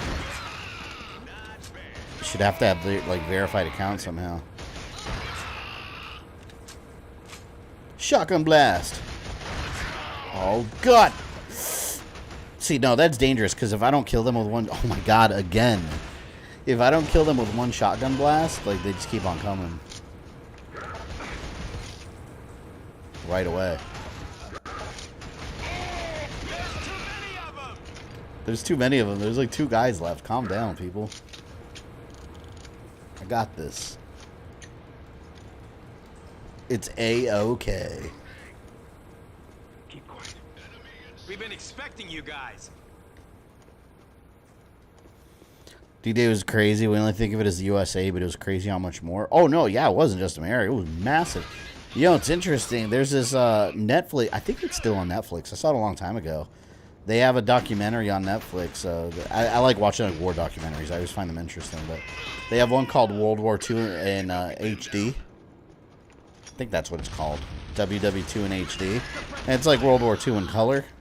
Like they've colorized the footage. But yeah, they got a whole episode about D-Day. And it just shows how insanely massive of an attack it was from multiple countries all like on one huge front. Like, it shows how overwhelming of a force it was, where, like, literally the Germans had no chance. And one thing I didn't know that I learned from that documentary, apparently they had, the Eisenhower planned, like they called it like Eisenhower's fake army. The Germans thought they knew about D-Day.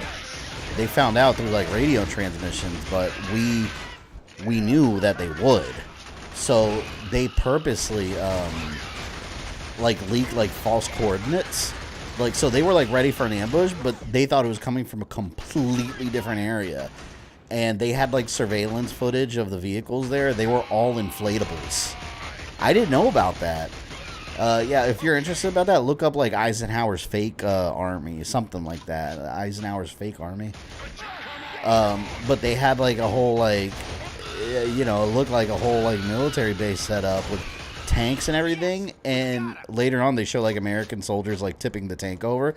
It was just inflatables, but from far away you couldn't tell. From far away, it looked like an actual vehicle till you got close. Then you realize it's a blow-up tank. It's an inflatable. So the Germans, they thought that that's where the attack was getting prepped. And then suddenly, they see like an armada across the ocean of 1 million vehicles. Like, that had to have been a shit in the pants moment when they realized, like, oh shit, like, we were duped.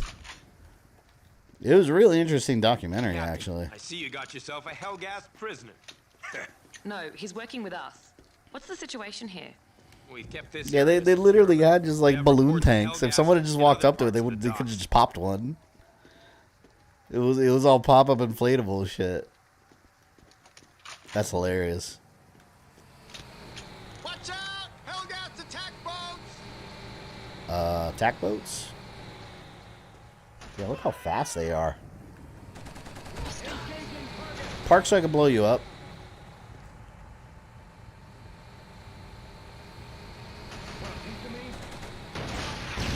Oh, yes!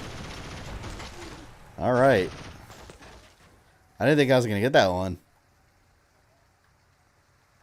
Oh, they got scared. Little bitch. Got a year-long sub to Curiosity and Nebula stream a couple months ago, and they have a lot of military documentaries. Yeah, I always love watching it. It's funny because like my fiance can't watch that shit. Like, I've tried to get her watching stuff, and she's like, ugh. She finds history stuff so boring, and I was like, I'm the opposite, man. I always find like historical like documentaries very interesting. You know, like those are two kinds of documentaries I especially find interesting: military stuff and like crime lord, like drug lord, mafia stuff. I've been watching Drug Lords on Netflix. It's like about like El Chapo and Pablo Escobar and different like drug kingpins. It's always interesting. Oh, I could have used this. Oh, I could have gotten them both. Area secure. But yeah, World War II in HD, man, that's nuts because it shows so much craziness. Like even like obscure like things that you don't really learn about in school. Like in school, I never learned about these inflatable fucking vehicles. We never learned about that. We just talked about D-Day and watched Saving Private Ryan. Like they didn't do that in that movie.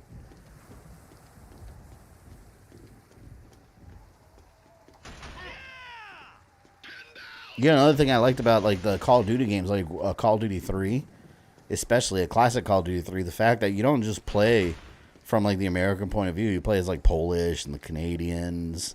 Like you play the war from different sides, like different countries. Like people forget, like it wasn't just America. America came actually in the war quite late in the game. And the only reason we entered was because of Pearl Harbor. Although you can argue there were a million other reasons, but Pearl Harbor was the catalyst, I guess you could say. Thinks war's probably boring. Oh, she just doesn't like historical. She thinks historical things are boring. She'd rather watch like reality TV. We can't get past that MG. We need someone to take it out. I can't. I hate reality TV. It's probably the fakest shit you can watch on TV. A lot of our tech advancements came from Nazis and Germans. Yeah, it did, which is crazy. I think like for example, NASA and rockets and all that. Like Nazi, straight up, they brought a Nazi over. It's crazy to think about that. Like some of humanity's biggest advancements come from the worst things. Shit, I guess that's a definition of like what's the word? Making the best out of a horrible situation. I don't know. Yeah, obviously you wish stuff like that would never happen, but at the same time, like, yeah, a lot of those advancements, they come from war. A lot of our enhancements. Although it could be argued they would naturally happen anyways, and war just speeds it up, but yeah, humans do terrible things to each other. Yeah, but they didn't know that back then. Like, NASA, like, they brought Nazis over to and then they gave them, like, new identities and, like, Americanized names and shit. Like, they didn't know at the time. Like, those are facts that got uncovered over time. Like, can you imagine if, like, back then? No, hell no. Like, you couldn't publicly come out and say that back then. Like, oh yeah, we're gonna bring these Nazis. They're gonna work for us. We're gonna give them employment. It's like, Now you can say it because it's history. Like, history happened, right? But back then, shit, that would have been nuts. You know what other? Oh man, I'm trying to remember the name of the documentary, but I don't remember what it was called. I don't think it's on Netflix anymore either. It used to be. They're not. I think it was called Nazi Hunters or something. There's a documentary about how, like, Israel got like founded, and they talk about how after World War II, like, Israeli, like, special ops teams, like, they were, like, bloodthirsty for Nazis, and they formed, like, special units to hunt down Nazis throughout, you know, the world. And they found a bunch in Argentina. So, I mean, like, they talk about how, like, really they were supposed to, like, bring them to, you know, back to Israel for, like, trial. They didn't do that most of the time. Most of the time, they killed them. Like, there was one, like, Nazi, I don't remember his name, one Nazi guy that they found, and, like, they, like, cut him up and, like, stuffed him in a briefcase. I mean, and you fuck those guys. Like, I don't care. Like, don't bring them to trial. They're horrible people. But I think it was called Nazi Hunters. I don't know if it's still on Netflix, but it's really interesting. It's about, like, Israeli special forces that were completely dedicated to tracking down Nazis that escaped Germany and traveled to Argentina, which that's a big conspiracy theory too, that, like, Hitler escaped and went to Argentina, which, fun fact, that was in Assassin's Creed. He was trying to escape, and the guy that died was his body double, and then the assassins got him. Oh, those good old assassins.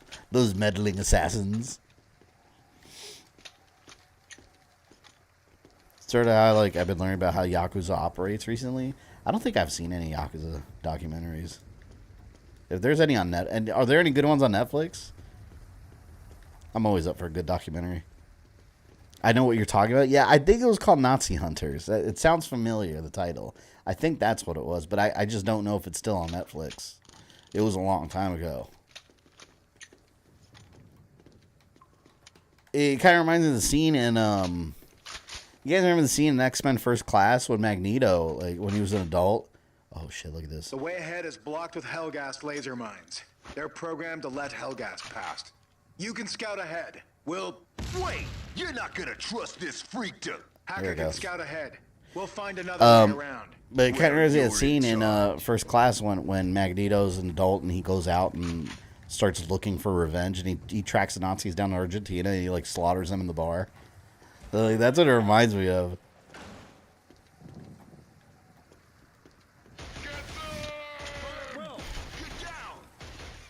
Eichmann was the big one they were after. I don't remember any of the names.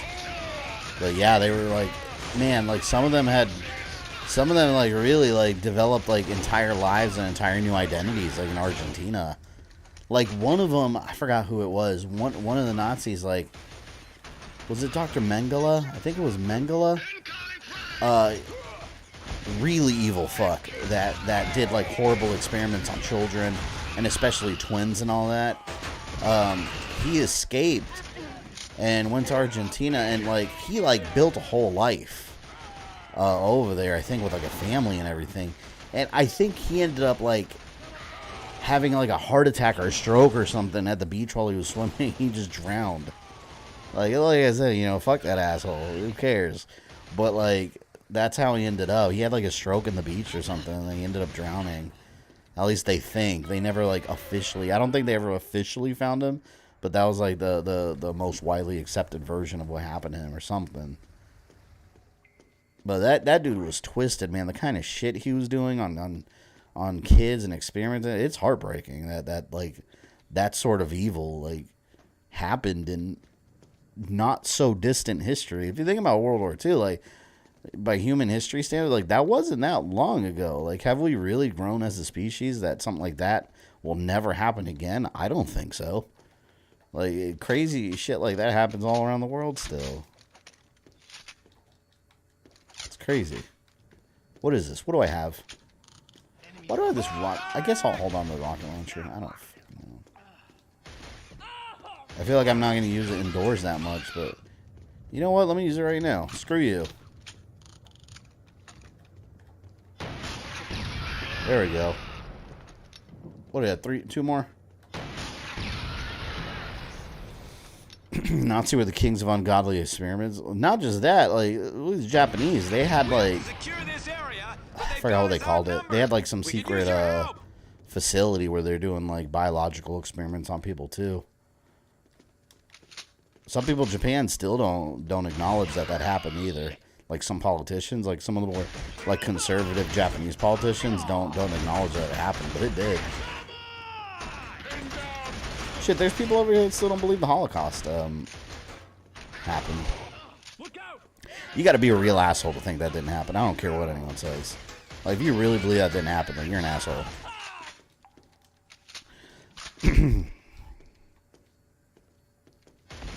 Sniper Lee, welcome. Way to go.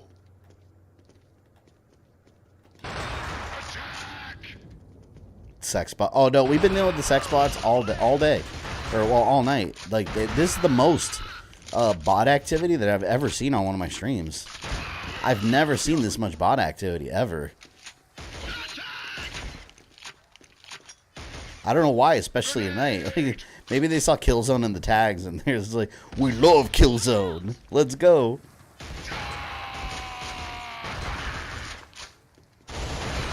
Oh, fuck. I gotta get out of here. It's getting too hot. I can't shake them. We need the Ultimate Warrior Porkins up in here.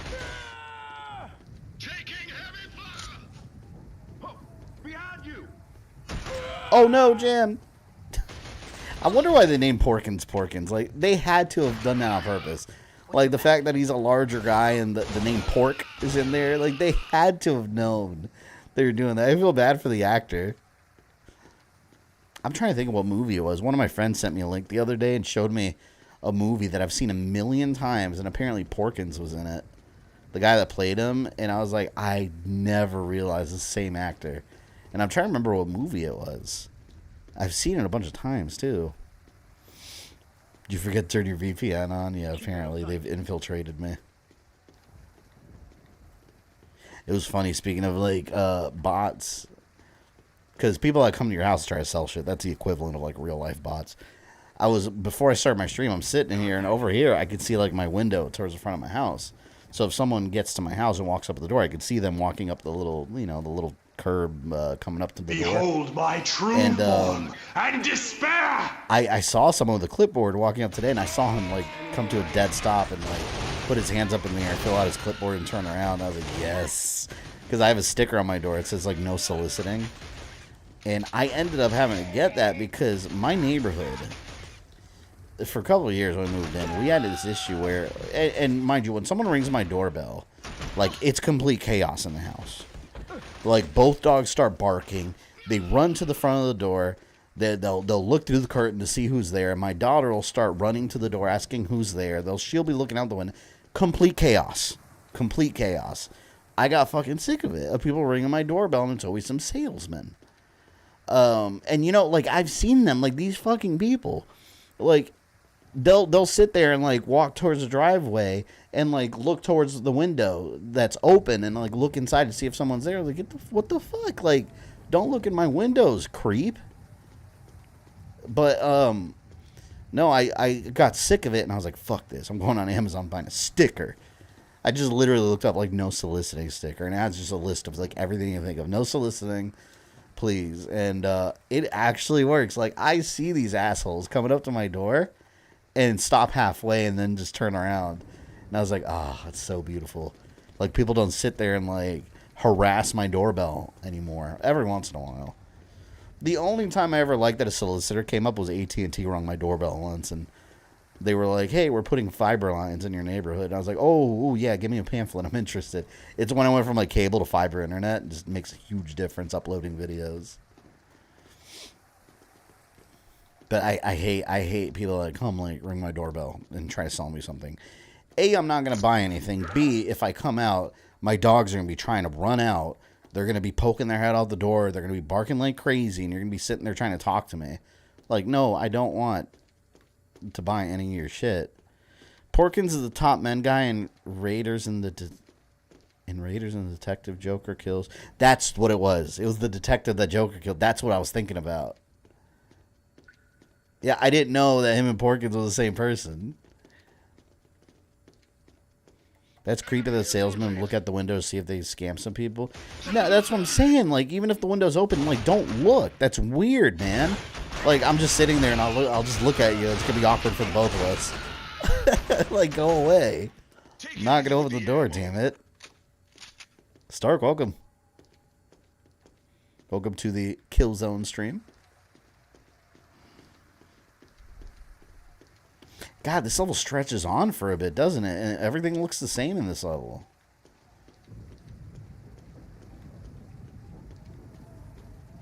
This kind of reminds me of the Leviathan DLC, Mass Effect 3. Probably have to go over here.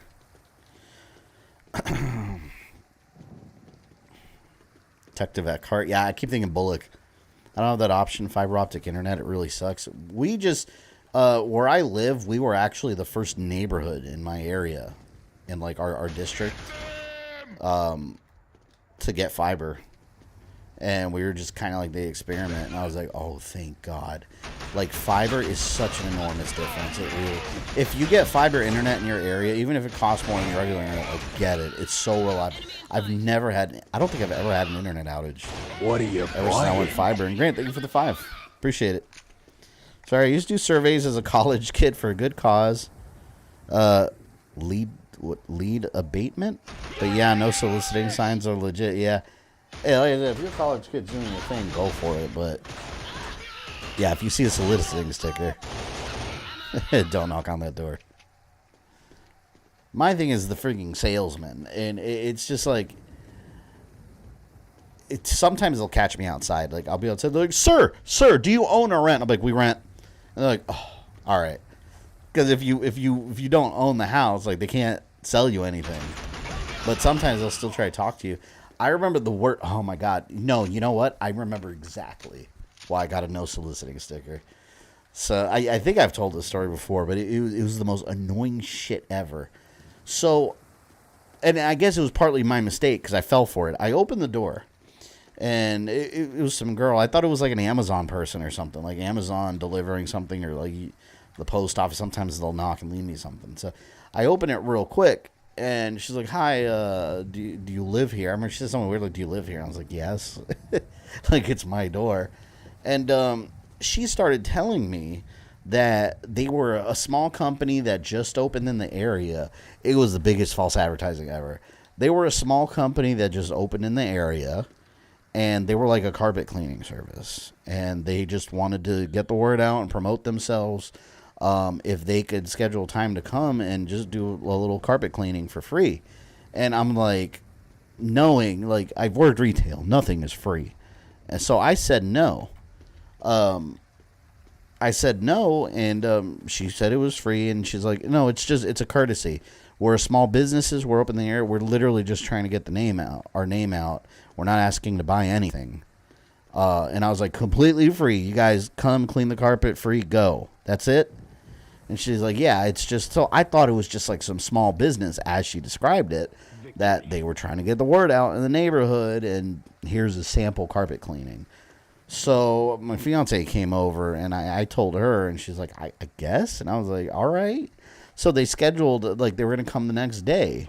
And I made sure to ask, like, triple, like, so this is not like a scam. Like, it's just a free carpet cleaning. Because it happens. Sometimes people with a small business and local neighborhood, and they, they want to promote themselves. Whatever. So this shit, the next, like, I don't know, a day or two later, they come. It's not her. It's some guy with these two other girls that he was training. They were like employees. And I was like, okay. So they ask what room we want to clean. And we're like, the living room, I guess. So they get all their equipment set up the entire time. This fucker is just trying to sell us a $2,000 vacuum. It was like a Kirby vacuum salesman. They lied. They completely fabricated the story. They weren't even like a small company opening in the area. It was a door-to-door vacuum salesman. And that's how they get their commission. They just wanted to get inside the house. So, I mean, they cleaned the carpet in the living room, and then they sat there for like 2 hours trying to get us to buy a vacuum. I threatened to kick them out several times. They wouldn't leave. And then the two girls that were there, they were just sitting on my couch doing nothing. And they were just trainees. So they were just like tagging along with this guy, shadowing him. While he was trying to sell us a $2,000 vacuum, he was trying to sell us like a Kirby credit card to finance it. We're like, we're not fucking interested. We're not buying anything. Get the fuck out. They were here for like half the damn day. Like, once these people get in your house, it's a nightmare to try to get them out. They're like a cancer that's just grown into your carpet. They cleaned it. They did clean it. They did what they were going to say. They just left out the part that they're not actually a small company that opened in the area, that they're door-to-door vacuum salesmen. Had I known that, I would have never let them in my house. But they didn't openly advertise that. It's infuriating. But after that is when I got my no soliciting sticker. Right after that, I was like, nope. Not doing that again. What pissed me off the most is that they really misadvertised themselves. Like, had you told me you were a Kirby vacuum salesman, I'd be like, no, I my carpet's clean, thank you. And our chances, even if we pull together, are somewhere between slim and nil. So for the last time, get your shit together and start acting like soldiers. Jan Templar's tough. What is it that can't wait? I found out that a computer on the Was the girl hot at least? Actually, she wasn't ugly. Control of the Helghast. But she was a Kirby salesman. I would have told her fuck off. Used to shut down the defense systems. I need to identify it. Kirby salespeople, the word. Yeah, that's the only experience I ever had with them. And I remember when I lived at home, my dad was so pissed off. When I lived at home, I remember my dad was outside and he got caught by a salesman. And he for some reason let him in the house. And he was doing like all kinds of water tests. He was like selling one of those water filtration systems that are all scams. Like alkaline water or whatever. So my dad was telling him to get the fuck out of the house. And then I remember I was like 15 or 16. I went to the kitchen to get a drink of water. And he starts trying to rope me. And he's like, don't you think it's foolish that your father is trying to put your health on the line because he doesn't want clean water? I was like, these motherfuckers. I was like, I had nothing to do with this. I'll go back to my room playing Halo. Horrible people. The computer under Helghast control. It's General Adams's personal computer. Very good. I understand you've prepared everything for the reprogramming of the defense system. Yeah, see, I remember this guy with the long hair's like a traitor or something. 100% A1 correct. General. What's the meaning of that? And Grant, thank you for the 2. Led the toxic metal in old Detroit houses. Yeah, I don't think we have any yard in ours. We have pretty good filtration here. Although I don't drink a lot of water even from my fridge. Like I don't like the flavor. Like we buy like bottled waters. That's usually what I like to drink. Myself, thank you, General Lente. Like this right here, I just get like public spring water, and that's good. I take this little beauty for a spin. What are you buying? Shit. General Votten's in real danger up there. And if Adams is a traitor, then he'll soon be in control of the SD platform weapons. Which can be aimed. Oh, Jesus. Look! Anywhere.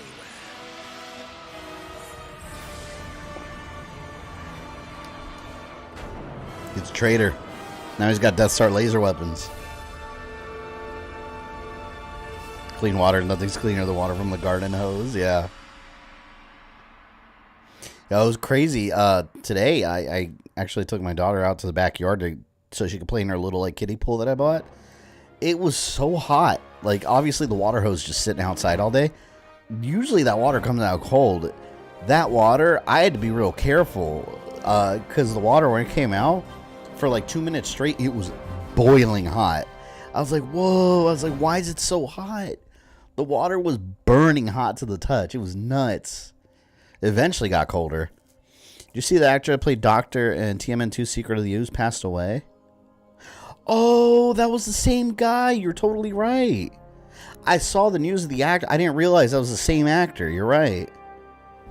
He's the one that told Shredder that Token and Raz are babies. He's like, babies. They're babies. One of the greatest Shredder lines of all time. Do you think there might be a new RoboCop movie soon? You know, there was gonna be a third one that was gonna be a replacement, or actually technically a fourth one in the classic series. It was gonna be a replacement for 2 and 3. It was just gonna be a direct sequel to RoboCop 1.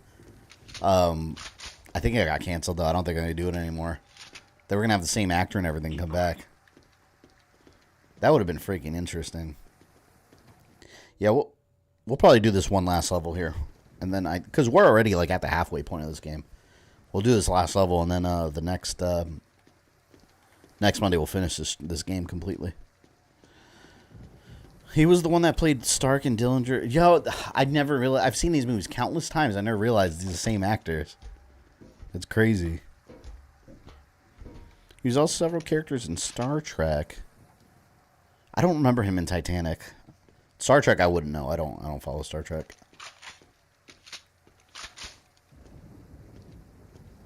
Yo, these like last 2 or 3 levels look all the same. What's that? What? We've got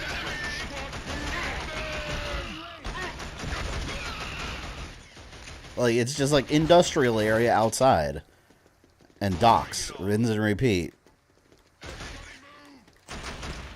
Like I said, this is the Assassin's Creed 1 of Killzone. The game didn't get like amazing until the second one. Although it's still a very competent shooter, like it plays very well. It's impressive how well it plays considering it was like a PS2 FPS. Oh my god. My ass staying right here.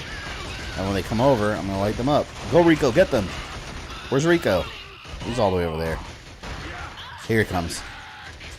Come on Rico, with your machine gun. I'll let him do all the work. See, look at that, man. He messes them up. I don't have anything good that's like a distance weapon right now.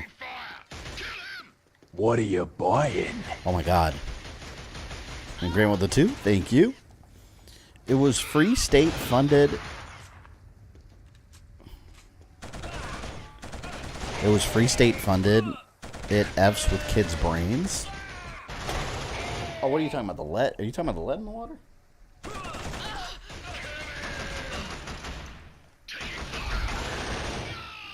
I don't trust like county water. I didn't know where that shit's coming from.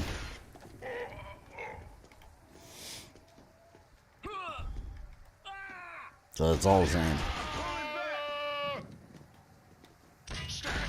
Literally, he's just going hand to hand. I'll help you. Man, wait till I stream Killzone 2. You guys will see like how much better graphically that one is. It's nuts. Wild how big of a difference it is. I'm curious. I'm debating whether you know, Wednesday I might, if I can test it out and get it working properly. Maybe Wednesday I'm gonna try to see if I'm gonna see if I can if I can easily set up like a, what do they call it, like a multi-stream, maybe on my Twitch channel, like, because I have like 40 or 50 people over there that follow me. So maybe that'd be interesting if I could like combine the audience and like, you know, have like the YouTube and Twitch chat all in here interacting at once. I wonder how that'll work. I gotta look it up. I've been wanting to test it out to see how it goes. Because if I could grow my audience more, like through Twitch, and then hopefully have some people jump over here too, that'd be really cool. We get a bigger community out of it. think I was gonna set up like a donation, but there, like you can set up donation buttons for Twitch too. It's really cool. It's just a button people click. You can't do it on YouTube. Like YouTube, it doesn't have like a function for it. Twitch does. That's what I'm saying. Like, there's so many little functions that Twitch has that I don't understand why YouTube hasn't added. It doesn't make any sense. And Grant, thank you for the 2 again. Yes, it's horrible for young brain development. Yeah, well, I imagine drinking lead in water. Yeah, that's probably worse. It's probably, you know, more than just that it's bad for too. Drinking lead is probably deadly in like larger amounts. I'm sure it poisons you. Let's not wait. It's like those older houses with those like dirty ass pipes where the water's coming from. Where am I going?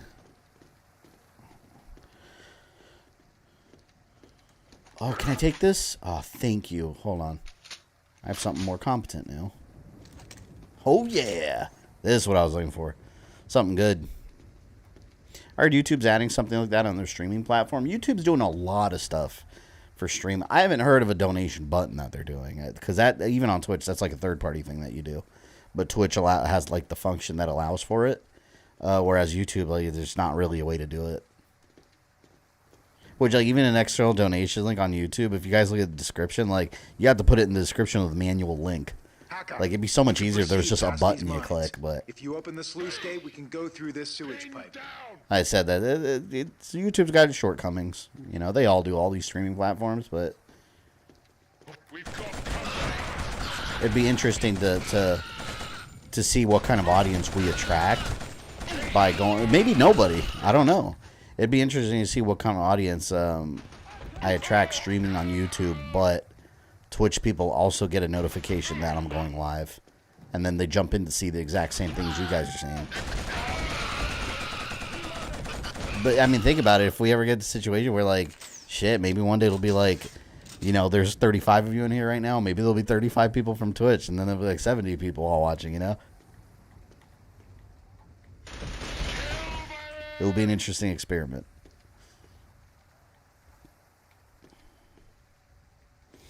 Yeah, no, he was Ra's al Ghul in what?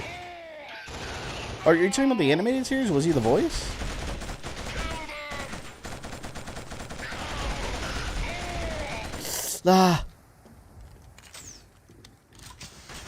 The entire cast of Star Wars The Next Generation was on gargoyles. So did they just hire everyone from Star Trek and be like, hey, do you all want to be gargoyles? Yes, please.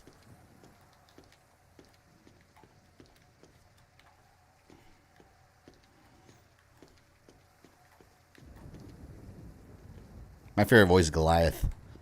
Love Keith David. This one is a classic. It is. I feel this is a classic that's often overlooked because I feel like it's kind of a... I think Killzone as a series... Oh, shit. I think Killzone as a series is just slowly getting forgotten and left behind.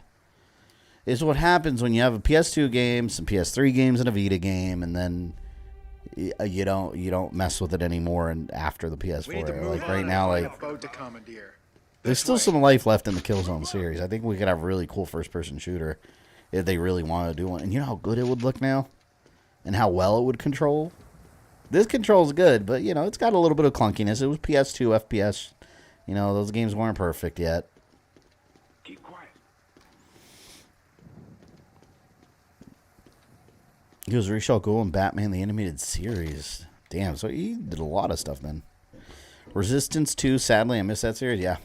Yeah, it's another... Killzone and Resistance really grew alongside each other. Because, I mean, Resistance was around on PS2, but it was a heavy hitter on the PS3 and it sold really well. I guess not enough for them to... Because Resistance didn't even get a PS4 game. The most...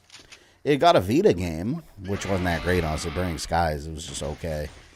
But yeah, Resistance never got a PS4 game. Even this game did. They figured it still had some life left in it. It's just Shadowfall. This one's just a really fun shooter, though. And it's always the shooting. It's always so satisfying shooting the Helghast. They're just like, they just absorb the bullets like sponges. Get out of my way.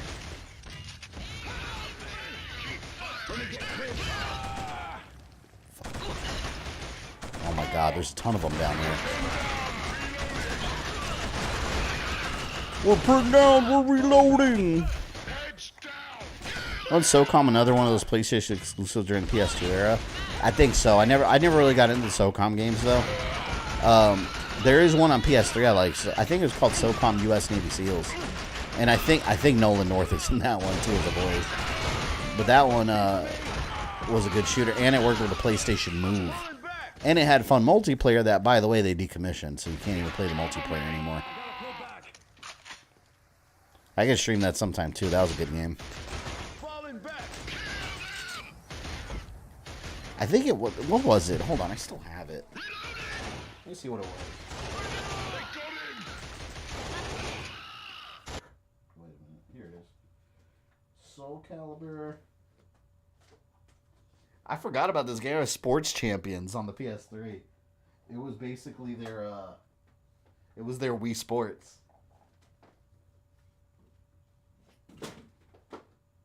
Yeah, here it is. SOCOM 4. This is the game I was talking about. It's really good. Oh, and it had Resistance 3 early access. That's why I bought it. SOCOM 4 U.S. Navy SEALs right here. This game was really good, and it actually works really well with the PlayStation Move gun. I don't know. I think this one was more arcadey. But yeah, all new 32-person squad-based multiplayer, which you can't play anymore. They, of course, disabled it, so it no longer functions. At least online. I don't know if there's an offline mode. Black was a fun one from the PS2 era. Yeah, I had that on my original Xbox. That game was the first one where destructible environments really stood out. Like, that blew my mind. And that was EA. That was an EA game. Let me not lose again. I spent hundreds of hours playing SOCOM. Yeah, it was fun. I never finished the campaign, though. So I'm streaming sometimes so I can actually complete the campaign. SOCOM 4 released before during the Great PSN outage. I think it was after that. I remember that outage. That was crazy that they got hacked so bad. I remember they gave away... one of the things they did was give away... I think Infamous was one of the games that gave away, which I had already paid for. So I already had it. Next time someone tries to sell you a vacuum, dress up as sexy, casual Michael Myers film. I'm just going to wear the Michael Myers mask and stand there quietly. And just let them react. They'll never come back. Alright. You coming up here?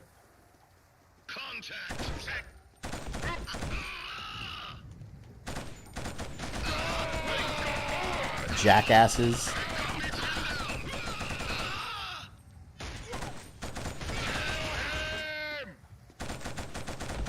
Revenge! Oh, God. Oh, wait. Revenge might have to wait. Until now. Took a lot of damage. Man. What a dick.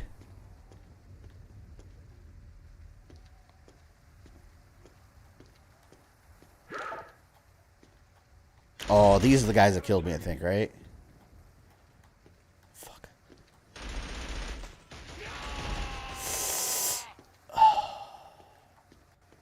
Man, I need...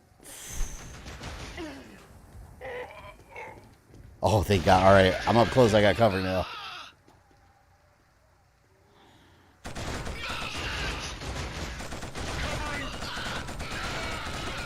Yeah, get those headshots.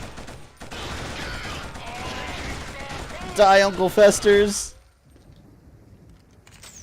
You just renamed the stream to Bot Zone. I'm telling you, like, this is definitely the record for bots on this channel. The amount and the frequency of them, like, I've never seen so many.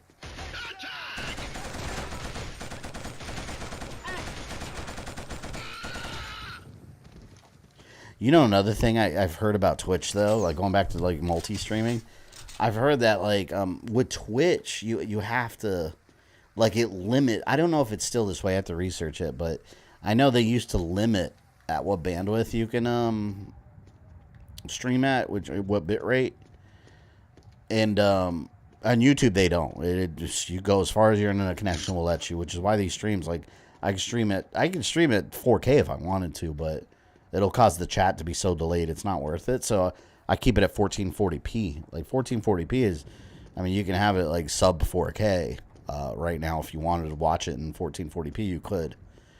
On Twitch, they limit the bit rate that you can use.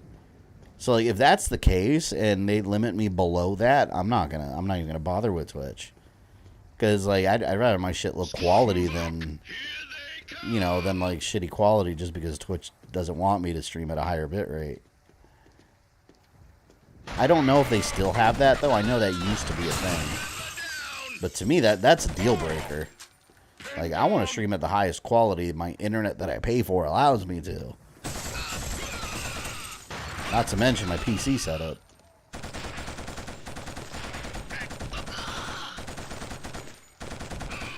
Fall.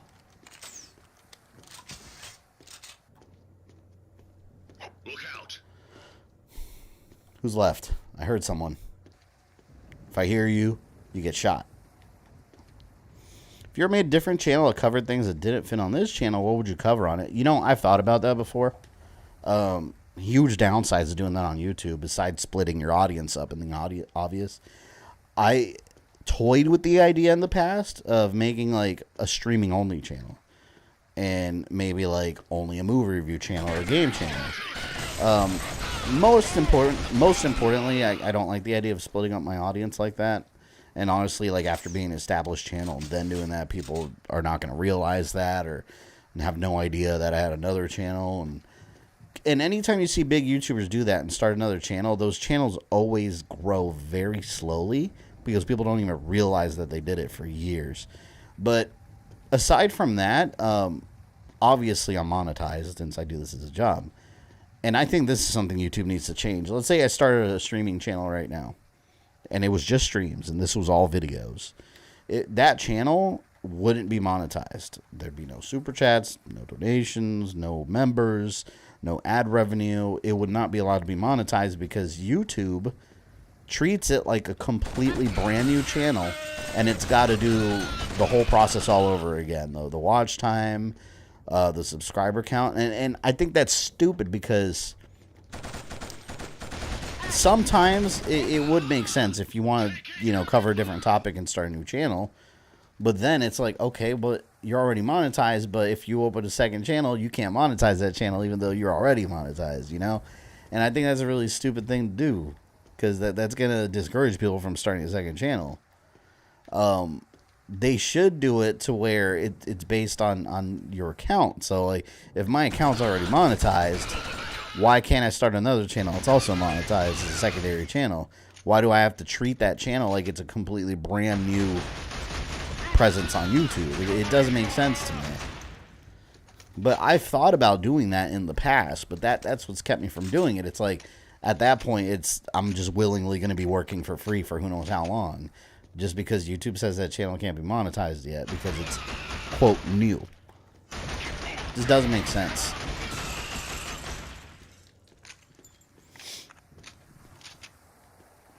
It's a reason I didn't use Twitch after a few streams, moved to YouTube afterwards. Oh, yeah, the limit on the bit. Yeah, it's... Like I said, I don't know if it's still a thing, but if it is, that's a deal breaker. Your health got decimated. Your health gets decimated in this game after a few shots. What are you I do have it on hard, though, so it makes sense, but... I'll destroy them first. And Grant with the 5, thank you very much. Watched the Scammer Payback today. That was on 3 platforms. Much larger channel, but seemed to work. Very funny live. Are you talking about Scammer Payback? Like, that's the name of the actual channel? Because I watched that, too. I watch that channel, like, while I'm doing other stuff, like washing dishes or something. I love Scammer Payback. It's so satisfying watching them fuck those people over, those scammers. Like, where they pretend to be, like, an old lady. And then it's just some guy here in the U.S. Enemy! Oh, God. Yeah, but if it's Scammer Payback, I watch that one all the time. I discovered that channel a couple weeks ago. Oh, look at my health. It's these damn Juggernaut guys. They're strong. I want that gun. I want that gun down there.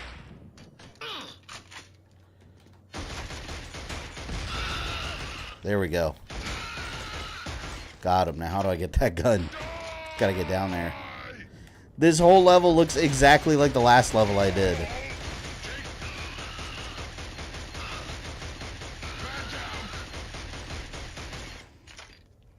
Yeah, the Scammer Payback. He's hilarious. Another one I like to watch is Kit Boga. It's another one that does the same kind of things. And it's funny because I saw a video with Scammer Payback where Scammer started yelling at him and was like, I know who you are. You're Kit Boga. And he's like, oh, I'm Kit Boga? Which is another YouTuber that does the same thing, but it wasn't him. I'm assuming I have to go through here, but I can't. Can I crouch lower? What the hell, man? As long as you keep streaming here, I personally won't mind. I barely use Twitch. For some reason, I just never gravitate to it. Yeah, me neither. I mean, yeah, if I stream on Twitch, it's going to be a dual stream. So it would you guys wouldn't notice any. The only difference you guys would notice here is there might be some people in chat that are from Twitch. But I would be streaming primarily here still. It would just there in theory should be an audience from Twitch watching as well. So it's just another way of trying to grow the channel presence a bit more, but like I said, I don't know how well it would work. I've never done it. I've never tried it.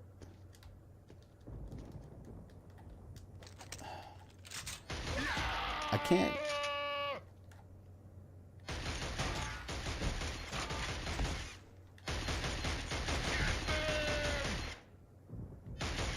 How do I get over there? I don't know how to get over there. Since I'm a gaming streamer, I'm worried about having non-video game stuff because the viewers and subs are mostly there for video games. Well, you do what I do. I always, which, I mean, technically that used to be a concern of mine because, you know, if I do movie reviews or something and someone's here for a Killzone stream, they're not going to care about my movie review. But sometimes the audience bleeds over. But either way, like, that's why you have playlists. I have individual playlists for different things. So if someone's interested in one thing, like, one thing exclusively, there's a playlist for it. Just, you know, kind of separate everything within the channel. Kind of like different categories in the same place, you know?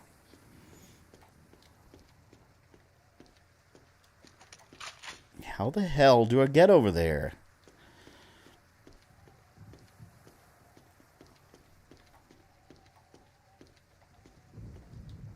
Damn it. Sex bots, do you know? I know there's sex bots here all over the place. Maybe they know. Because I can't, my movements are limited. I can't, like, jump. I can't do basic shit like jump out a window. I don't think, is there a jump button? I don't think there is. Yeah, there's no jump button. There's crouch. Which doesn't help me. Metal Gear, welcome. Been a good minute. Is this? Yeah, this is the original Killzone, the HD version on PS3. They had an HD remaster that they did. I don't know how to get out of here.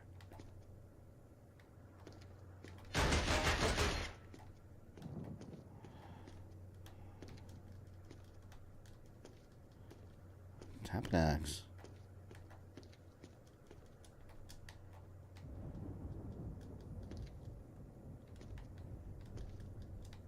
Where am I supposed to... Anyone know where I'm supposed to go here? Like, look, I'm almost sure I have to go there, but I can't crouch that low.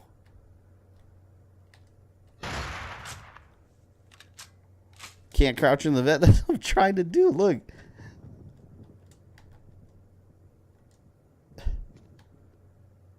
I can't crouch any lower, I don't think.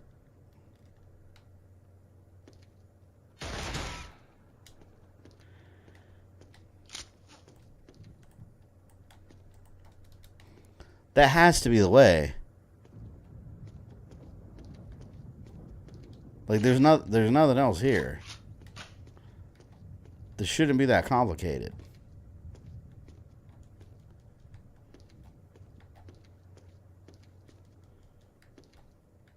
That has to be. Respect streamers so much. I remember buying the whole equipment of B1, and when I saw everything that was needed to know, I was like, ooh, my ADHD self won't be able to keep up. Hey, best thing I say is go jump for it. It's like a pool of cold water. You jump in, eventually warms up, man. You gotta.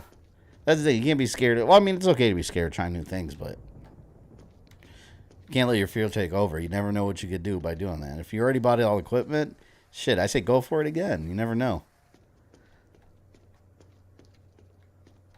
There is a lot to it, but I mean, at the end of the day, you're playing video games, having fun, talking to an audience.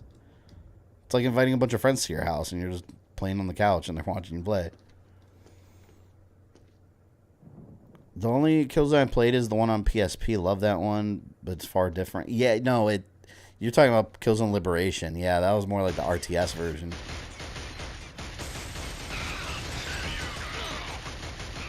I think that was a sequel. I think that one takes place after this one, if I'm not mistaken. I'm going to look up how to crouch. There's got to be a way to crawl. It's crazy that I have to look this up. Alright, let's see. Killzone 1. How to crawl.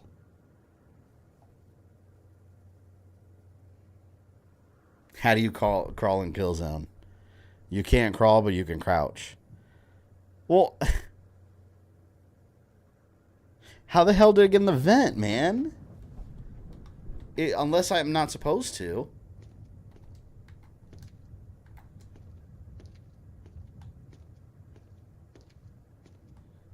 That's the only reason this would be here.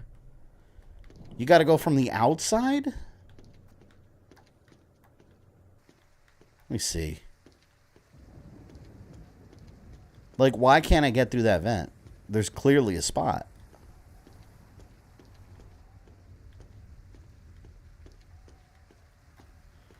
What do you mean from the outside?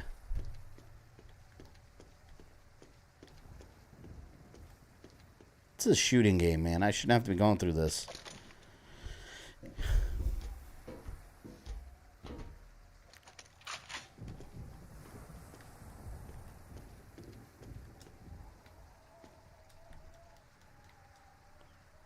The hell?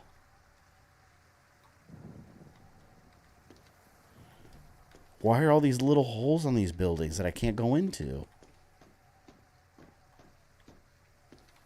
Maybe up there? Alright, this is getting stupid.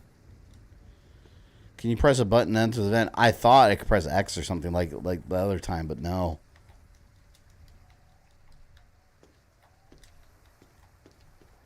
Man, this is the PS2-ness right here.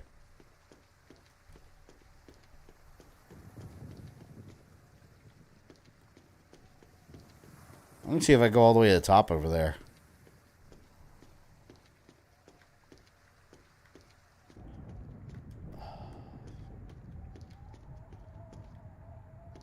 Oh, look at this. Nope. Block tunnel. I'm going all the way back. This can't be right.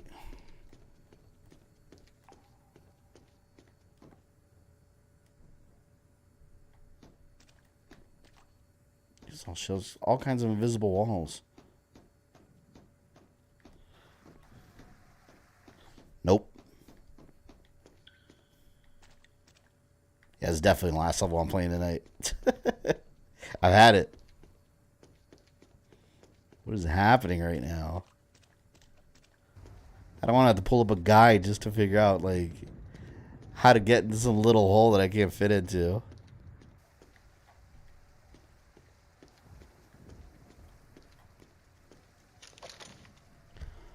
Does look like there's an area you can enter through.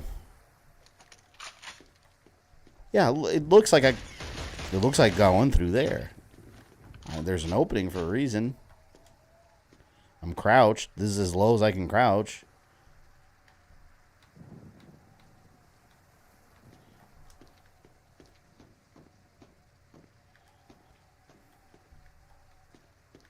I bet you, it's always something stupid. It's always something like, oh, press X over here. I guarantee you I just have to press X somewhere, and something will open, right? I can fit through something. Is there a ladder I'm missing? Look around. No ladder.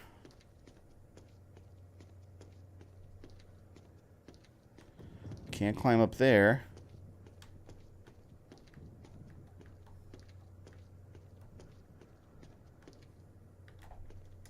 Like, why can't I just jump through this window? Like, clearly that's tall enough for me to... Unless I just have to kill this guy. Watch that be it.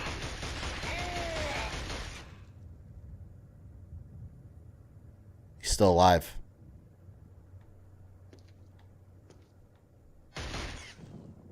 Maybe. This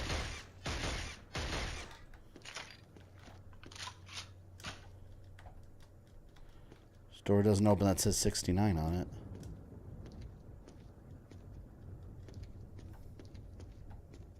Oh my god. I'm going to look up how to open 69 door. Killzone 1, how to open. Even though I don't think that door opens. Oh, look at this. How do I open this door? Killzone Reddit. Let's see if it's the same one.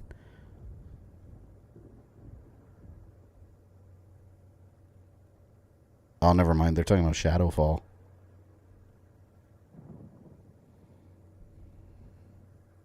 I don't even know what chapter this is to look it up. Killzone 1 vent? I haven't gotten stuck in this game at all, and here we are. Oh my god. Was that dark spot on the first room? What first room? There has to be an opening or a ladder or something.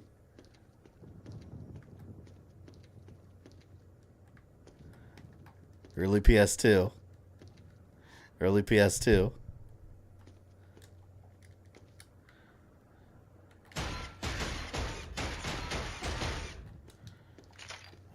I don't see anywhere else. Oh, look, it looks like there's a pathway like underneath, maybe. And your actions are limited. I could shoot, crouch, and like X is action, but there's not really anything else for me to press.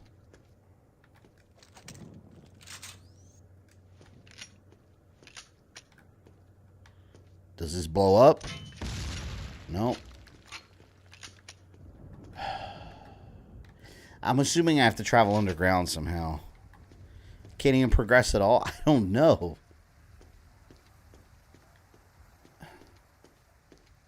Like, hold on. Secure boats to escape from the docks. Open the sluice gate. That doesn't help me.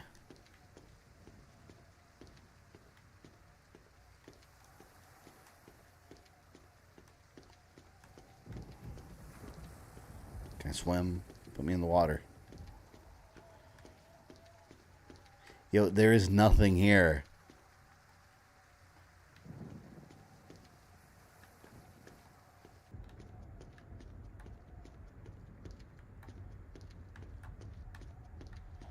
This is all broken.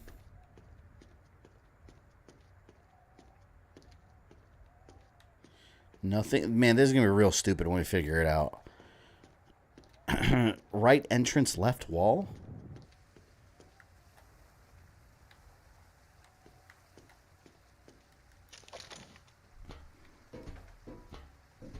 Oh, Shark, what'd you find? Was it a guide to this page?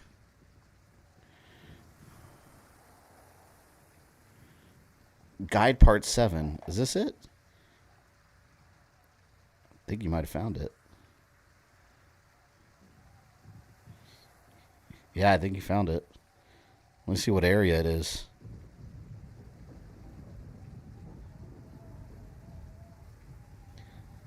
The other characters go through sewer tunnel, attack the Helghast. Okay, I see the room. The final area requires all enemies to be dead before the boats can be commanded.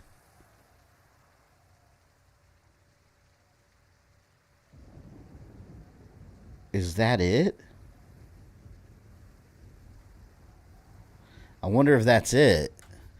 Maybe that dude's still alive?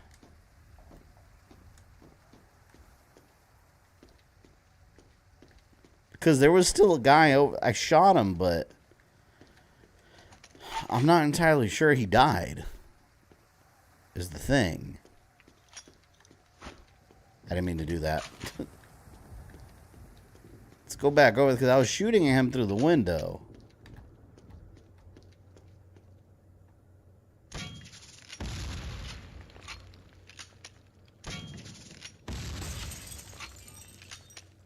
He's still there. He's still there. I bet that's what it is.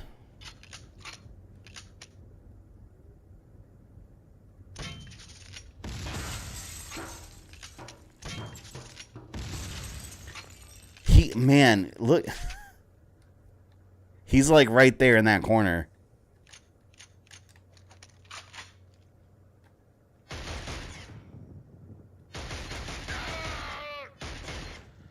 What the hell, man? Elite, welcome in. I'm gonna have to shoot him like every little by little.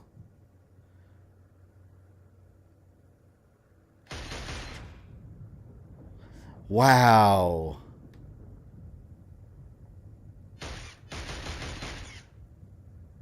I don't even know how to get to him. He's just hiding. And this won't reach him.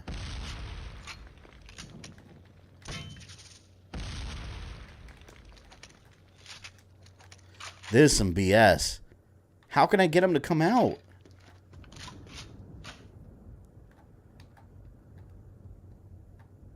There.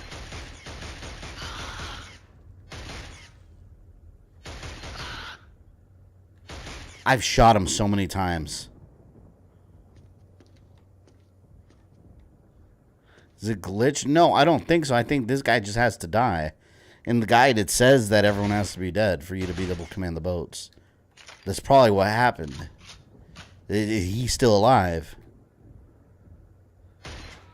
He could literally lock your whole game just by hiding behind that wall. See, look at all the shit they give you.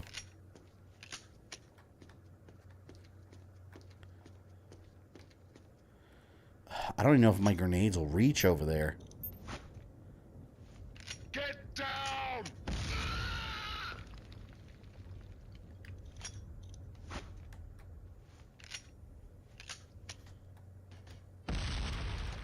I heard him scream.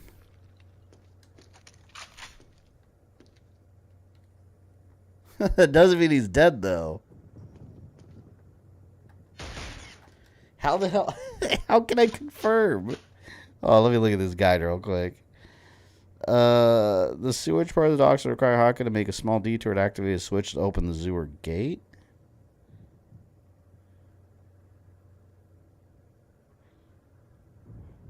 At the 5th dock in the stage, blow up the crane with a well-placed shot in the propane tank. What?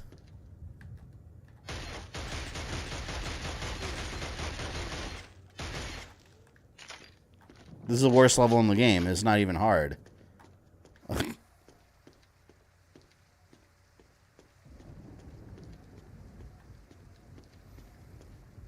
Spherical, what's up, man?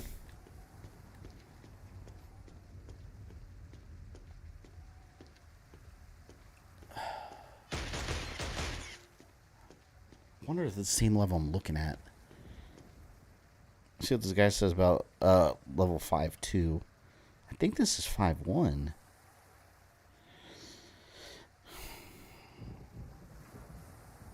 No, yeah, this is definitely not. Yeah, this is the right level. Alright, let's look at this.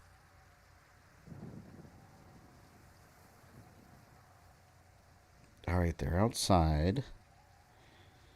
All the characters except Rico have to deal with the HMD in an alternative way. I shouldn't have to look up a guide for this.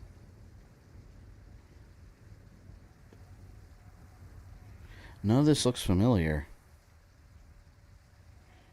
Maybe this is the level after where I'm at. Because this is talking about pushing a switch and blowing up a crane. Let me look, guide part 6. If he's not dead yet, it's probably a glitch. Can you restart? I think I did kill him.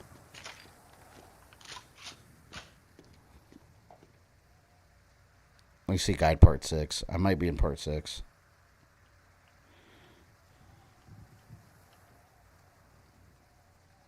Problem is, this guide's hard to follow because, no, yeah, I'm on part 7. This whole dock area all looks the same.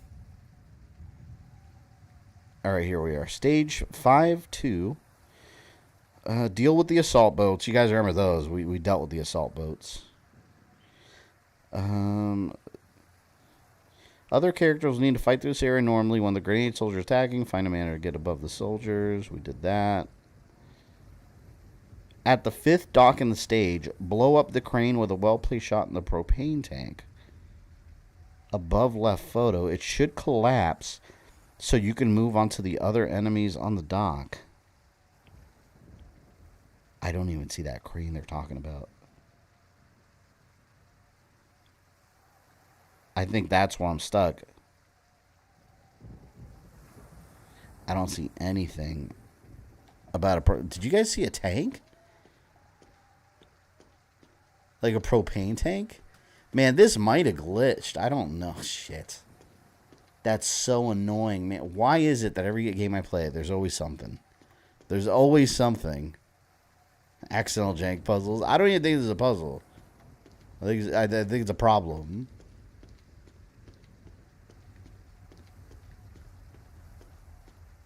Let's look that window one more time. See if the guy's still over there.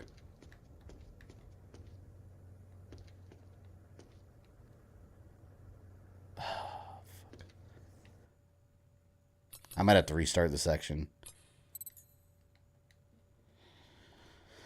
It has to be a glitch. I don't know. I don't understand.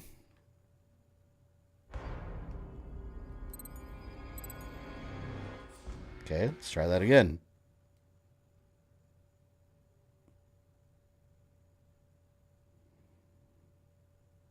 This guy's weird. It's like skipping things. Boat to commandeer. This way. Squad, stick together. The 3rd dock will be slightly different. Be sure to watch out. Other characters need to fight through there normally. Yeah, let me see where they go. Maybe I should follow them. Something definitely went wrong, though. Like, that wasn't normal. You stay glitching. Tell me about it. I just don't know what could have happened. Like, something had to have gone wrong. Maybe my characters didn't move forward or something. Maybe they stood back and that, like, basically froze out the game. I don't know. This is so annoying.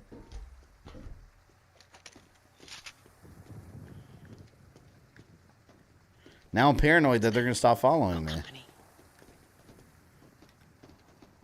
It, like, gets stuck somewhere. Contact.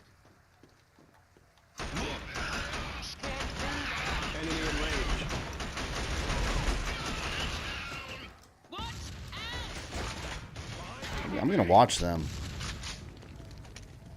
Go do your thing. Actually, start. Yeah, we're just going to knock out this level. Maybe. If it works.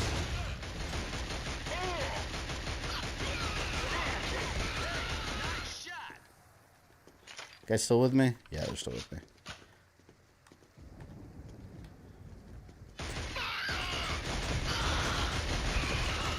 Oh, shit.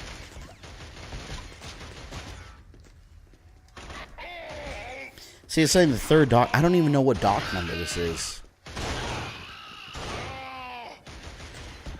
Says other characters will need to fight this area normally. When the grenade soldier is attacking, find a manner to get the soldier will help against grenades. I don't see a grenade guy. Alright, Luger will go through an extra section of the 4th dock. The others go through more enemies at the 4th dock. Head through the warehouse and attack the Helghast within. Luger can silent snipe everyone within. Grab the grenade revolver. This is where I was. Grab the grenade revolver, because you guys saw me grab that, and proxy mine the Helghast outside. All the others will have to fight through the 4th dock normally. At the 5th dock of the stage, blow up the crane. I think that's where we got stuck. There's supposed to be... It sounds like there's supposed to be a crane that I'm supposed to shoot. Which I did not see. Alright, let's find out. Let's go, idiots. Oh, they're waiting for that guy? There, took care of him. Now go.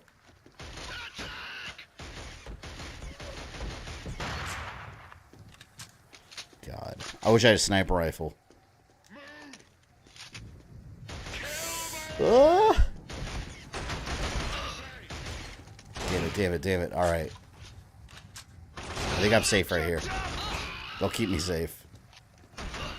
Hey, hacker! Those elites kinda look like your mama. Okay. Look out! Incoming! Take cover! Alright, they all dead? Oh.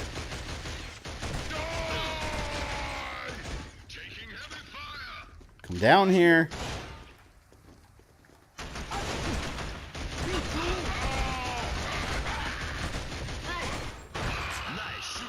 Asshole. Shotgun blast.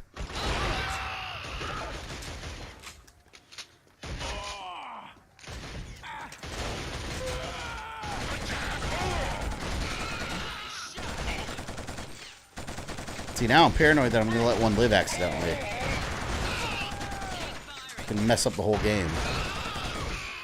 Oh man, not in the face. Alright. They're still following me. I think we're good so far. They're still following me. That's one thing. Okay.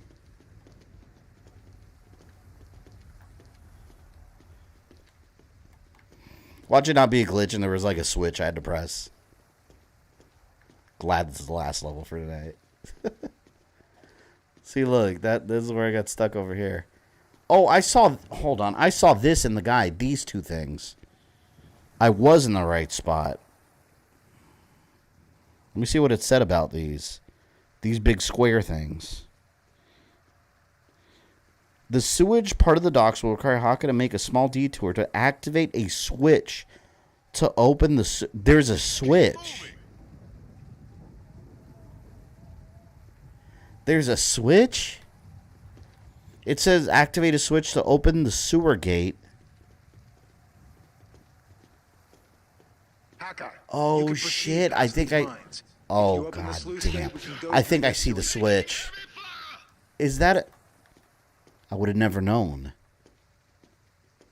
Such a small thing. We've got company.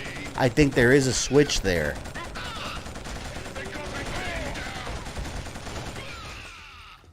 You see what I mean? It's always something. Let's see if I'm right.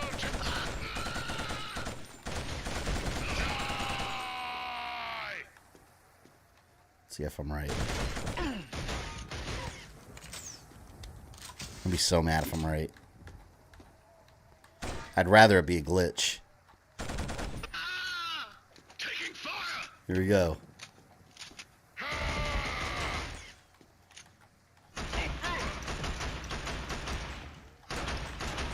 Why did they take so much damage?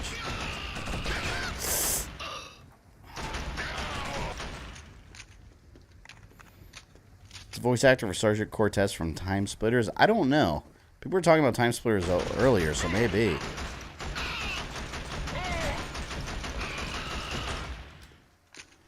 Dick. I bet you it is that switch. I bet you that's all it was. And I was half joking about having to press a switch, and I think that's actually what we had to do. This kid's my games are remasters. Look, I think that's a switch right there. Because I remember I came down here, but I never went this way. I went down there because I was getting shot at.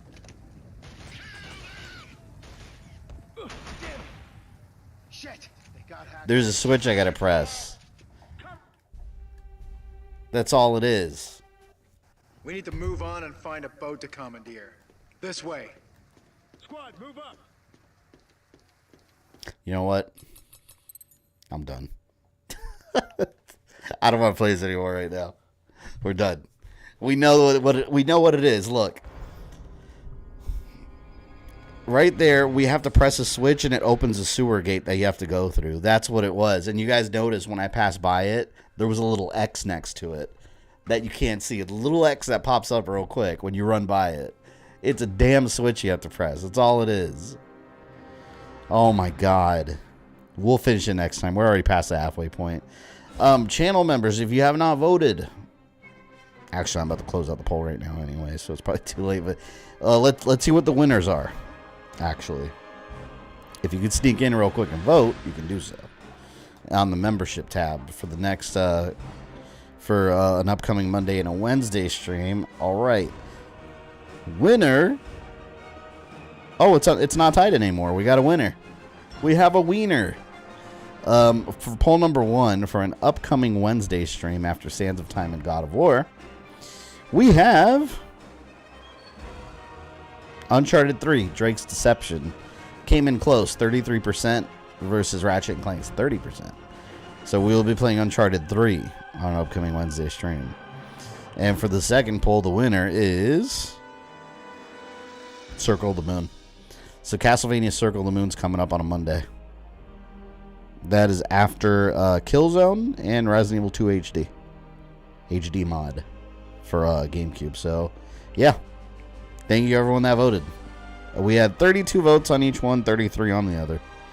And Wednesday we're doing Prince of Persia. Sands of Time, we're going to finish that. And then that game will be done. But that's the joy of these good old games. Spend several hours to find a tiny little switch in order to progress. It's exactly. I was walking around from point A to B looking for how to crouch, find event. You have to press a little switch at the beginning of that area. I'll press that switch next time. Screw it. But yeah, we'll cut it there. I will see you guys Wednesday for Prince of Persia, the Sands of Time finale that has more juicy switch puzzles. I'll see you then.